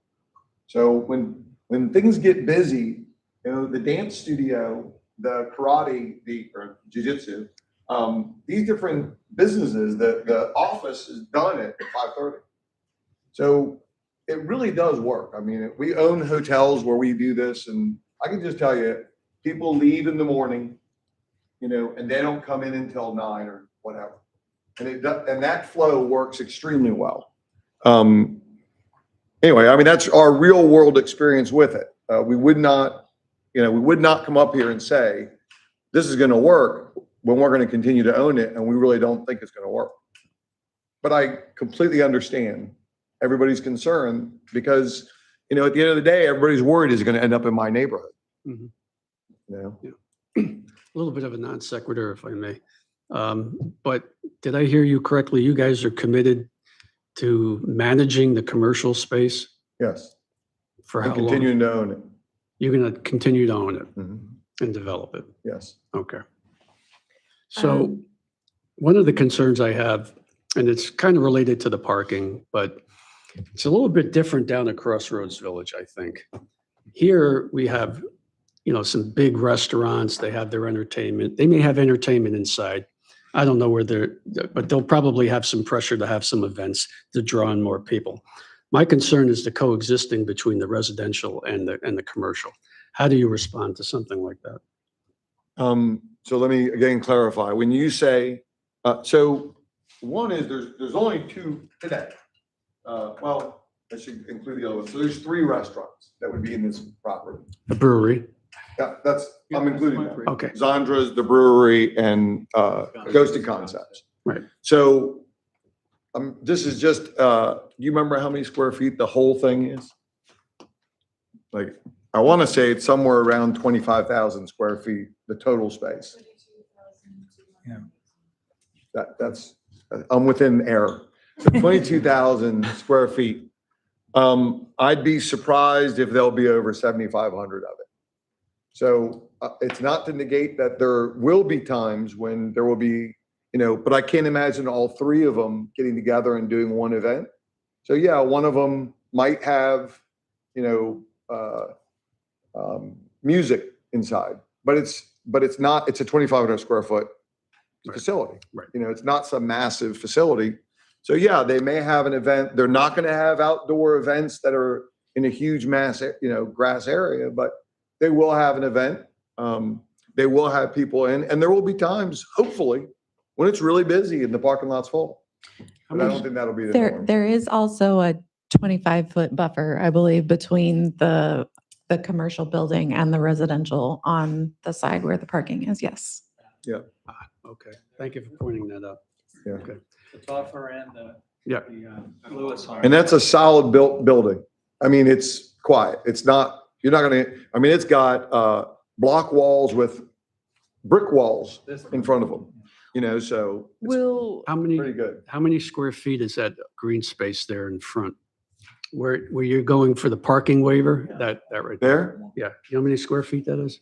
I feel like this is a quiz, isn't it? Well, let me see. if it's less than 43,560, so don't put- it's less than an acre. Oh, How's it's that? not an acre. I Okay. can easily tell you. Yeah. 20,000, so a little less than half an acre. This is the one working on the plan, so he knows it. Okay. You want me to? Real quick. Are we supposed to be, not off topic, are we supposed to come up with questions for the applicant? Mhm. Are we keeping track for the, Yes. yes, okay, I just want to make sure. Kim's Because I'm lost. track. At first. Okay, go ahead. I've just got one question, and then I'll leave the rest for when we all sit down again, since my alarm goes off at 4:45 to get downtown. We talked about the businesses in place. We've talked about, you know, the stormwater management and the parking and things like that. And I don't even know if this is the right time to do it. You know, Kim, Emily, everybody, Lydia, y'all can keep me real on this one. What's the thought process on like a phasing way to keep the businesses operating while the work is going on? Great question. So the plan is to do the commercial first. So, you know, we need to keep them operational.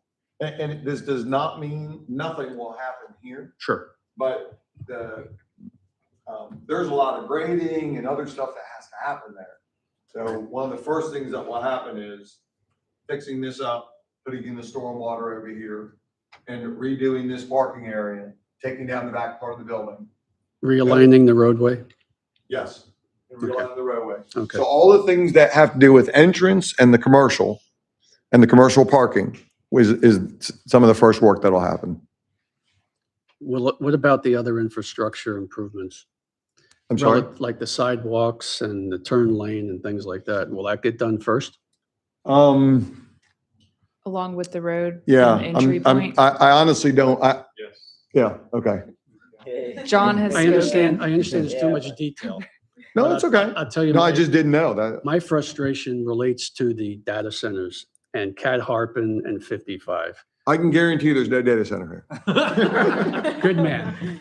But it's not the well, it is the data centers, but it's also the consequence of leaving a problem until the end. Understand. And I don't know if you've noticed, but there's a lot of traffic buildup coming from 29. Oh, yeah. Okay.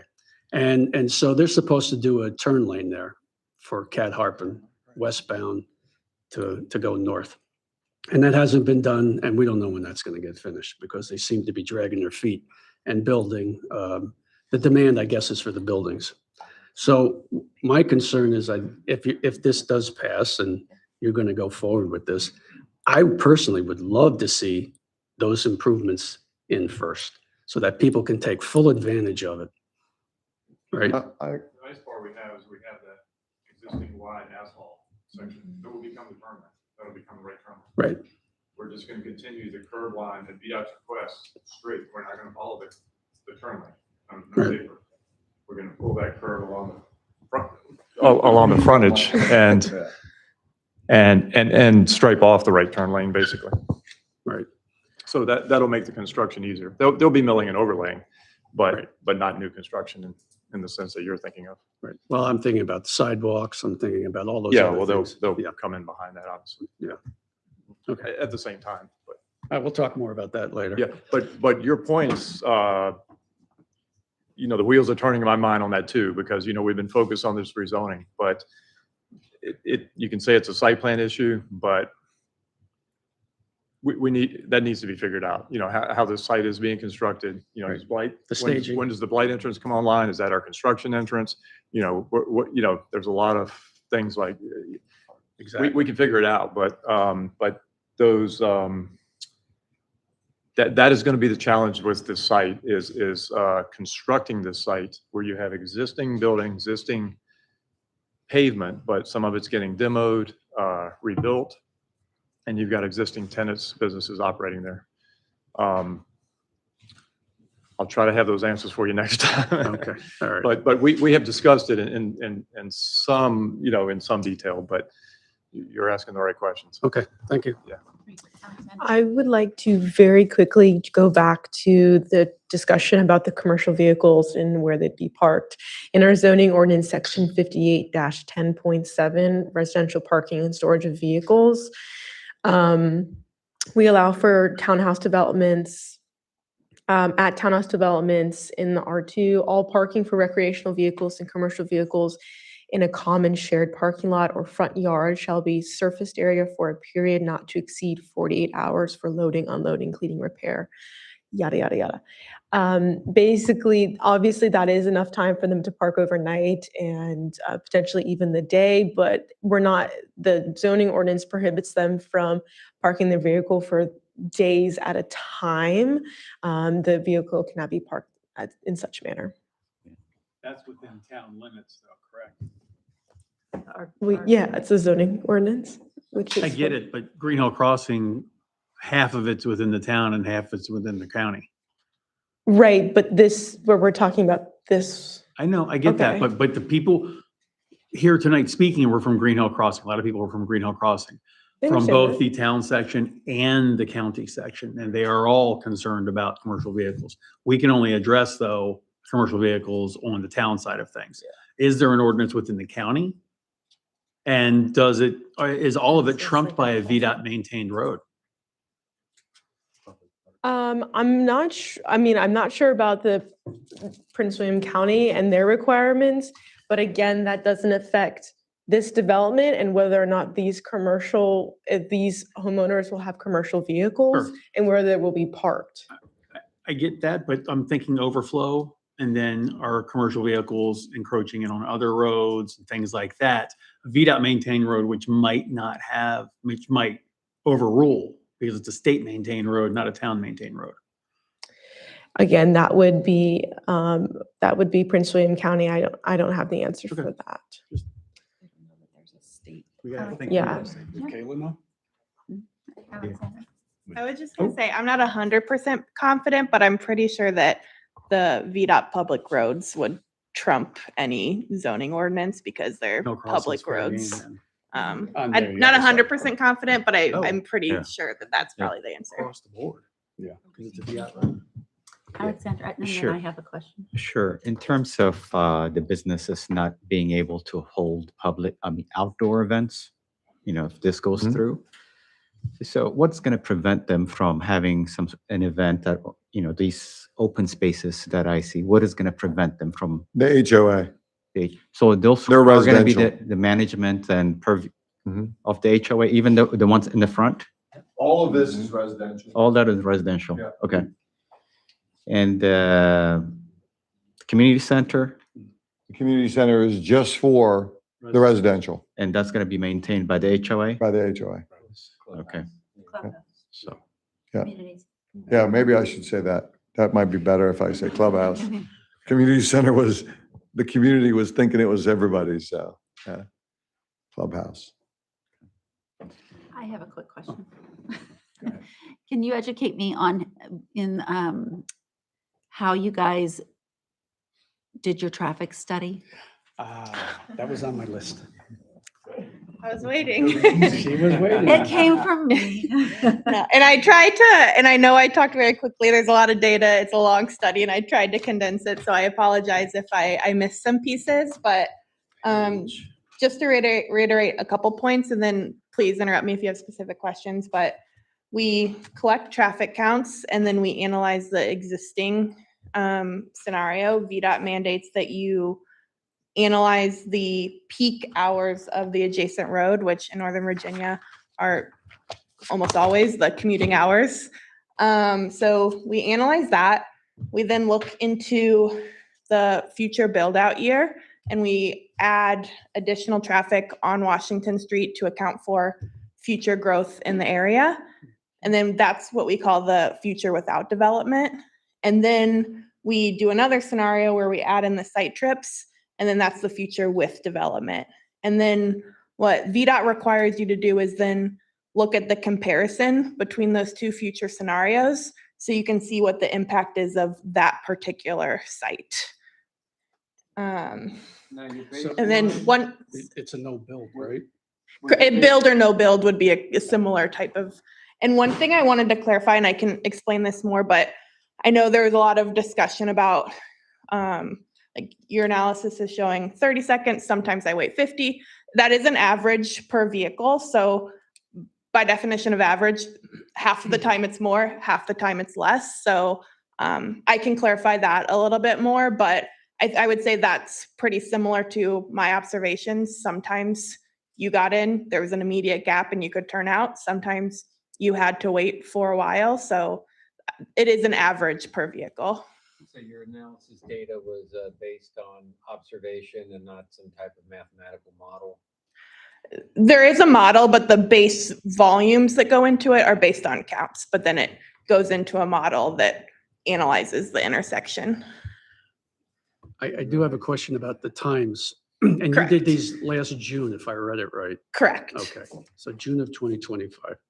Law school was still in session, just to clarify, but yes. Right, I think it was June 4th or something. like Yeah, that. very early June, yeah. So you did it observing Blight, observing Washington Street and Green Hill Crossing only? Are those the points the turning movements that you observed? The light was not part of it. It was No, Green- Blight. Oh, Blight. I'm sorry. Okay. It was Blight, Green Hill Crossing, the right in, right out to that commercial development. Okay. The other connection on Blight. We did add, after the first review and after the scoping, there was questions at Planning Commission about St. Paul. So we did add St. Paul just to understand how that compares to Green Hill Crossing. And Coach Way? We didn't do Coach Way. The reason for St. Paul was the concern was if Green Hill Crossing gets worse and residents go to an alternative route, St. Paul is connected, whereas Coach Way is isolated. We are captured. What? We are captured. I am I am very much a proponent for interconnectivity, which is why we have that connection to Blight. I think in theory, it seems good to kind of isolate each development, but having more connectivity and having more porosity does help traffic flow. And then just the one other intersection that we did analyze was the roundabout. If vehicles came out, turned right, and went around, there was concern, is that going to start to break down? So we did look at that to make sure that there was still ample capacity. So which you there is. expanded the scope. Correct. Pretty much. Okay, so I think what I read up to a point Mhm. is the real contention is Green Hill Crossing Drive Yeah. coming out, making I think it's a left-hand turn. I think that was the biggest concern. Correct. And that was level D, LOSD. Correct. Yeah, both Blight and Green Hill are level service D. So how is that going to be managed in your plan with VDOT? Is it going to be just a stop sign coming out of the development and a stop sign from Green Hill Crossing Drive, but through traffic will continue unabated on Washington Street? Correct. Hmm. And one thing I do just want to clarify with the analysis, I know and I showed that there's about, I think, a 3-second increase in the morning and a 9-second increase in the afternoon. One thing that is kind of how the model works is we have to go based off geometry. So the big reason for that impact was the introduction of the outbound trips. People are turning outbound today, but the geometry doesn't support that. So we had to remove the illegal vehicles from the analysis. So I think that impact is going to be there. It might be a little bit overly conservative on what that impact would be. One thing we did try to do to help kind of mitigate if we could is like, there are a number of different places that crosswalk could be located. One of the reasons we thought this was the best spot, especially if we are able to get the push button with the flashing lights, was if that gets pushed and pedestrians are crossing, it will help create gaps for people coming out of Green Hill Crossing. So that was one of the reasons why that was the location. One, it's a good connection, but that side specifically could allow for gaps for people coming out. That's a positive. Correct. But I do have a question about the 4 points versus a roundabout at that location. Thank you. If I may. Sure. So do you agree or disagree? You can tell me whether I'm ill-informed, that when you have a 4-stop intersection, you have real points of conflict. I think it's up to 32 points of conflict. Mhm. When you have a roundabout, you have 8 points of conflict. Agreed. Okay. So would it make sense to consider that operation to help improve traffic with a roundabout, given the 8 points of conflict versus 32 from a safety perspective, as well as a throughput perspective? Yeah, I mean, I think there's, and just one point of clarification, when you say 4 point, you just mean kind of how it's shown today, not an always stop necessarily, or do you mean an always Well, stop? I would prefer an always stop, but we Okay. can't, VDOT won't do that. Yes. Right. But That was what I was gonna say, so. exactly. But you still have the same conflicts, right? Correct. The same number. Yeah. And that's pretty significant, 32 points versus 8. Yeah, I mean, I think just, and this is maybe not specific for here, but in general, roundabouts have less conflict and they allow for better flow. Acts like a My regulator. personal opinion is they're maybe not as great for pedestrians when you're crossing, but that is subject to discussion. So that's just my personal opinion. I think the issue with roundabouts is that they're expensive to build. They take up a lot of right of way, and like the volumes here on the side streets are less than the side streets over there. I don't know that it would warrant a roundabout, but your general high points are correct about roundabouts. If I can add, because we were asked early on about a roundabout. So I contacted Van Meter about the roundabout that was built further down. Right. And they said that when it was built, it was $2.1 million. Mhm. So, you see what your budget has done for police. Same thing's probably happened for construction.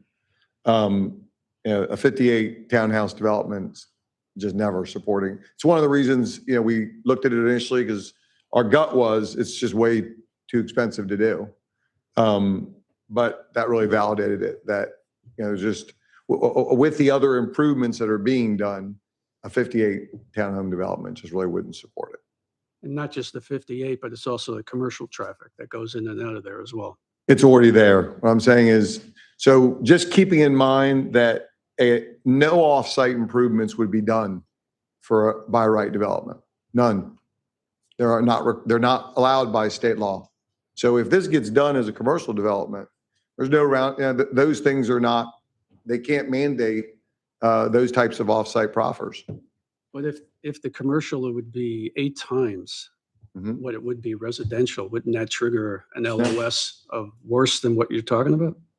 So if it triggers it, it's for, this is my understanding at least, not a lawyer, but this is my lawyer has said on other developments, is that we put in a light on that project that you saw, where we had the 2 hotels, and we volunteered to do it because when our attorney brought it to the town and said, it's by right development, that you can't ask for the light off site, that was a winning argument. We did it anyway and we put it in the light. But, I don't think they would have conceded it had it not been true. So you can check and see, but that's my understanding of it. So I'm sorry, you guys put it in and VDOT didn't mandate you do it? They could not mandate to the developer to do off-site improvements for a by right development. Okay. And just for context. Okay. The light cost $1 million. The development was 80 million. Right. This is 4 million versus, it's like the development's less than the roundabout. It's just not proportional. So I'm trying to understand. So the roundabout, we said Van Meter, right? Yeah. They did it out of the goodness of their heart. It wasn't required by the county or anybody else. Is that what you're saying? I believe it was required as a part of their rezoning. Theirs was required. Required, okay. That one was. Okay. Yeah, so I believe it was rezoned. Yes, they So it went was just a through part of their proffer was that to do it. 7-year rezoning. Long time. This is not to say, I was not implying that as a part of this rezoning, you couldn't say, if you don't put in a roundabout, we're not approving it. You could.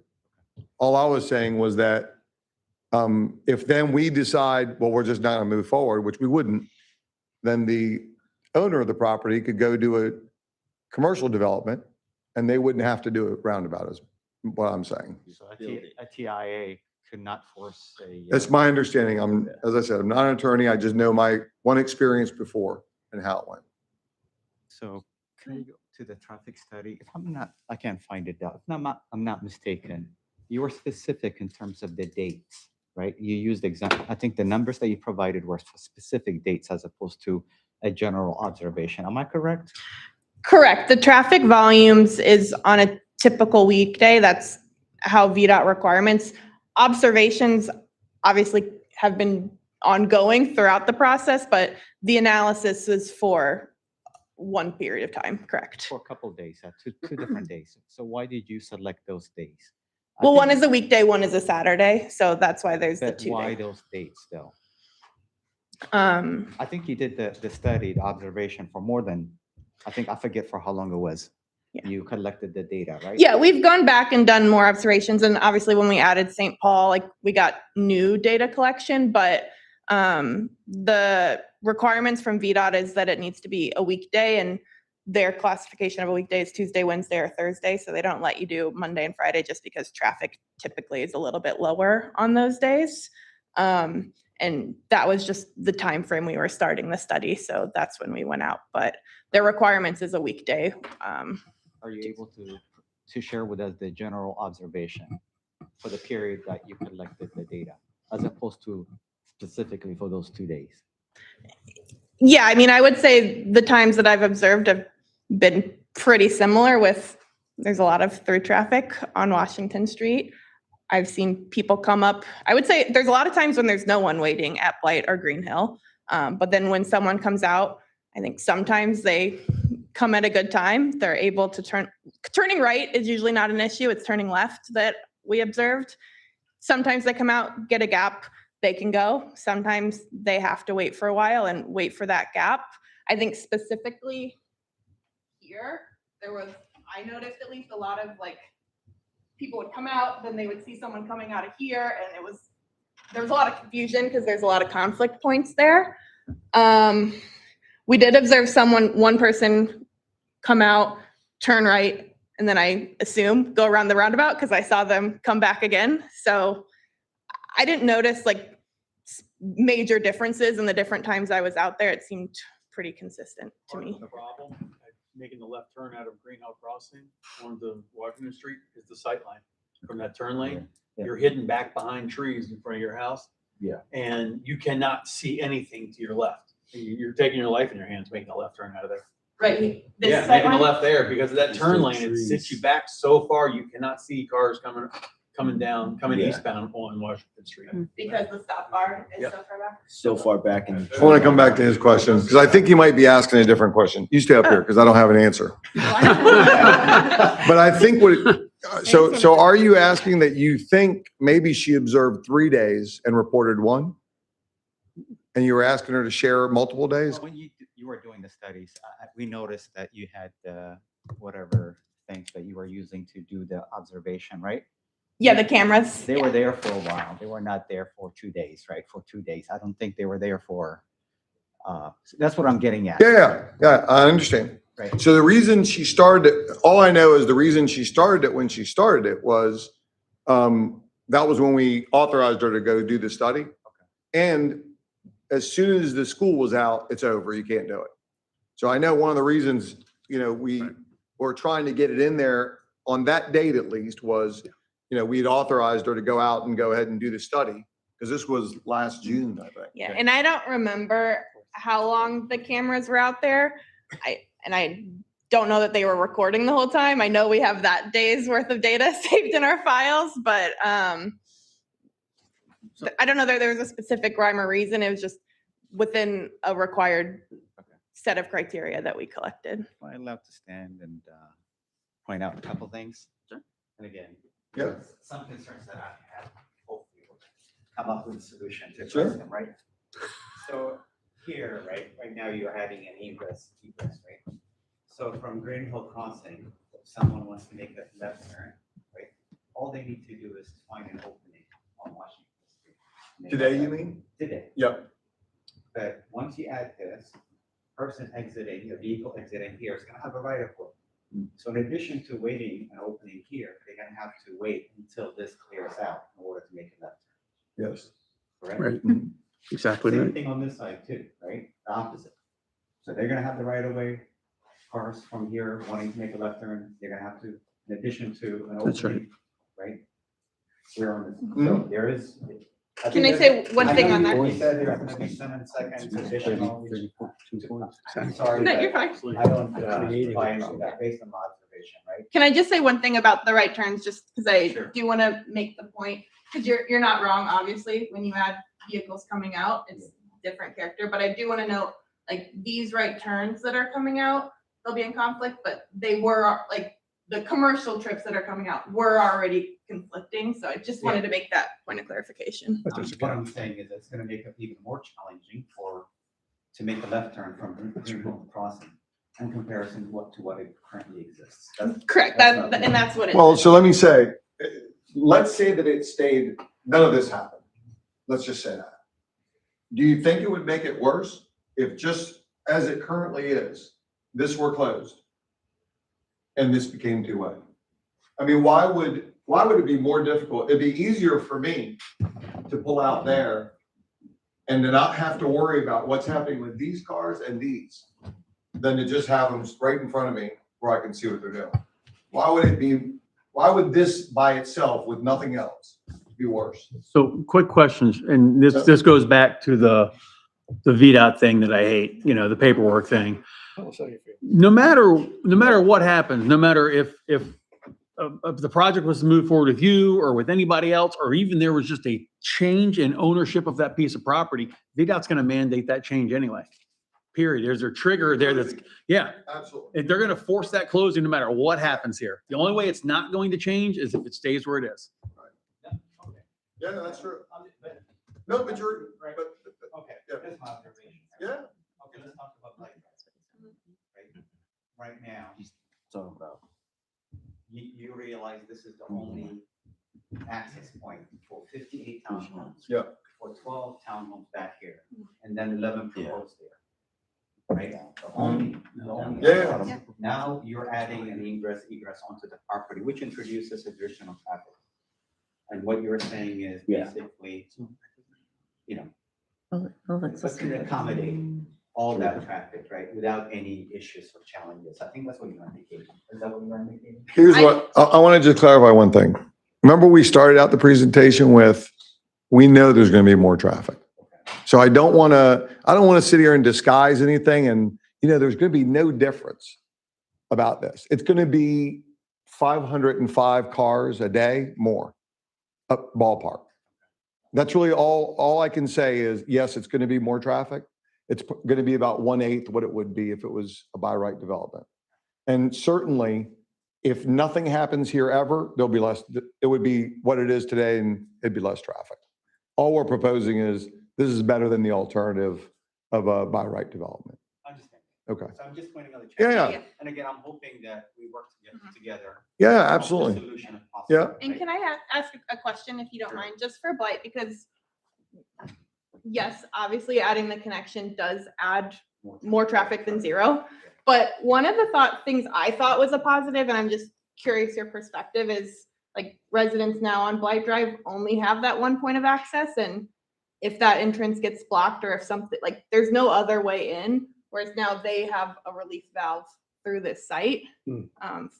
I just think, just from an emergency vehicle perspective, like I'm not negating the other, but I do just want to point that out because I do think that's a positive. She loves connectivity. I was just I gonna do love say she loves connectivity. interconnectivity. All right, so let's talk about this. Right now, again, we've heard from residents, there are challenges, Yeah. same thing with Green Hill Crossing, to make a left turn here, because you have to find an opening on Washington Street, right? So now I'm trying to make a left turn here, right? I find an opening, and then you have two cars coming. That's down it. here, right? Yep. More cars, potentially. Correct. So that means in addition to waiting for an opening here, I'm gonna have to wait for potentially an opening here. Meaning it's gonna cause maybe some delay in terms of trying, at least to make a left turn, right? So potentially there could be some car stack, and I don't know how many. Right? So you realize that there are driveways, people's driveways here, right? So if cars are stacked here, access to the, potentially could be an issue, right? Sure. So let's say the car, is coming here to person that lives in one of these properties, right? If cars are stacked here and I want to go into my driveway, I'm gonna have to wait until an opening. So and more cars are coming, maybe a left turn, right? That could potentially be an issue, right?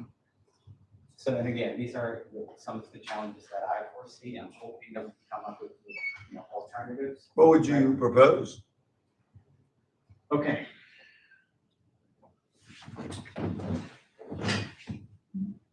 I know there was a comment from someone in the neighborhood, right, in our HOA talking about eliminating this, right? Eliminating, which is gonna, okay, right? No, I- The other something, another option is to only make it an entrance. You need it, yeah. Right? So I want to point out, somebody mentioned Haymarket is a 0.6 square miles. One of the challenges is going to be town council members and planning commission members live, I would venture to say, 80% of you live in these two neighborhoods. Is that fair to say? Close. Any change here is going to impact every town council member and planning commissioner that lives in this neighborhood, and vice versa. So yes, there are things we could do here, and they'll just put more here. and it'll impact everybody here. But that's really what we're playing with is how do you balance it out? So what is the potential to connect to this? there's not, so it would have been beautiful if they had done like this stub road. But I guess maybe it's because it's the county line. They don't want They didn't do it. They not only didn't do it, we're working, there are issues here where we would love to be able to connect here. Because this would actually get you all the way down to the roundabout. But there's no way to connect it. There's no mechanism, on a lot of developments. Although I guess this could be the county reason, but I don't know why it was. Oh, I know why. This is a private road, isn't it? Yeah. These are private roads. That was the reason. So had these been public roads, probably VDOT would have, had it gone right to the property line. But because it was a private road, nobody's going to mandate that all of our traffic has to flow down your private road. That's a private parking lot. Yeah. Yeah. So yeah, I mean, there's no real mechanism there for, but it would be beautiful if it had been, but unfortunately it's not. Things to consider. Yeah. Yeah. And any solutions we'd love. Like if you got solutions, that's why I asked is if you've got solutions, we'd love to hear them. I think we've worked really hard. We've gotten a lot of really good feedback from people. And, we've tried to incorporate everything that we feel like was plausible in the project. But I'm sure there are more ideas out there that we would love to hear. Can I say one thing? Well, I'm sorry, go ahead. No, I was just gonna say, and the pass through, that's walking, that's. Yes, ma'am. Okay. Yes, ma'am. Yeah, okay. Yeah. You'd mentioned earlier, and you'd said on these other projects, how a lot of things that were supposed to happen didn't happen when you would have liked. One thing I'll point out is, I know I don't live in the town, but I live here. I venture to say they didn't. If you, So we'll be knocking on your door. exactly. And although municipalities will not give you letters of reference, believe it or not, they will not give you a letter of reference, which would be a great idea, I think.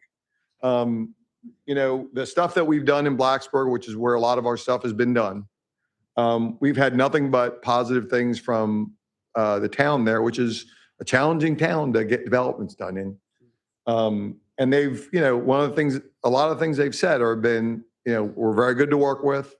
We do exactly what we say we're going to do. We do everything we can to accommodate the town. We try to be very considerate of the neighbors and what's going on. We're not looking to do just one thing. And we feel committed to projects and to communities. So, I know you haven't worked with us on it, but you'll find that we do exactly what we say we're going to do. But they wouldn't give us a letter reference. Does anybody have anything? A letter of else? recommendation is what I meant. Oh. That's what I wanted. Or a testimonial. Yeah, exactly. There was a question about height somebody raised, about the building 40. height. So I think it's 35 and we asked. So for you're a gonna have waiver to- Get it, right? We're not asking for a waiver. Oh, I'm sorry. It allows it. When you increase the side yards, you're able to increase the height up to 40 feet. So you're not asking for a waiver. That's correct. No waiver. It's in our ordinance, and that's what was done at Crossroads Village. Because I remember hearing something about that. about Yes, a citizen did ask, they wanted to know the height, and that is the ordinance that we currently have. And so our restriction is 35 feet.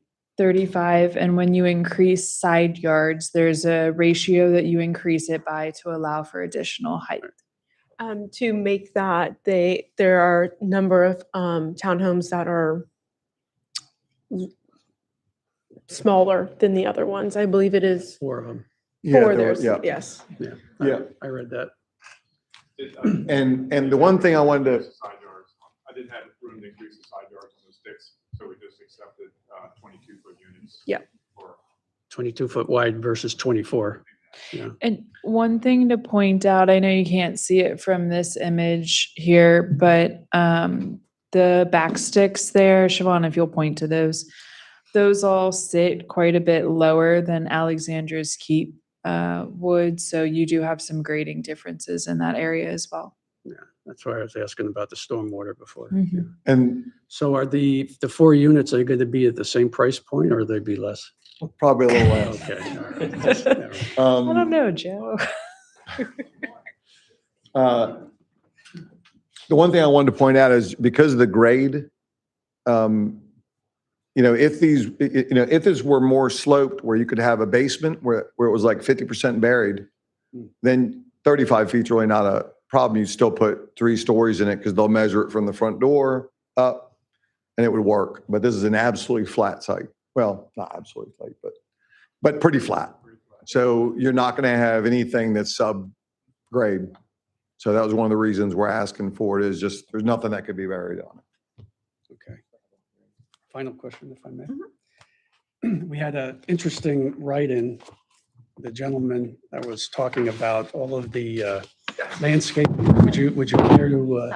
But I think it took more than, I wanted to mention that, by the way, it took more than 5 minutes. So I think there should be a word limit on emails. You Well, should consider that. He sure looked like he did his research. Yeah, I said, because somebody's going to send you an AI version that's like No. 28 pages. Mr. LaPera works for a neighboring jurisdiction in this field. So he's well versed in this, but I would just add before maybe you address it, a lot of that is covered at our site plan phase. And we have a streetscape requirement that is being shown and demonstrated here along Washington Street. So we can discuss what the further landscaping looks like, but it is standard practice that it is a site plan And site requirement. plan is administrative. No, site plan goes to the planning commission Oh, for I'm sorry, approval. not Planning commission, but they approve the site plan. They approve the site plan. So the council doesn't. The council does not. Okay. They follow the ordinance I that know is that, but written. I just had to put it out And the there. planning More than welcome commission to attend approves the it. meetings. You know, Yeah. if There. things track, Mr. Pastanello, we'll be in site plan phase in 2027 after January 1. And I'll be at that podium. We could have openings. And if you looked at the comments from that email, most of it was abatement of replacement of existing shrubbery, and that's a green field. Yeah, and- There's no canopy there to begin with. And I think of the trees that are there, a lot of them unfortunately are dead Dead, trees. yeah. I will mention along those lines, we have provided for the required 25-foot landscape buffer between the commercial residential uses. Right. So that's this area here, Right. and this area here. Parking? Okay. So we've got the correct quantities You of don't think of it's a landscape gravel plantings and 25-foot. And they have added an additional landscaping buffer between the 2 commercial properties as well along the shared fence line. I'm sorry, between the commercial and the Robinson Manor fence line. So instead of having 2 fences back to back, they're going to have the Robinson Manor, they already have a fence up there. It's in good condition. So instead of having 2 fences where you have shrubbery in between that you can't maintain, they're going to be adding additional landscaping on their side to screen for additional noise and light and so on. So that addressed the canopy question for now. Did you have anything else? You guys? I have, Okay. not related to this, but I do have a Okay. different question, yeah. Anything with canopies? I'm thinking. Okay. Go ahead. Alexander? Yeah, I mean, I would like to point out that, and again, not to dwell on this, between the current, the Village of Haymarket, Alexander's Keep, what's proposed, and this new development, we're talking about a total of 139 units, right? In total. And potentially, 81 is, again, I do have concerns about Blight Drive. We're not proposed, there is no proposal, any proposal to mitigate, right? I know the first time you approached us, I mentioned potentially saying, dedicated turn lanes. That has not been proposed here as a potential mitigation, right, Court? So I just want to point out that I still have that concern, right? We need to do what we can in order to avoid undesirable outcome, right? We need to entertain any and all options. That's my opinion, right? Aside from that, I need clarification in terms of, and again, I'm not asking for you to proffer money or anything like that, right? If I'm not mistaken, in your proffer, I believe there was a mention of maybe $200,000, but only if the density is 54 plus. I forget what the number was. I'm trying to figure out what the rationale is, right? Why is it dependent on the number of units? So the ration, I mean, in all candor, it's because as we approach 54, there is a profit per incremental unit that we're building. And so we were able to allocate the $50,000 per unit. As we got close, as we're at 54, we don't have it. So, we back into the numbers, just going through a pro forma, and that's essentially where we end up. Okay, and that was, I think, dedicated to public safety and parks, right? Yes. I think.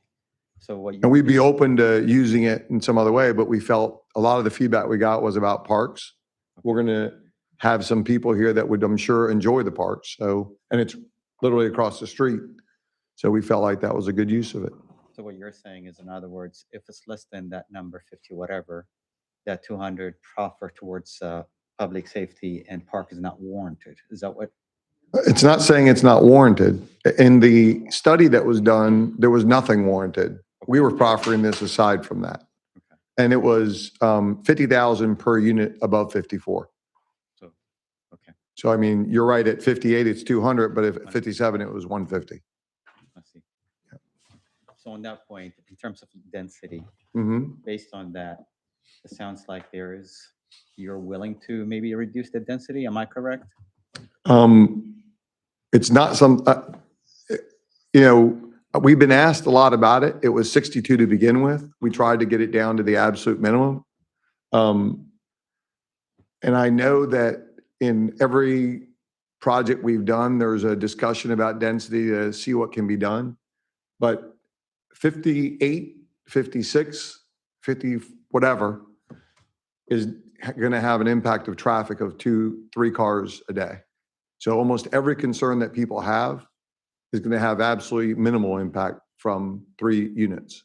It's one thing if we were proposing 150 and people say reduce it down to 100, but really if we're talking about 1 or 2 or 3 units, I don't know that it's going to have a huge impact it'll have a much bigger impact on us, I think, on the project. And there's a lot of stuff that we're doing. And we kind of go into it with the idea that we're at 58. Okay. There's a lot of things that we're doing on streetscape and other areas that in our pro forma that we work, that's what we're figuring. And that's why we're able to commit a lot of the things that we're committing to doing, including a lot of things that we're going to do to the building. It might not make a big difference when it comes to traffic, but what I'm thinking is, I know you're meeting the numbers, right? From a parking perspective, right? So reducing the density could potentially introduce additional parking, right? And again, that's Gotcha. something but all right, thank you. Yeah. Just a curiosity question. Are these units going to be stick-built or is it kind of prefab? Stick built. It's going to be stick-built. Mhm. Okay. Thank you. I'm like looking to see, is there anything else? I'll put mine together in an email. Okay. I think I got most of my questions answered. My only concern, though, is the pedestrian walkway and just the safety abatement of that. It's all subjective to VDOT, and as you kind of heard us complaining, VDOT doesn't want to put in speed humps for crosswalks. And I even have heard that they don't even like the flashing lights anymore because it gives too much confidence to the pedestrian and they walk out feeling they have the right of way.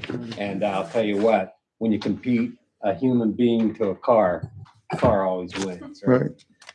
So, I hope that we can go through negotiations of something if VDOT doesn't want to, give us something that's at least advisable. I mean, even a flashing speed sign. With the crosswalk? It's kind of minimal, like what we have in our town already. It gives us the driver some feedback, and even that might be an option if VDOT doesn't want to give us flashing lights and stuff like that. But hopefully you'll be amenable to discussing that when we do get to the site plan. Absolutely. And as I said, we really do work with towns, with communities that we're in. We're not just going to be, we're a five, we have 5 people in our company. So we're not a huge company that you're dealing with. And while we've got a lot of projects, a lot of things we just hire third parties to help, but we're a small company and very nimble, and we work with people. So, we really believe that the crosswalk's a great idea as well. We're not doing it just because it's being asked. We're doing it also because we think it'd be a great idea. There were so many people asking for it that live there that are like, it's a safety concern. And, we figure they probably know that it is. So it's not some extraordinary amount of money to do it. If, for instance, VDOT said, no, they may not say no in a year or 2 years. We'd be more than willing to proffer something or, escrow the money to say that, hey, if in the next 5 years we can get VDOT to approve it, we'll do it. So I just want you to know, we're not trying to look for a way out of it. The tenants have also, would love that because they have so much of the neighbors that would love to be able to walk across the street to get to the center. And we really think it will provide help with the left outs because, the crosswalk will actually interrupt traffic. One of the points about the closer intersections, it does slow down traffic. When you have a bunch of circles, that just speeds up traffic, because you can go through the circle pretty quick and you don't even have to slow down. Versus if you have an intersection and you have cars turning, it slows down traffic. And as I mentioned, I live on 15. I've lived there a long time. And when those circles were put in, if I'm using them, they're fantastic. Yep. Right? But I live on 15 and I pull off of 600. Mhm. I think there it's called New Road. So New Road is a gravel road. And when you pull out certain times a day, you pull out and there is absolutely not a break because circles are great. They flow it, and the cars coming from every direction down there are going through it and you don't get a break. And if, not that there would be one here, but if there were a circle here, nobody would ever get out here. I can tell you that because it would flow beautifully right there and nobody would get out of there. Mm. One more. Yeah, good man. We're at the point of saturation and regression, right? I get it. But I think it would be helpful for folks to understand the improvements you're making that are fixing things that are problematic today. And rather than exacerbating situations, right, that they perceive, a lot of the traffic issues, and Kayla would know this, is more psychological as well.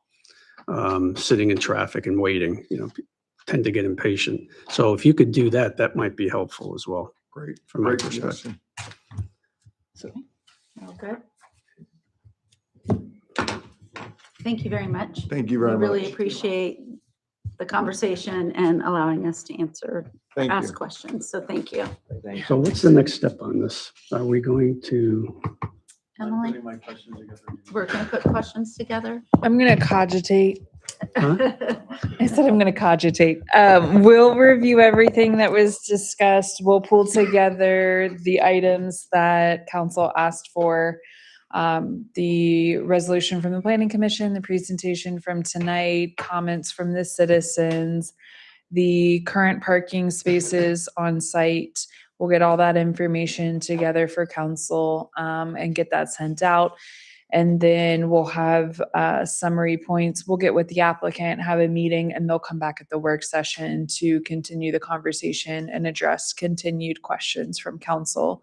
I know it is late, so if you guys think of things in the coming days, please just drop us an email, include Lydia and myself. We'll get everything over to Katie as well, so that we can review the questions and get the applicant ready for our work session. With the amended schedule, can you remind us when the next session is?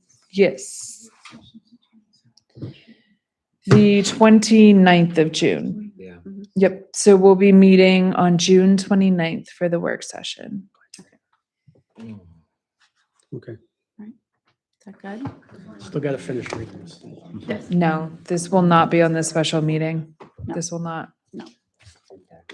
All right. So with that being said, we've got direction, all of that. It's after midnight. Is Happy everybody- Tuesday. Oh, yeah, I was gonna say. I'd like to continue the meeting till tomorrow, 6 or 7. 7, okay. 7 o'clock, is everybody in agreement? That could work. Okay, 7 o'clock's fine, 7 o'clock, 7 o'clock. 7 works. okay. Shouldn't be long. It shouldn't be long. No. So is there verbiage to continuing or no? Olan, is there anything additional she needs to state to continue the meeting? No. Okay, all right. Just leaving it open. No exception. Well, then we will see everyone at 7 o'clock tomorrow.